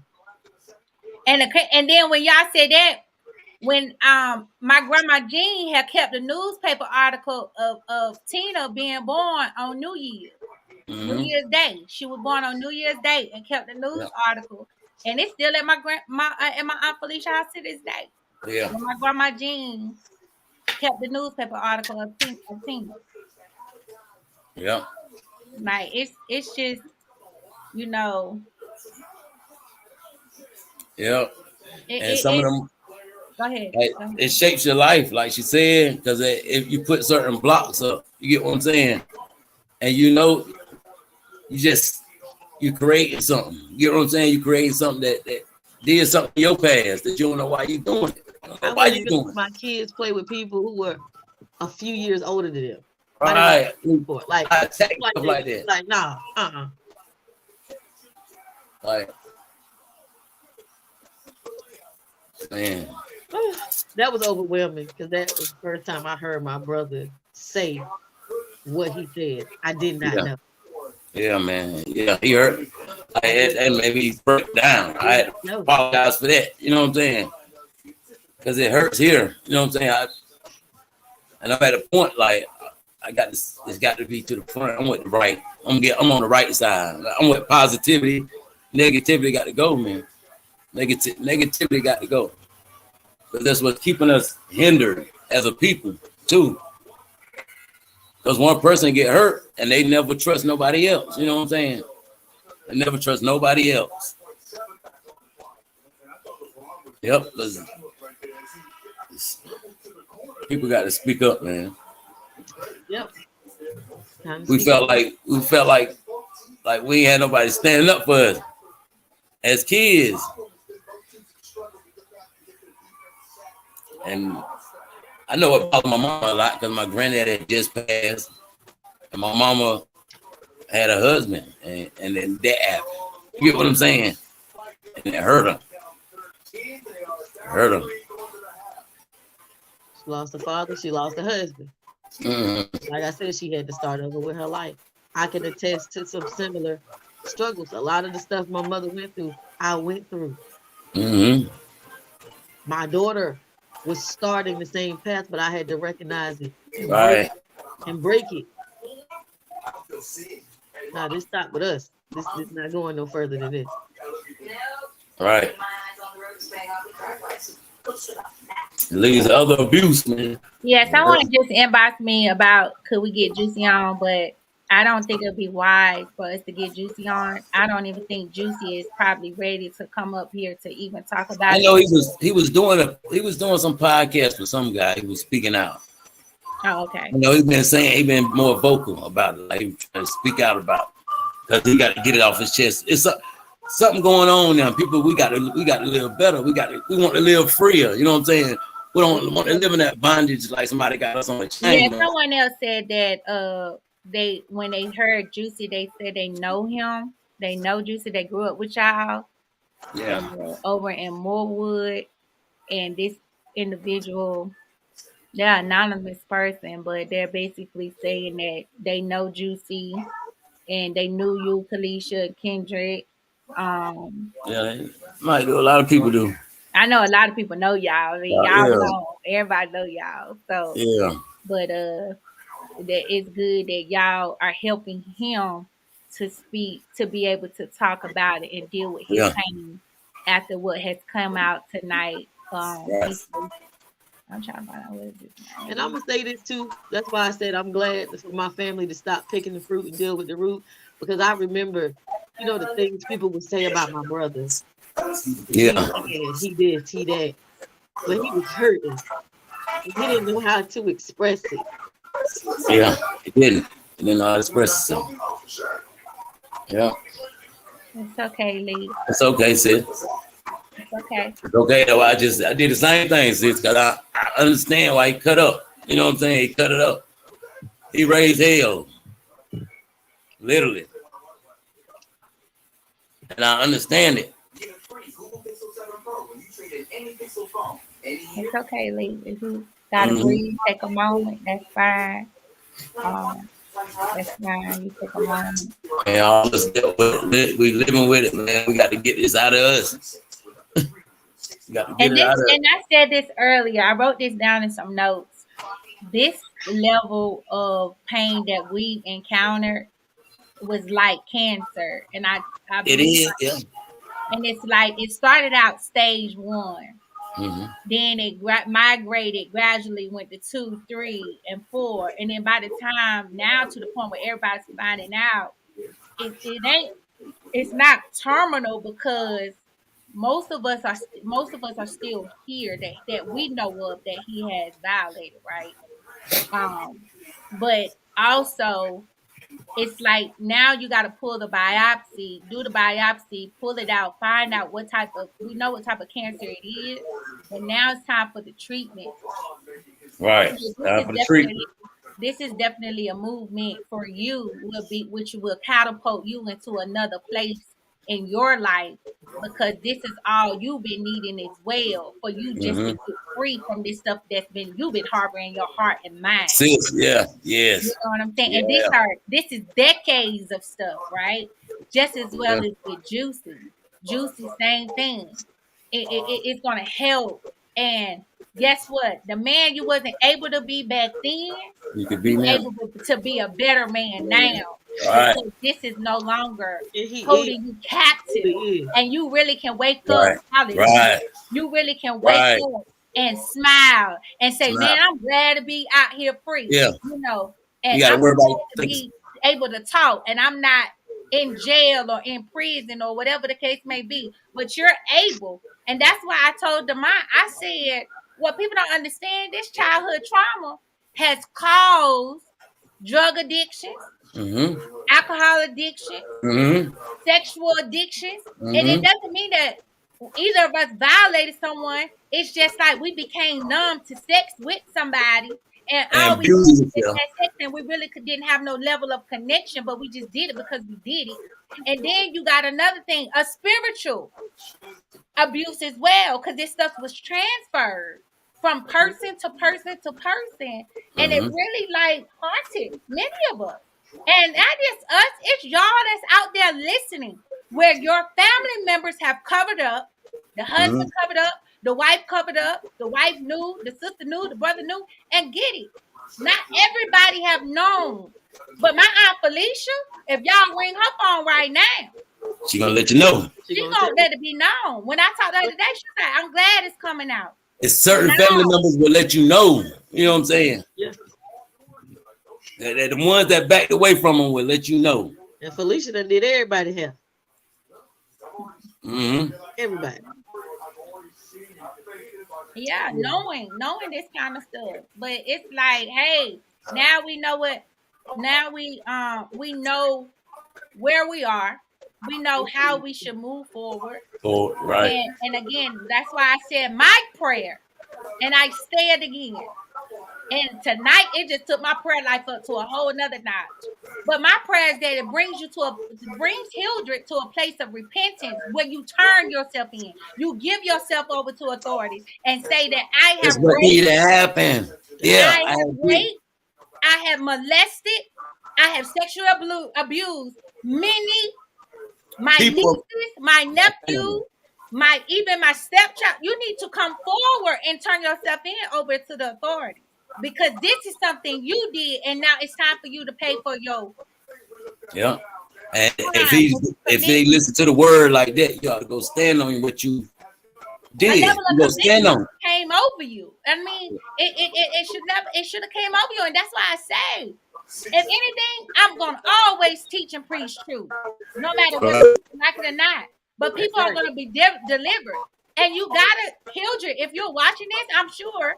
You know, but you got to take full responsibility for what you've done. And I came to the place place of accepting an apology that I would never get from you. Right. I honestly would say you got to accept full responsibility for what you've done to all our lives, and you did it. And this is why I say you did it knowingly, and you did it in ways where you masked yourself as to being a friendly man, and you was a sick man, and you needed help. Yeah. So I pray tonight that God pricks and convicts your heart, because I do believe that you've been having and been tussling with this for years. Yeah. You haven't really come forth yourself because you are trapped. Hallelujah. You trapped. And you're stuck in your mind, and you don't know how to get out and hearing voices and doing all these things. And his way out is to speak up. His way out is to speak out and say what he done. That's the only way he's gonna escape. That's the only way you escape from this one. You got to come back to us. You got to. You got to. You got to apologize. You got this. You got to. Man, no, you can't be just. You gonna fit? You got to live every bit of it. Let me tell you something. He ain't got no peace to this day. No. To this day. He's not allowed peace. That's the gift. I'm talking better than other teams. Yes, but like they don't put no fear. Yeah, man. Man, I've been trying to avoid. Y'all just brought up something that always been on my heart, y'all. Like I thought, you know how you think something dead, but it always come. Well, I'm a firm believer what goes around, come around. With anything in the dark is gonna come to the light. Absolutely, it's gonna come to the light. For real. So, and they should know this. Teresa, to your comment that may us all be healed and set free from our past and hurt and pain. I thank you for that. Healing has already been taking place. It's just coming out, because this is the thing that happens with us. We will say something as cliche as, be healed and be set free. But the person has already been healed. It's just them actually coming out and talking about it and speaking up. And there are other people that literally, and this is no offense to your comment, trust and believe. I'm not attacking you, so don't take it that way. But I'm saying this statement that you just typed has been said so many times and years, and nobody really knows the deep level hurt and pain.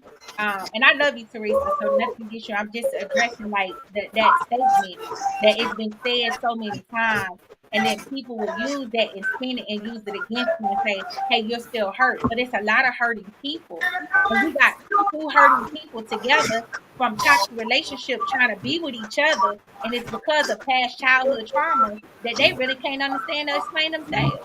Right. What you was about to say, Lee? Yeah, I was going to say, it's freedom. And talking about it, freedom. My tears coming from learning that so many were affected, and that was done.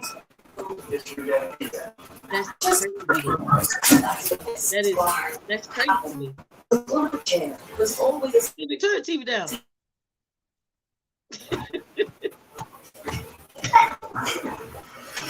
Like that's insane to me. Can you turn the TV down in the background? Kendrick, it's too loud and it's drowning T out. Victoria, you can mute him. Yeah, go ahead. Sorry.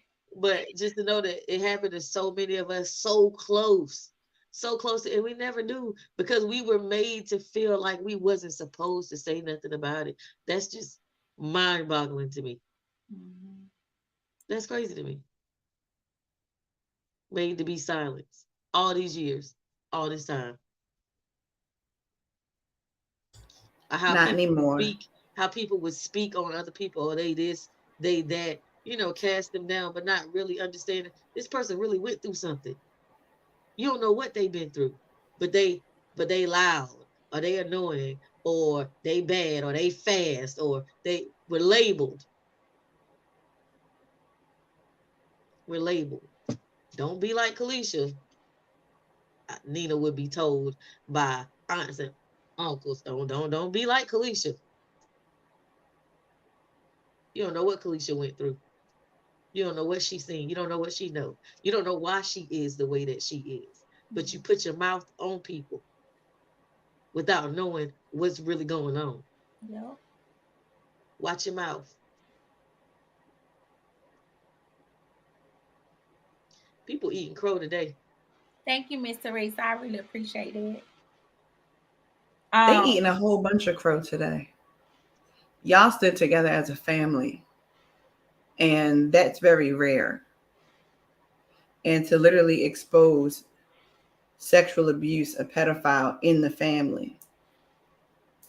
And then you have all your cousins up here and they're supporting y'all.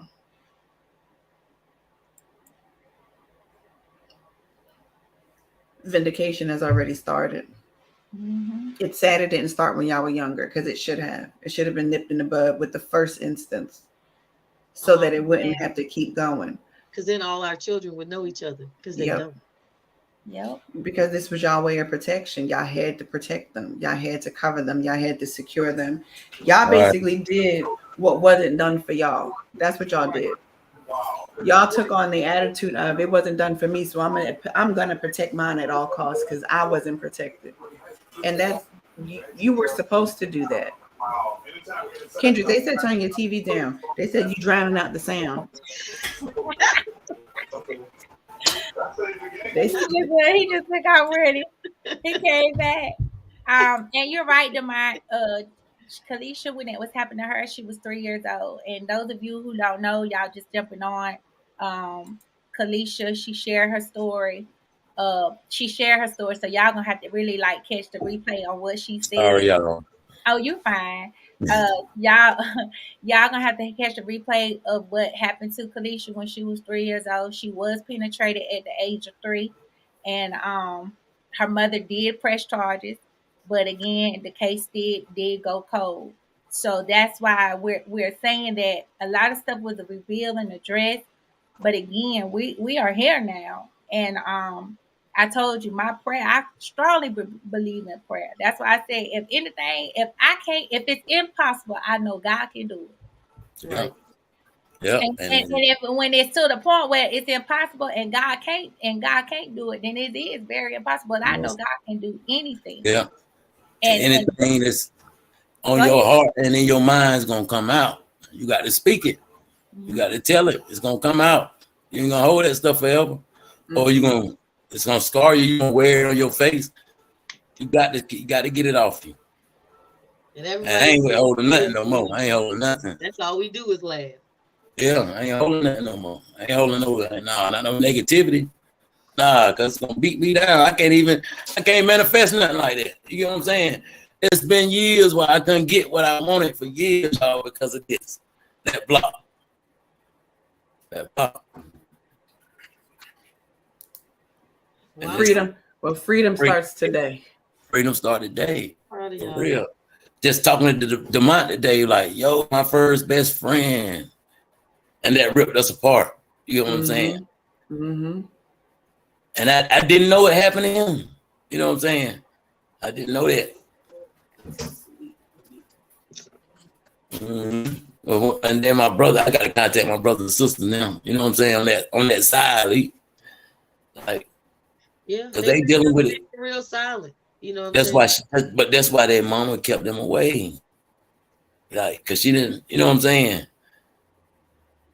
They looked at it the same way our mama looked at it. Like, nah. Right. This ain't gonna continue to go on. We're gonna be the ones that speak about it. You know what I'm saying? I just got word right then. The gentleman, Dante, he was contemplating suicide because the very same thing was happening in his family by his uncle. He said, this guy tonight set him free. He said his life is more worth living. Kendrick, please keep talking. Please continue sharing your story, man, because I'm one of those individuals. You saved my life tonight where I was going to commit suicide. Man. No. Man. He Y'all, he said his uncle did this to him. He told his mom. His mom just told him to pray about it and it was going to be all right. And he said he never understood why he liked boys because his uncle raped him, molested him at the age of 10, 11, Man, 13, because he man, loved them. So Dante, we love you. We thank you y'all. for listening to my cousin Kendrick. I don't Yeah. know you, but I thank you for allowing No, this live to reach you. He Yes. said that he literally was going to kill himself. tell him he could text me on Facebook at any time and have a conversation with me too. Yeah, Because that's people need to speak on this. Because my man. And I know for men it's way harder when it's a Mhm. man because a lot of times your body will react when you know Yep. something is wrong, and that brings about confusion for you Right. because Right. you start questioning yourself. Did I like this? Did I ask Right. Yeah. for this? Did I agree Right. to this? And you didn't. It was wrong. You were a child. You were overpowered. You were intimidated. You were put in a position to where you felt like you had to submit Mm-hmm. Right. to that abuse. And I know for men, especially black men, it's hard to speak up and speak out. You don't want to be looked at as weak or soft It's kind or of like timid, giving a but kid it's candy just the and keep opposite. Right. feeding it to him It's and powerful. keep That's feeding it to strength. him. That's the strength that our community needs to keep the families going, Mhm. Mm-hmm. to It's help more our men. sons to get through. It's more women speaking out than men. Men need to speak up. They do. It's because they're scared. You know what I'm saying? You got to get out of that. They got to get out of that. And sometimes I know what it is that so you can't speak. You know what I'm saying? You're so scared of what's gonna happen. It's that fear mode. But we got to be fearless out here. So stuff won't happen. We stay fearless, it won't happen. Right. Yeah. Right. Because Now, boys, that's the monster. That's the boogeyman, though. That's the right. monster and the boogeyman, y'all. I think a lot of families dealing with this, y'all. Mhm. And they scared A to speak. lot of families. They don't even know it. I watched on my ex-husband's side of the family how when that came into play, how the family You just gotta get bent down. separate. It brings separation. But And man, it's should. crazy, God. Hey. Hey, My Jay. daughter, my daughter wanted to come on to say a few words. How Baby. you doing? Good. That's Hi, good. everybody. Hey. Well, I just wanted to say that I understand why my mom is very protective of me because there's a lot of things on in the world. There's a lot of like predators and like unsafe people. Mm-hmm. So That's right. that's all you And they prey on people like y'all, the kids. They prey on the kids. They do. So you keep listening to your mom. Your mom ain't going to tell you nothing wrong. Your mom ain't gonna never tell you nothing wrong. Yes, sir. And protect her too. Always have her back. She got yours. Yes, sir. Mm-hmm. Got your back now. But I just wanted to come on here to be an example to other kids who are like scared, afraid to say anything. All right. Right. Yeah. Juicy Right. said, Adam, I'm gonna put the link in there. That's She's Juicy ready. right there. She's ready to come on. Oh Lord, we gotta get another Right. hour. We gotta get another hour out here. For real. Get Has Juicy got to come on? Yeah. Man. Yeah, late nights, yeah. Yeah. He must have been taking a nap or something. All right. Okay. That's why I messaged his wife. I was like, "Where's Jay? Is he watching the live? He need to come on." So Demont said 2 days. Demont, come on back in. But I know why he stepped away though. I know why, because they were getting him ill. Yeah, Juicy is under Jamarra Green.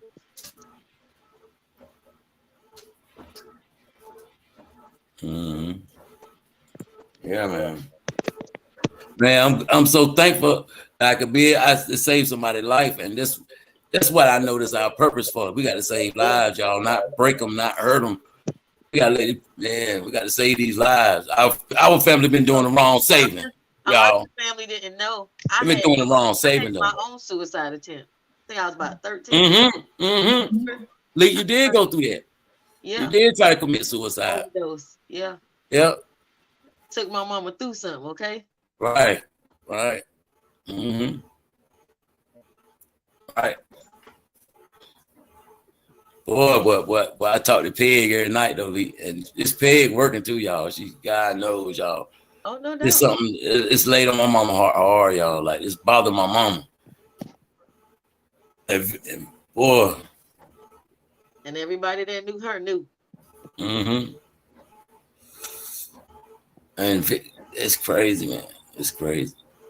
And like again, this is all God, y'all. It's not me. Nah, it is. Yeah, it is. It's time, y'all. That's what Demont thought. And again, you don't know. That's why when Demont, I talked to him earlier, I asked him, I said, are you okay with coming onto my platform to share your story? I didn't know Lee was going to come on. I had no idea. I didn't know Kendrick was going to come on. I had no idea, but somebody's life, that's why I say it's about freedom at the end of the day. Freedom, somebody's life was on the line tonight. And because you got men go through stuff. Men are abused too. I talked about it back in 2017. Yeah. Right. Men are abused too. It's just not talked this much because the women are a little bit more vocal about it. Yeah. But there's still some that are silent, say, well, yeah, it happened. I moved on. I don't want to talk about it. But I'm for freedom. And I really believe people really living in a life of freedom and peace and joy and happiness. But you can't really live free when you're still bound by your issues. My mother is 53 years old.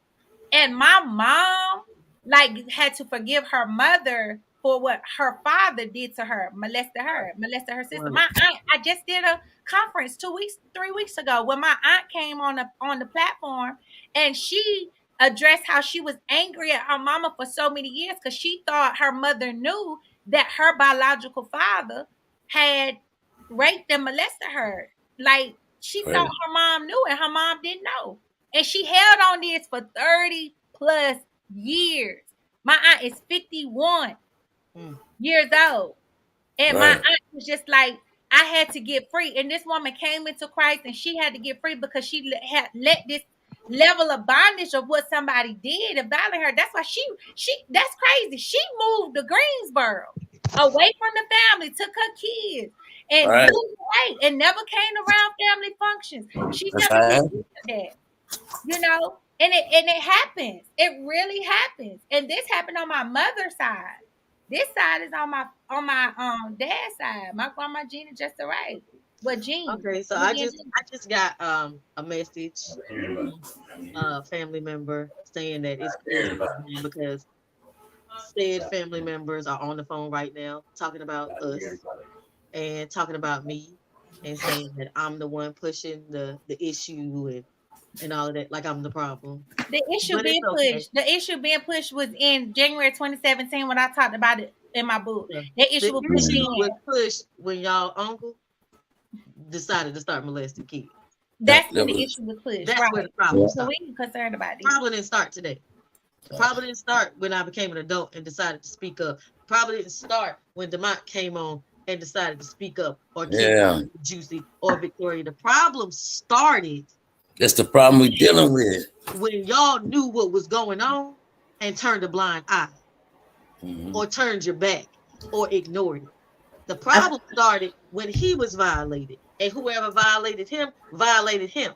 That's where the problem started. The problem stops today. It stops now.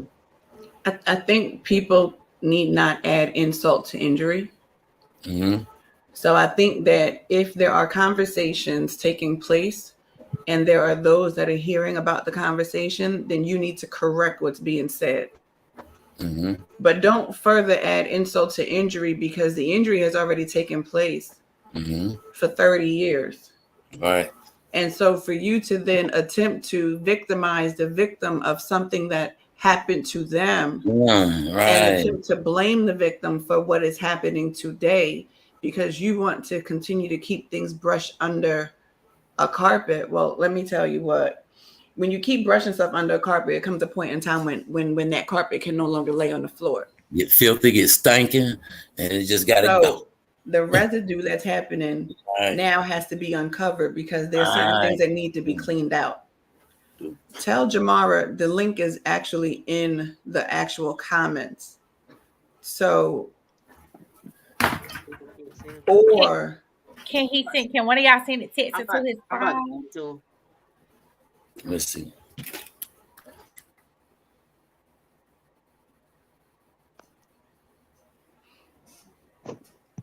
We have to try not to report back everything that we're hearing. That's pretty much what I'm saying. We have to try. Sometimes you have to protect the ones that are actually speaking. So they just they ain't saying protect. that. My message to protect the ones that are speaking right now. Right. Protect them. Right. Because this happened to them, and y'all all know that they are not lying. So protect them. Now is the time that even as adults, y'all get protected. You don't have to defend what happened to you. It happened. You don't have to defend it. You don't have to stand and say anything to anyone that's attempting to say anything negative. Now it's time for everybody to protect y'all. So protect them. Yeah. Protect everybody that's speaking. That's right. Protect everybody. You're sure right. Man, yeah, they got to stop. Take that down. Victoria, take that down. Don't put that up there. Yeah. That gets no play. It's negativity. And it gets no play. Yeah. There's this. I can't see what y'all. That's the other daughter. That's the reaction. That thing is his daughter. Leave it alone. Yeah.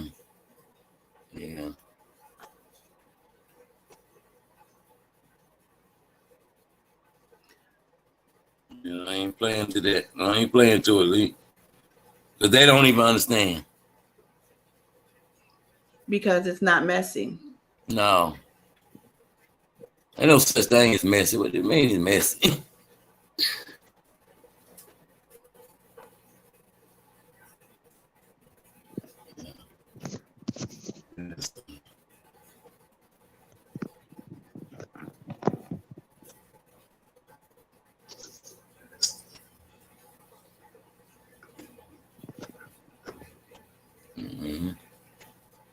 Yeah, Juice is still trying to get on. I sent him the link, so maybe he's doing it now. Yeah.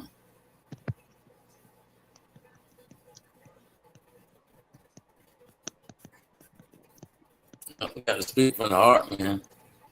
The problem is that Leisha's hurt as well.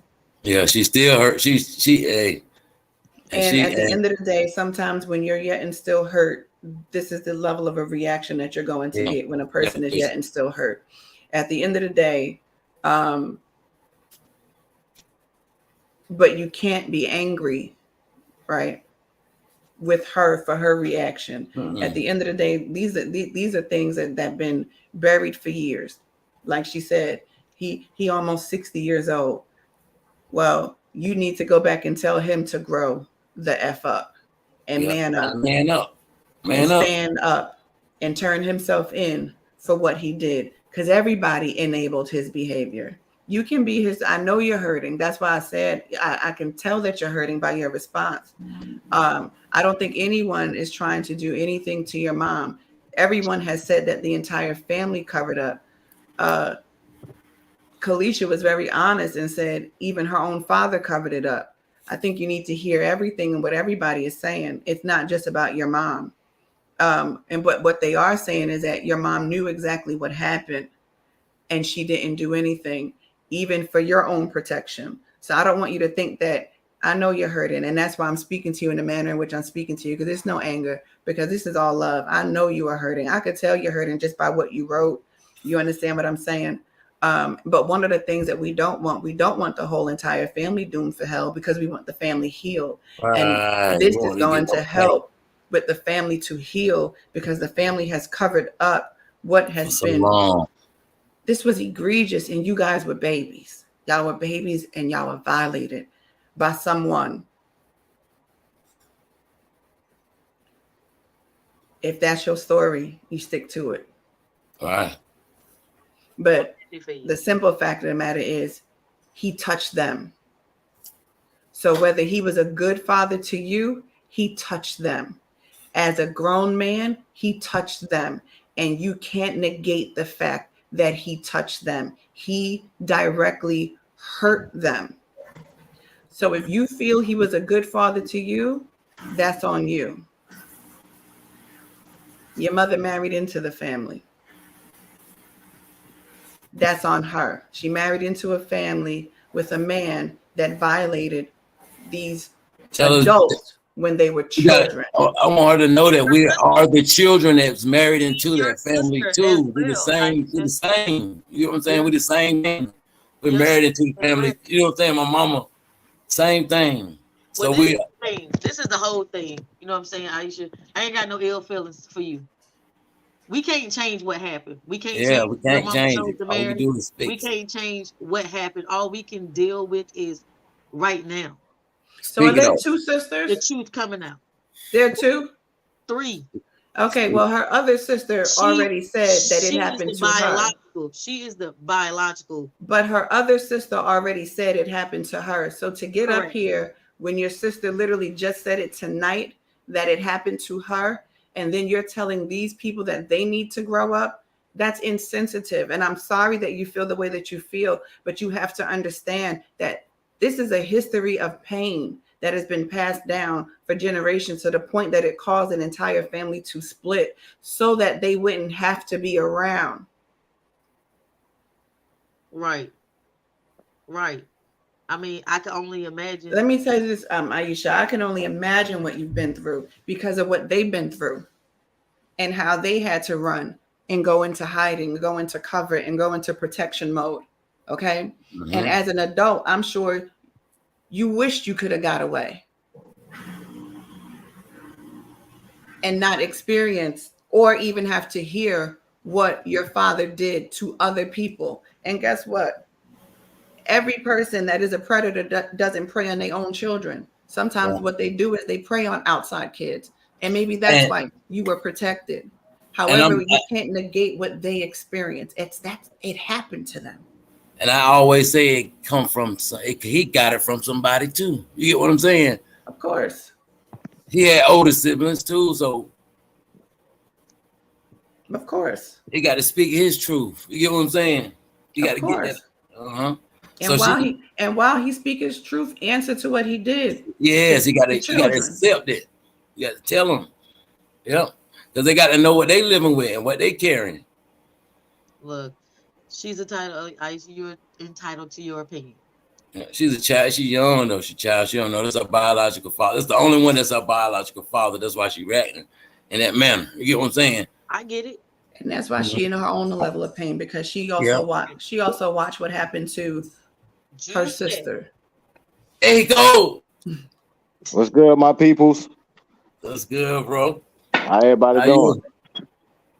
Good, man. We here taking off band-aids and stuff, healing up. My band-aid been off. Yeah. My band-aid been off, you know. Yeah. I'm glad that I seen what I seen this morning. Because I spoke about it years ago. You know, I can tell y'all stories that y'all probably wouldn't believe. Yeah. And it's a lot that still haven't came out. It ain't just him. You see what I'm saying? So ain't no way I could talk about something that I haven't got an apology to. Right. Once you apologize to me, then I feel like I can talk about it. Until then, we have no conversation.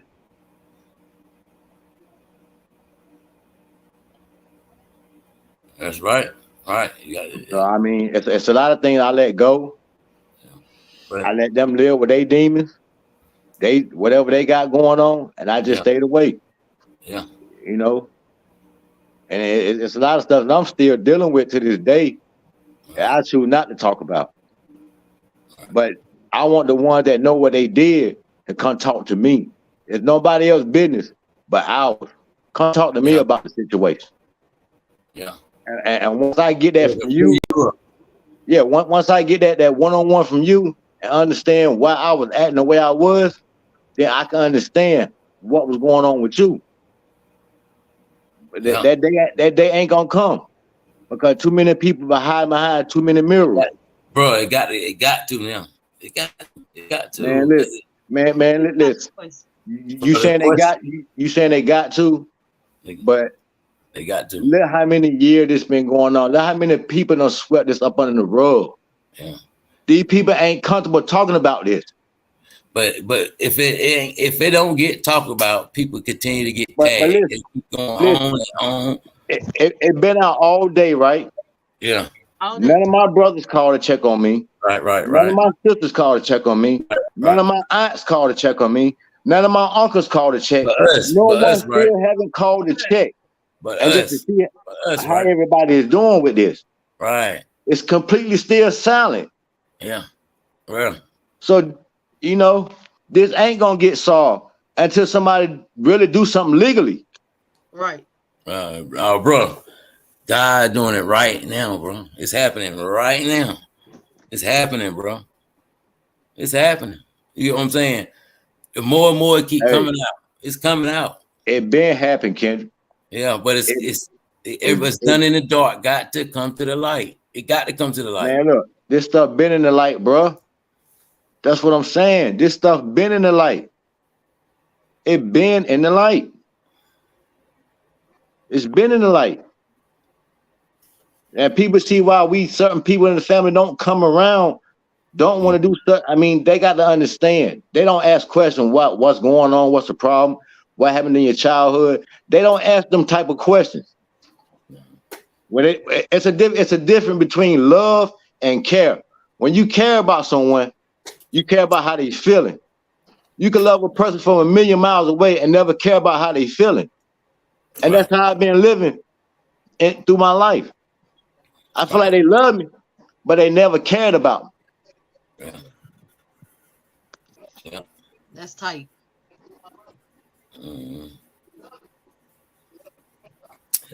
So I treat them like I got a 10-foot broom in my hand. That's how far you're gonna be away from me, mentally, physically, and emotionally. And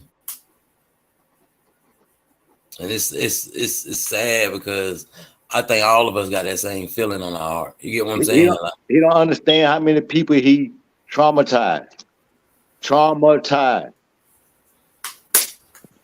Like he don't understand it. So I mean, for him to not understand it and don't care, I'm just gonna have that I don't care feeling, just move on about my life. That's just it. The more I stay away from you, don't see you, the more I forget about you. Just uncle by blood. Yeah. You my daddy brother. It's pretty much what you is, my daddy brother. We ain't never had a relationship. That relationship though, the only thing you know what I'm saying. But I mean, I'm glad that this platform is out. Yeah. Like I said, at the day I'm telling you, new man, because it's off. You know what I'm saying? It's off, bro. It's out. Hey man, they have to talk about it. We not the only one have to talk about it. They have to talk about it too. But they we have good to with talk about it too, bro. Yeah. It ain't fair for us to talk about how we feel, but they ain't talking about how they feeling when all this is going on. It out, though. It's gonna make them bring it out. It's gonna make them speak up.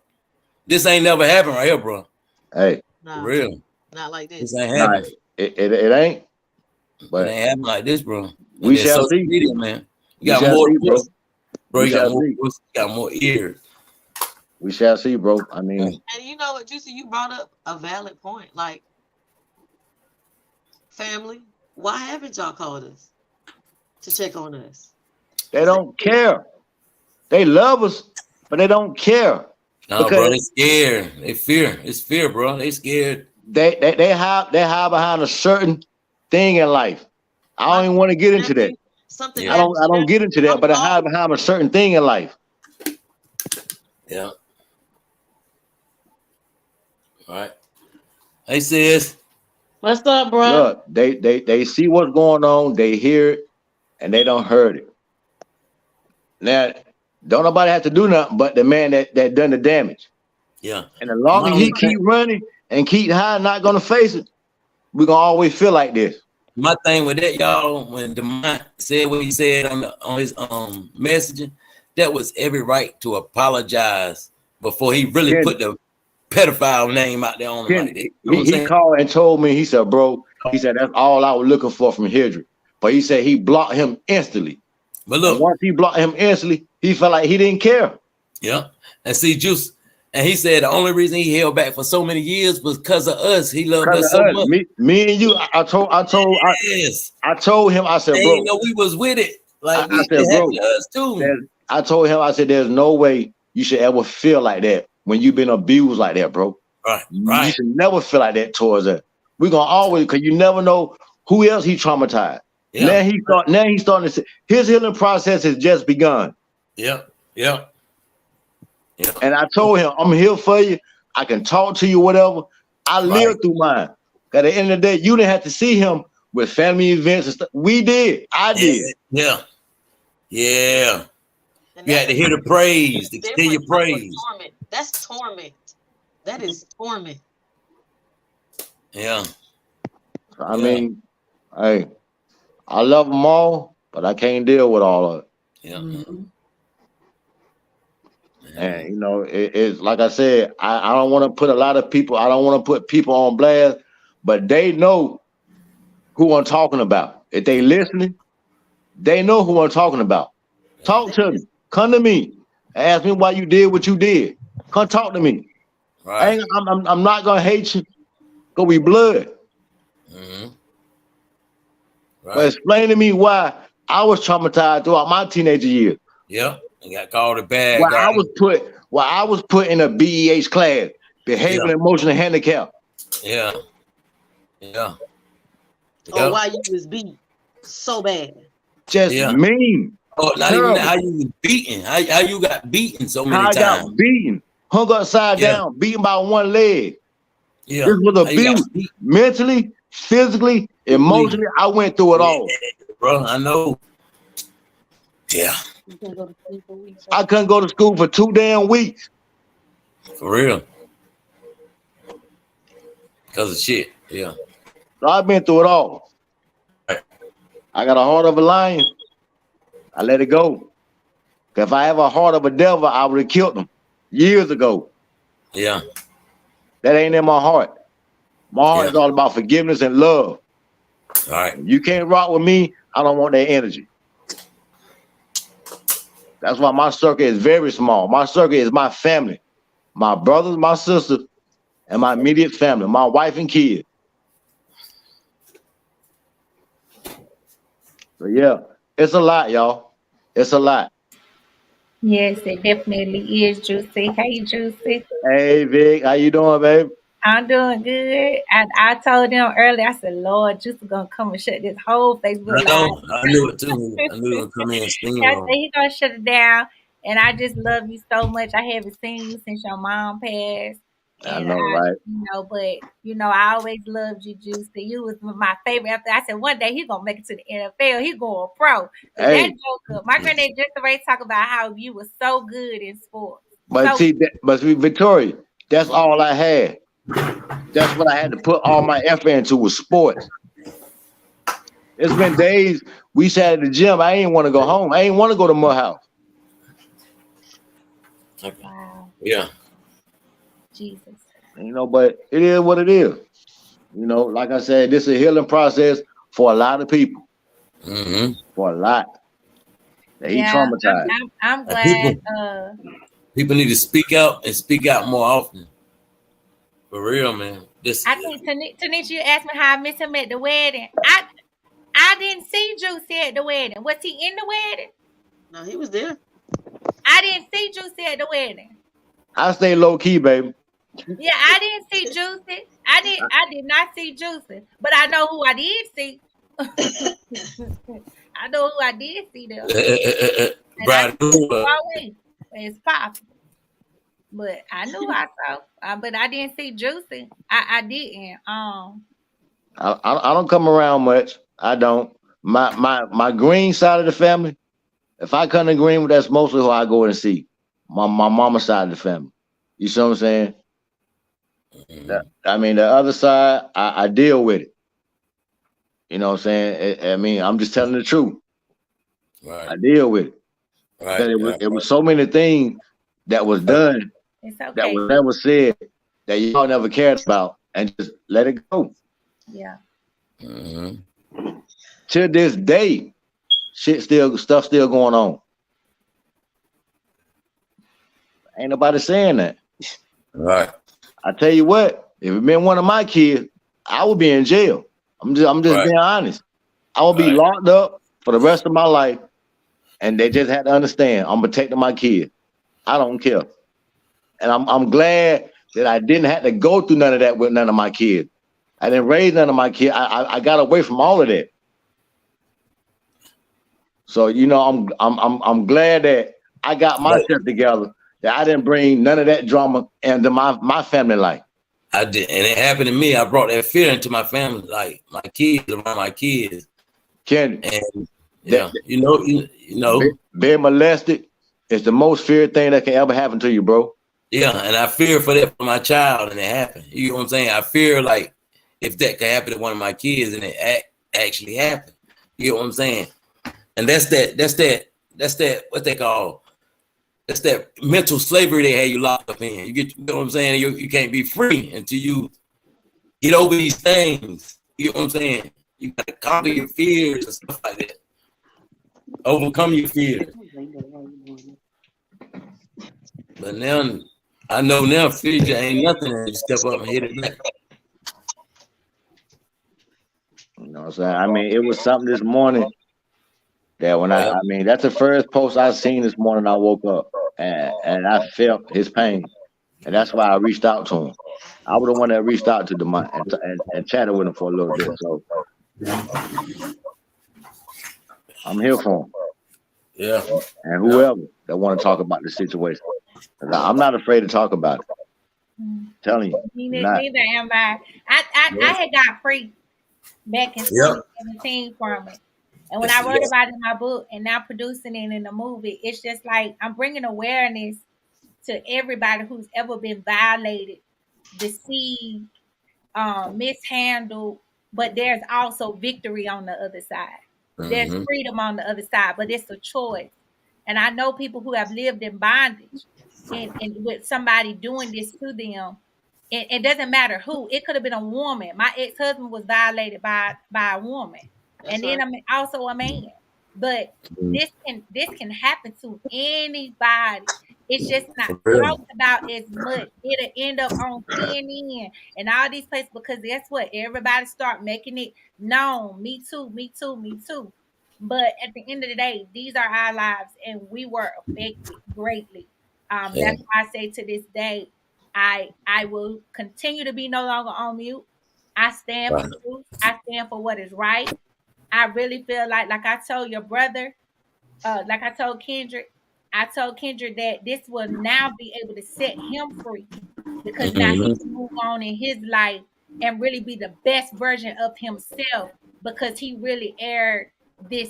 He really not just aired it out, but he released it. I released it because I ain't never been able to speak like it really get it on chest like this. Like I ain't really. I could be in front of the family. I remember one time with my daddy's birthday party, they told me to pray. I couldn't even pray y'all in front of them because I knew I felt something right. You know what I'm saying? I couldn't even. I wanted to say something else. You can't pray. You can't pray around a bunch of bad spirit. Energy. The energy. Right. You can't do it. Ain't no way you can do it. You. I mean, I don't pray around none of them. It's like you agreeing to the mess. You get what I'm saying? It's like you a part of it. You raising your hand. I don't stand for that. I don't stand for that. And all our life, we were pretty much forced to go to church on that side of the family. And see, it was pretty much like a brainwash. Go to church, pray about it. Yes, it was. That's how it was. But my mama's side wasn't like that. You know what I'm saying? It was more love and caring. They care for you. What you're doing. They want to know where you at. You know what I'm saying? You just don't do this, stuff like that. Like it was the single parent home in Moorwood. You know what I'm saying? Like there was no fathers there, juice. Like no man in the household, so it was just kids. They out wide open. Well, listen, open house. Everybody out the house. The men of the house, then they had their prerogative together because they were staying with their mama. Exactly. That's what I'm saying. They were staying with their mama. They didn't have their stuff together, and they were still doing wrong. They were young. Yeah. They were young. You see what I'm saying? And young, and more than force them out. And she ain't get on them. She ain't. She tried to raise a bunch of grown men and grown women. It was certain ones that got out when they knew what was going on. They got out and then come back. Yeah. I ain't gonna speak on no name, but some went left and then come back. Right. Wonder why was that? You know what I'm saying? And that moment when Ma left us down there, I was scared. Yeah, but she felt like we can handle ourselves. That thing juicing. She felt like we were, Ken, she might have felt like that when we were young, bro. Yeah. We were young. We were still being traumatized. Yeah. We were teenagers. Right. We were 13, 14. Yeah. Like, bro, we were still teenagers. We needed our parents. And when Mom left and took leave, I could understood that because she wasn't gonna go through that with that again. You see what I'm saying? So she took her most pride and joy, which is the female. The baby girl. By us figuring us boys, she figured, we'll be all right, we men, but at the same time, we wasn't. But bro, I got in so much trouble. I did so much. I remember. My sexuality was all off the chain. All off the place. I remember, bro. All over the place. Yeah, it was. I got three babies by 3 different baby mamas. 3 kids by 3 different baby mamas. You see what I'm saying? Like this stuff traumatized you. Bro, I got your book, boy. I wrote your life story, boy. I seen it all. I tell y'all, I seen it. I watched y'all. I watched. I stayed. Yeah, I mean, it started trickling on. And then when you become a man, you learn how to process your childhood. When I mean by process, some of the things you go through, you get angry about it, but you learn how to process your anger. Because if I've been thinking about this 10 years ago, 20 years ago, I probably done flipped out. Yeah. But I process it by getting away from them. Yeah. Living my life. Seeing things different, doing things different. Okay. Like me and Demont got into a conversation today. And I'm gonna put it out there. Demont, this is what he brought to me today. He said, bro, he said, I don't know if you remember, which I didn't remember. I did not remember this. He said, bro, I don't know if you remember, we used to go in the bathroom together. I said, what? He said, yeah, we used to go in the bathroom together. We were, what? He was 8, I probably, what, 10, 9. I'm like a year older than him. And he was like, we were doing some touching each other, you know what I'm saying? Private part. Back then, we were kids. I said, word? Yeah. You're like, yeah, he said, bro, he said, cause we didn't know no better. That's all that was around us. It was put on y'all. It was put on y'all, man. You see what I'm saying? It was put on y'all. Like, this shit. Let me say this. That's not normal. Because a lot of people are quick to say, oh, that's normal. You were kids. No, that was thrust upon them. That was upon them. It's what he was going through and what I was going through. Yeah, we're both going through it. Right. Like I said, my mom and daddy, they caught him in the bathroom with me. Yeah. With a knife. What was his purpose? And what, did my daddy do anything? No. He must have did it. I don't think I can say about that. He must have did it children. You know what I'm saying? Hey, man. Like I said, it's a lot of secret that goes on. Right. That I don't heard. He must have did it to his brother for him to just let it go like that. You can't just sweeten that like that. I guess that's why so many people are having a hard time coming forth. Yeah. Yeah. That's what it is. Because so many people done done it and done been in it. It's like a house we construct. Okay, this house got some pipe issues. So you knock out this wall to try to deal with that pipe. But now it's all over. It's so much damage. It's such a mess that now we're going to have to tear down the whole house and build a whole new foundation. Wow, for real. It needed though. It build a whole new foundation as a family. It needed. Hey, my foundation been built. Yeah. It's the one that want to help me build it. Because a house divided against itself can't stand anyway. Right. So sometimes this is necessary. Everything need to be messed up and tore up so that there can be a rebuilding and the relationships be better and stronger. Mm-hmm. Real. Like I said, it's a lot I ain't even came out with, and I don't want to put a person on blast, but they know what I'm talking about if they listen to it. Like really. I think Kendrick, Kelisha, I think y'all know. Yeah. You know what I'm saying? So Victoria probably know what you're talking about too. It shook her head up today. It shook her world up. So she what now? She said it shook her world up today. So she done heard some stuff she ain't know. Like that's the thing. You know, that's it.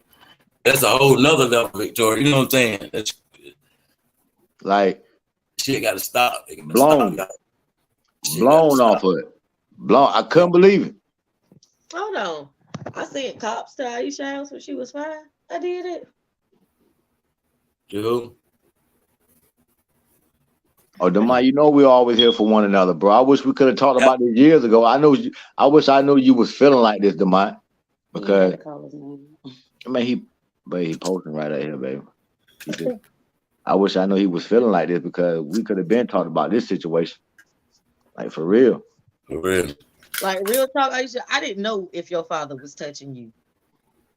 I know he touched your sister. I know he touched me. My brother's right here. The evidence is right here. The proof is in the pudding.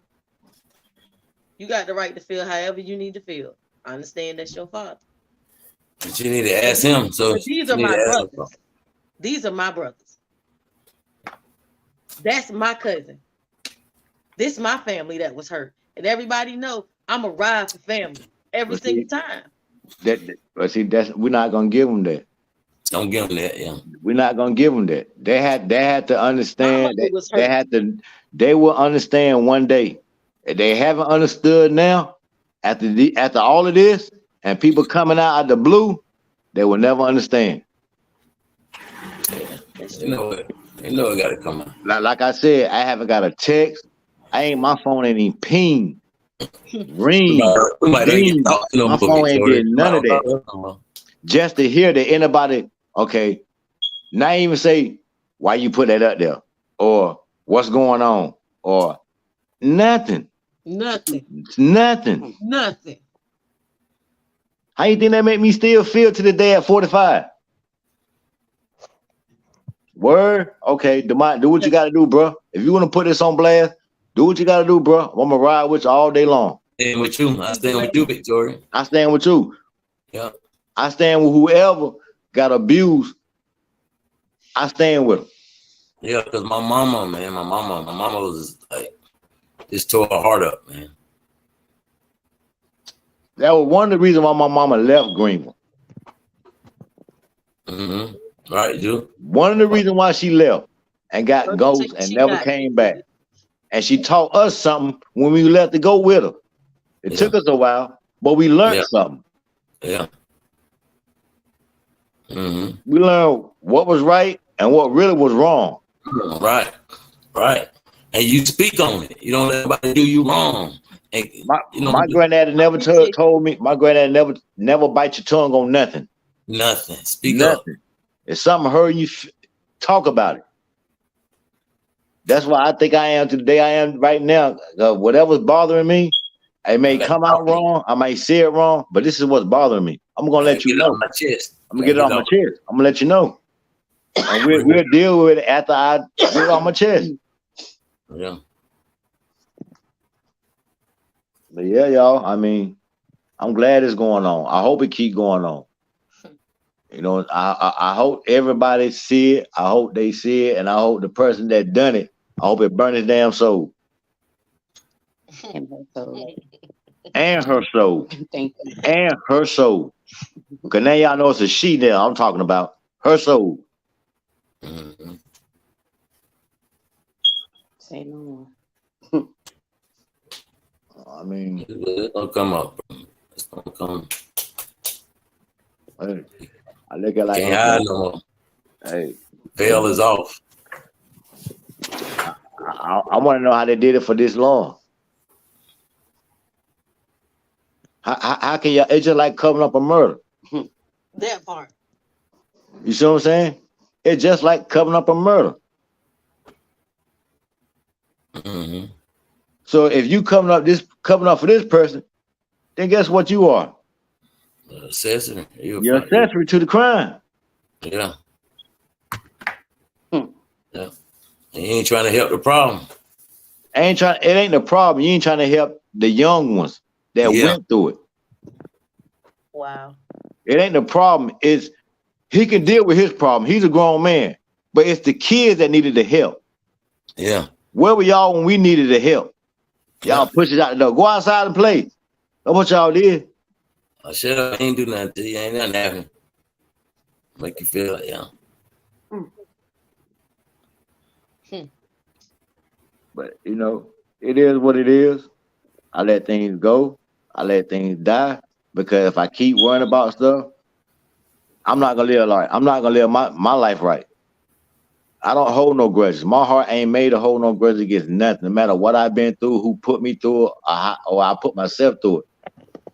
It's lessons in life that you have to learn. And I know the lesson that I learned, who was on my side and who wasn't. Who was my family and who wasn't. Yeah. Who was there and who wasn't. Mm-hmm. That's right. And I can remember growing up, people would say, you're going to be a preacher. You're going to do this. Boy, you're going to be calling the pulpit. How? Do y'all know what's going on with me? Yeah. How? Yeah. Don't speak upon me until you know what's going on with me. Right. So the more y'all say that, the more I ran from the church, but I never ran from God. I run from your church, but I won't run from God. Yeah. I can have my own church right here in my own house. That's the difference between religion. You see what I'm saying? I ain't got to go out there and pay no tithe when I can pay rent here at my house. I ain't got to do all that. I can do it right here. And for those who have not been touched, I'm glad. I don't wish this on nobody. Nobody. I don't. Nobody. Do you think this feel good to see my brother? That hurts me to my heart. And y'all. My neighbor. Look, and the position that happened to you, I would hurt because I was too young to do anything about it. And I'm sitting there, big head, taking in all this stuff, just watching. It's Too young to do anything about it. I couldn't harm him. I couldn't touch him. I couldn't do none of that. There wasn't no gun laying around. It wasn't no knife laying around back in the day. Because if it was, I probably would have shot the nigga. I'm not even gonna lie. That's on my mama. For real.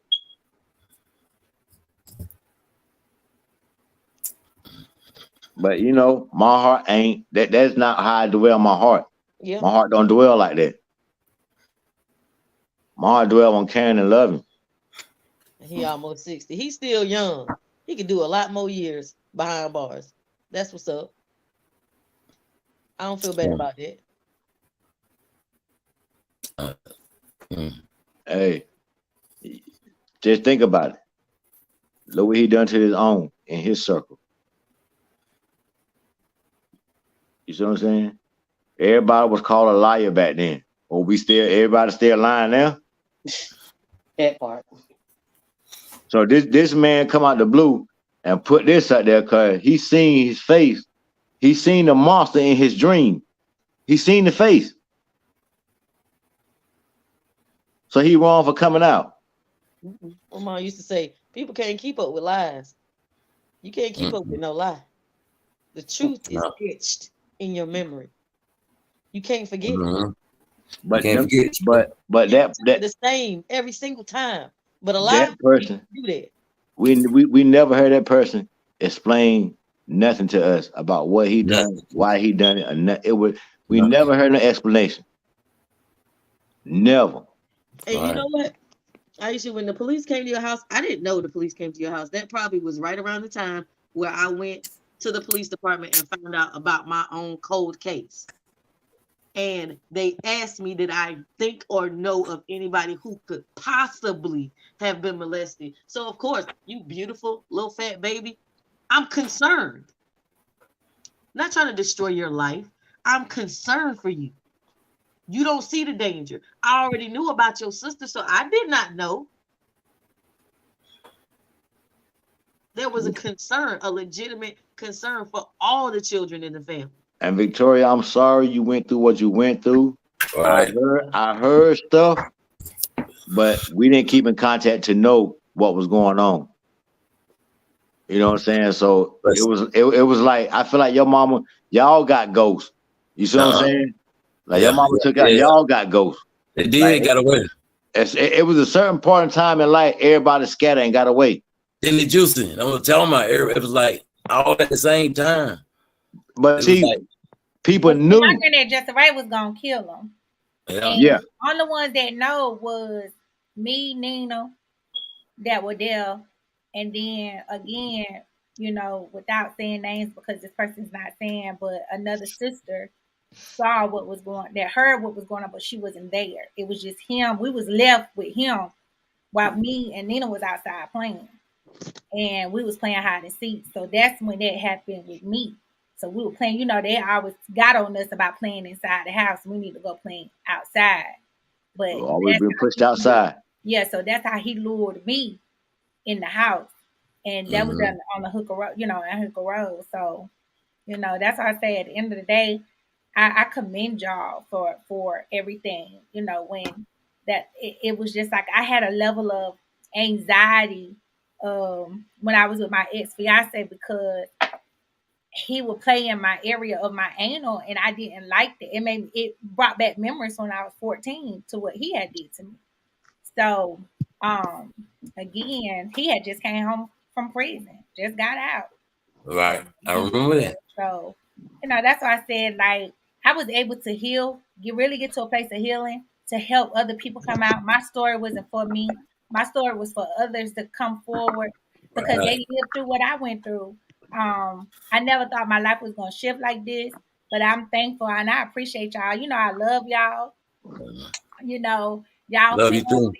And I just appreciate you guys having the courage to come forward to be able to talk about this. I knew it was going to be a long live. I knew that. The Nikia, I'm pretty sure she knew it. I'm on the Central Standard Time. I'm not on the East Coast. So my time zone is different, and I know it's getting late on y'all side. But I just want y'all to know, like, God got this. The mind asked me, so what now? As far as, like I said, my prayer is you just surrender. That's my prayer. My prayer is you surrender. But surrender, right? There's other things that, you know, we and the kid can talk about if she like, but we're gonna move it, you know, take it next steps forward. Because once so many people come together, all it is a matter of time for a case to be brought forth and, you know, trial and etc. Because North Carolina is a state of the law statute of limitation. So there's no limits off of him actually facing his crime and what he's done, because what he did was he robbed us of our innocence, something that was pure at an early age. That's the key. The key is he robbed us of our innocence. We were younger and we were traumatized by it, by whether, like I said, alcohol for me. I used to drink a gallon of Everclear, had to enroll in AAA just because I was an alcoholic. I used to drink 99 apples, 99 bananas, all 10 different dollars, 99 peaches. I used to drink it all. And that's what I said. How that liver doing? Huh? How that liver doing? Strong. It ought to be strong. Wonderful. My liver is good. I went to the doctor. I went to the doctor last week. So you healed yourself. You healed. You healed when you took it off. You healed. So, you know, when people, they offer, you know, when I'm around people and they drinking liquor and stuff like that, I don't do it, you know, because God really healed me and delivered me from that. Now you got to talk about some wine. When I went to New York, when the kid wine, I could do wine all day. I'm actually coming out with a wine bottle called No Longer on Mute.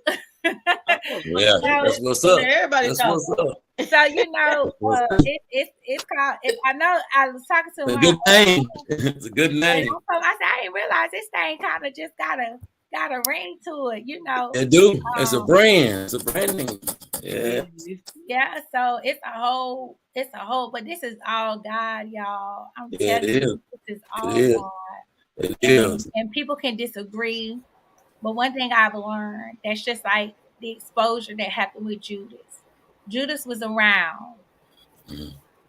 Jesus never turned his back on Judas. Judas was found out. And people and Jesus knew. That's the thing. Jesus knew. But even with Jesus knowing, he also knew that Judas was going to have a price to pay for what he did.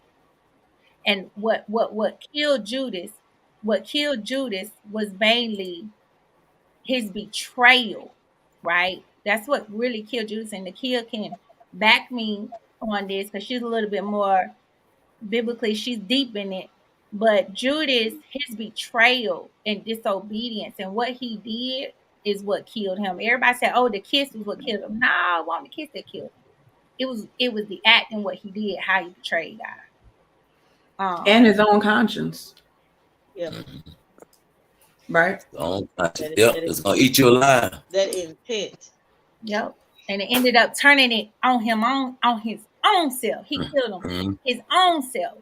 And so that's why I'm saying, like, at the end of the day, it's all gonna come back round full circle, whether just turning over the tables, whether, either way, his word and his message, is gonna still come forth and would never be returned void. And that's why they said when you come to a heart of repentance, true repentance, change take place in your life. It really does. But in situations like this, being that there's a major level of pride, there's a major level of ignorance here. There's a major level of sickness here. So at the end of the day, it's like you can't. I said this earlier. I don't expect an apology from Hildred. I don't, but I know what happened to me. I can't speak about everybody else. I can only speak about what happened to me. Right. And we stopped coming around. Ray stopped coming around. We didn't come back around to family dinners. We didn't, because there was a lot that was going on. So, again, my grandfather is dead and gone. I wish he was still here, but he protected me. He protected my Aunt Felicia. He protected us. And they did. Everybody saw when that 6'4" man walked through that door. Listen, Ray wasn't nothing to play with. So I thank y'all so much for jumping on here, talking to us. Juicy, you got something? I know you was about to say something. I mean, I'm just amazed just to hear your side of your story. Because, like I said, we lost contact when we were kids. We knew nothing. We didn't know nothing what was going on with each other. You know what I'm saying? And I'm glad that, like you said, that traumatized you go through life drinking, smoking, being mischievous, and sometimes you like, why am I acting like this? Right. You know what I'm saying? And it's because I act like this because I got away with this. That was fine when we were going on. I guess it's cool. Yeah. You know what I'm saying? Like I said, I've been through it all mentally, physically, emotionally. Like I felt like at sometimes I was my daddy hated child. Yeah.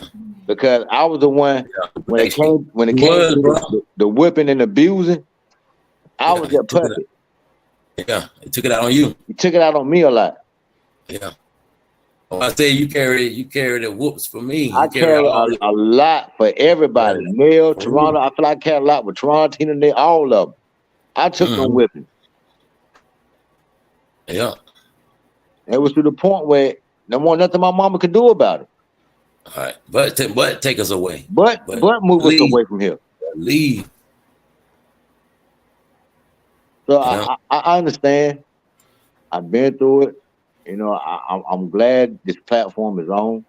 Yeah, and this is the only way we elevate, bro. If we speak on it, man, we got to go to another level. We got to elevate out of this mess.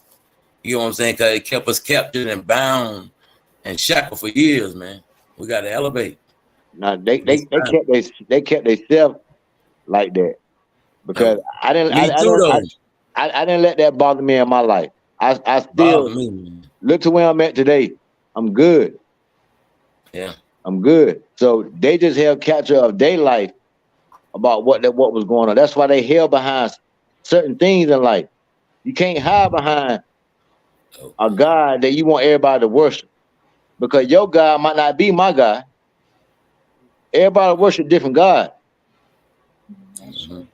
That's why you don't go to everybody's church because all their energy ain't the same. Catholic, Jewish. It's different spirits. It's different energy. And if my energy ain't right, I'm not going to be around you. Because that same energy will persuade into your household, and then you and your wife got a problem. You don't even know why. That's true. Right. You know what I'm saying? So I try to stay away from all. I try to involve myself around negative. That's one thing I learned in life by meditating, going through what I'm going through, is bringing in positive energy in my life. I done it. How to bring in positive energy in my life? Positive friends, positive family. We did everything negative, and we know it ain't work. Exactly. Exactly. I did everything that possible I thought that was negative, and it wasn't no good outcome at the end of it. I did time. I did prison time. I got locked up. Stayed on probation. Yeah, I did a lot of it.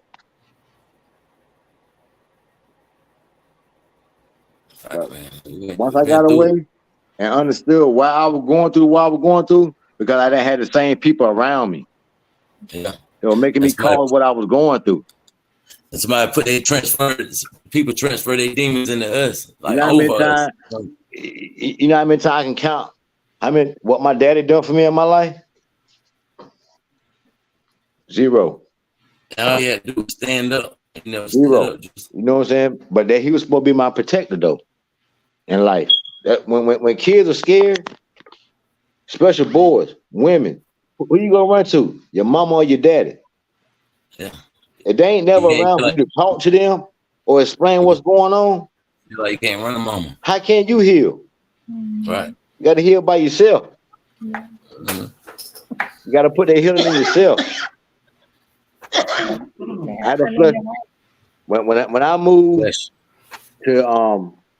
to Maryland, y'all don't know how much negative energy I had to flush out of my system. When I moved to Maryland and stayed for that year and a half, like I tried so hard not to come back to fucking North Carolina. I did not want to go back to North Carolina. I was in a relationship, but I still didn't want to go back to North Carolina. But when I did, I learned how to cope with it. Got myself together, found my wife, got married, and moved away, and been gone for 17 years.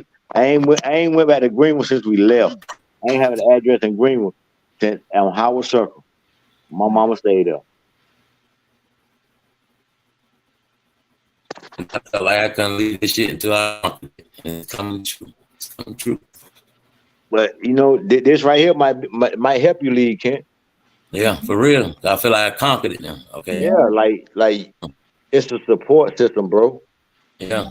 Like and you're not alone. And you're not alone, bro. Like y'all, I got so much family here and I feel alone. And you would think you would have so much support system in your own city. But crazy. You don't, bro. When you get down and out and by yourself, see how many people will call you. Yeah. Just to check on you. Man, it's real. Bro, it's been plenty. I stayed homeless. Ain't nobody called me. All right. See how I'm doing? Oh, I'm right here in Raleigh. They can shoot right here in Raleigh, go to such house, but I don't get no invite. You know what I'm saying? They don't come through here. They know I don't deal with certain things. You already know, my belief is very strong. Yeah. Right. We strong in belief. Right. With certain things, when you want to go talk about God, let's talk about him. Yeah. I might not know the Bible like you know the Bible, but I ain't stupid. Yeah. I'm old enough now. I know what's right from wrong. I'm wisdom. I got a lot of wisdom in me now. Mm-hmm. Positive and negative, man. That's it. Positive and a negative, man. It's just that simple. Positive and negative. Which side you stand on? Absolutely. But I love y'all. Love you too. I'm on end this live. It will be on you. It is actually on all streaming platforms. Okay. I've been got a bunch of messages from higher up people. So prayerfully, all this will get out. Oh, y'all can't And hear like nothing. I said, my heart is to be praying for everybody in this and involved. Can't hear All nothing. right. I love y'all. Thank I y'all so love much y'all too, man. for Thank just y'all. being here Thank and you. taking the time Y'all hear out me? tonight. Thank y'all. Thank you. Yeah, Juice. Yeah. He gone. He gone. Wow, y'all. This was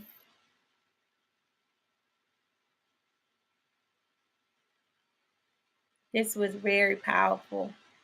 And I pray tonight for y'all, everybody's hearts, everyone that is involved. I pray.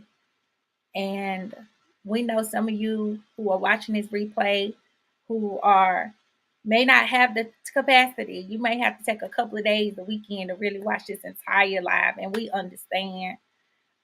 That's why it was so important for me to be on the stream platform because it wouldn't limit me on Facebook Live. So, again, thank y'all. Thank you for listening to the untold story of Demont Waller, Kelisha, and I got to now fix also my cousin Jamarra. Mario. I think I said it wrong.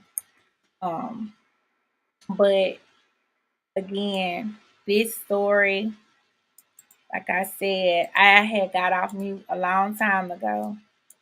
Like I said, this ain't nothing new under the sun, and it's just being brought to a head. And so,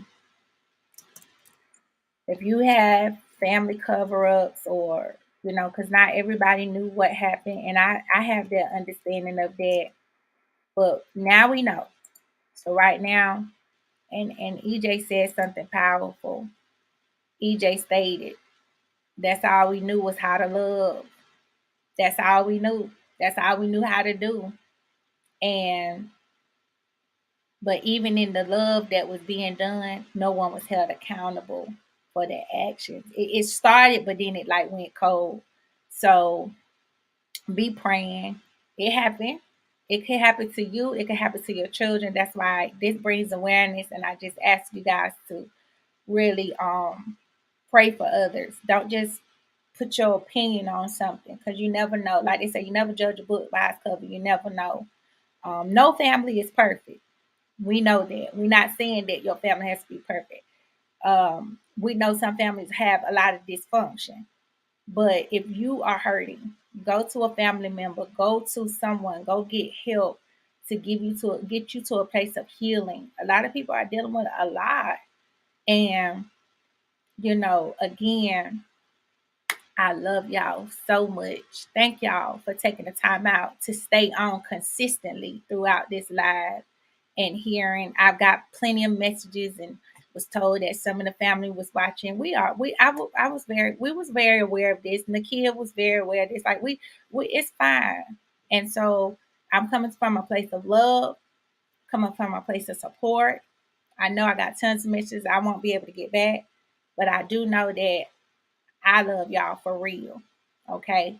And so again, until next time, let's deal with it. And don't allow someone to muzzle you from your healing. It's time for you to come off mute. It's time for you to be muzzled, taking the muzzle off. It's time for you to be unmuzzled. And this is the time. So do whatever necessary healing is that you need to do to get to a better place of peace. Amen. Be blessed. Y'all have a good night.